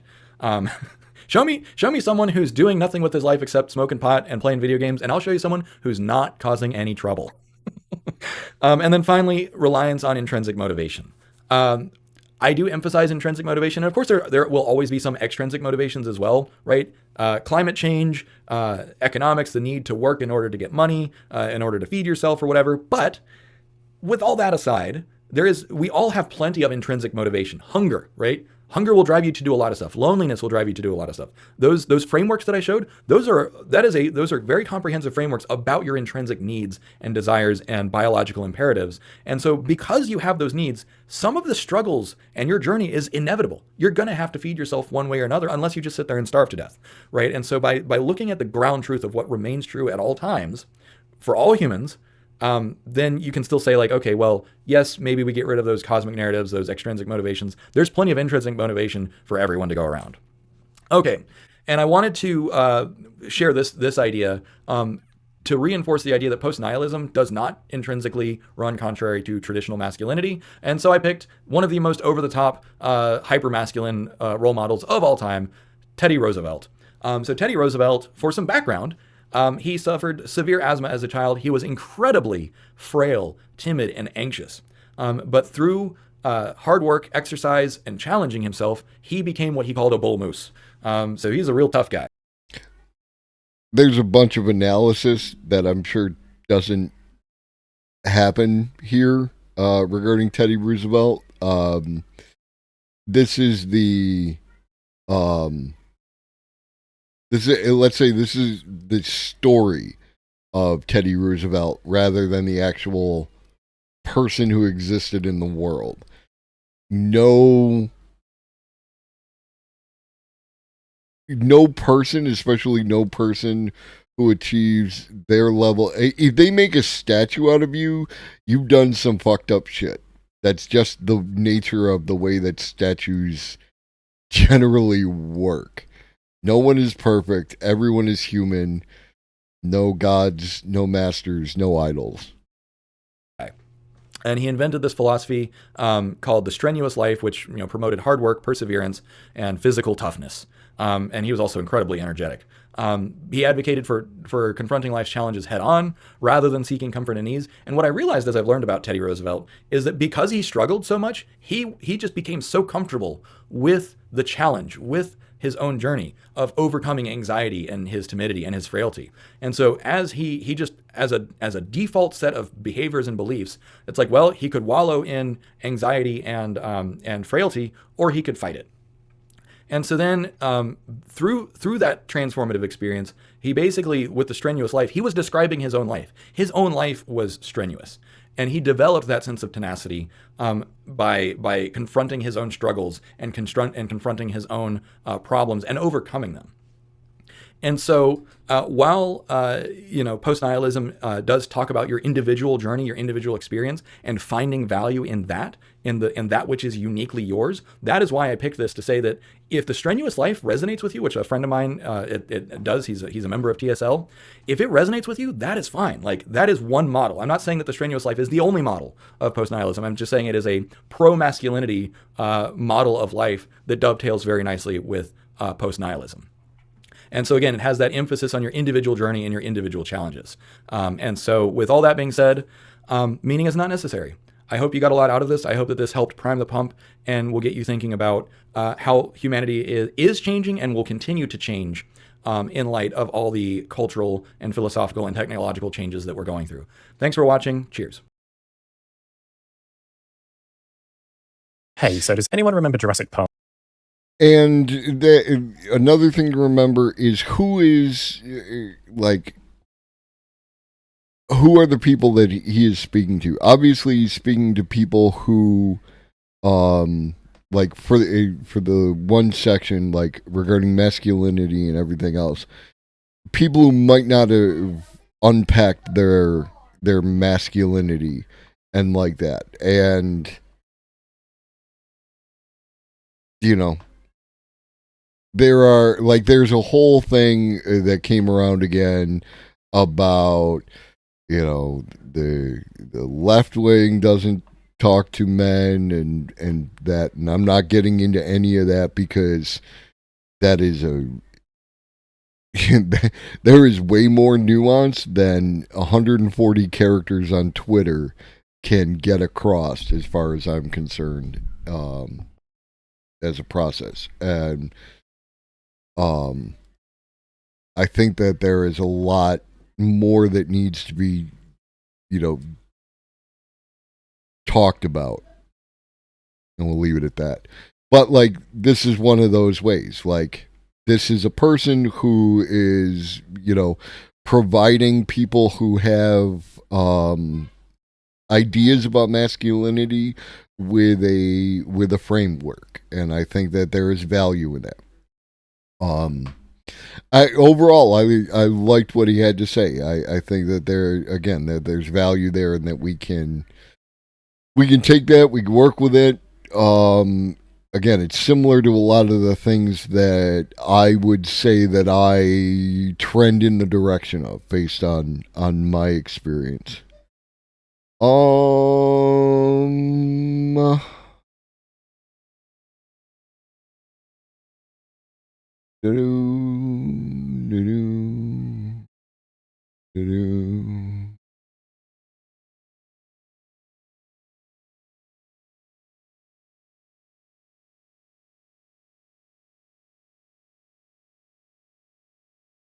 Yeah, I think we're going to raid Moo Hoodles again. We're going to keep the science vibe going. Stick around for the raid if you got someplace you got to be. And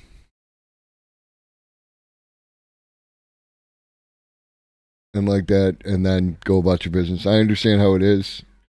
This was a longer stream, but I did it. Lobster, I did it. I finished the video by 9:30, which was my reasonable expectation. So I'm getting good at this. I will be back on Wednesday for more news and AI. If this is your first time, hit that follow button. And like that. And hopefully Wednesday we will have the mixer board installed, and we can play with that and all that good stuff. And that was y'all. You did that. I just come out here and I talk. You made that happen. I appreciate you all. Drink your water. Eat some food like I'm about to go do. Take your meds if you forgot. Shuggy loves you. So do I. Be good.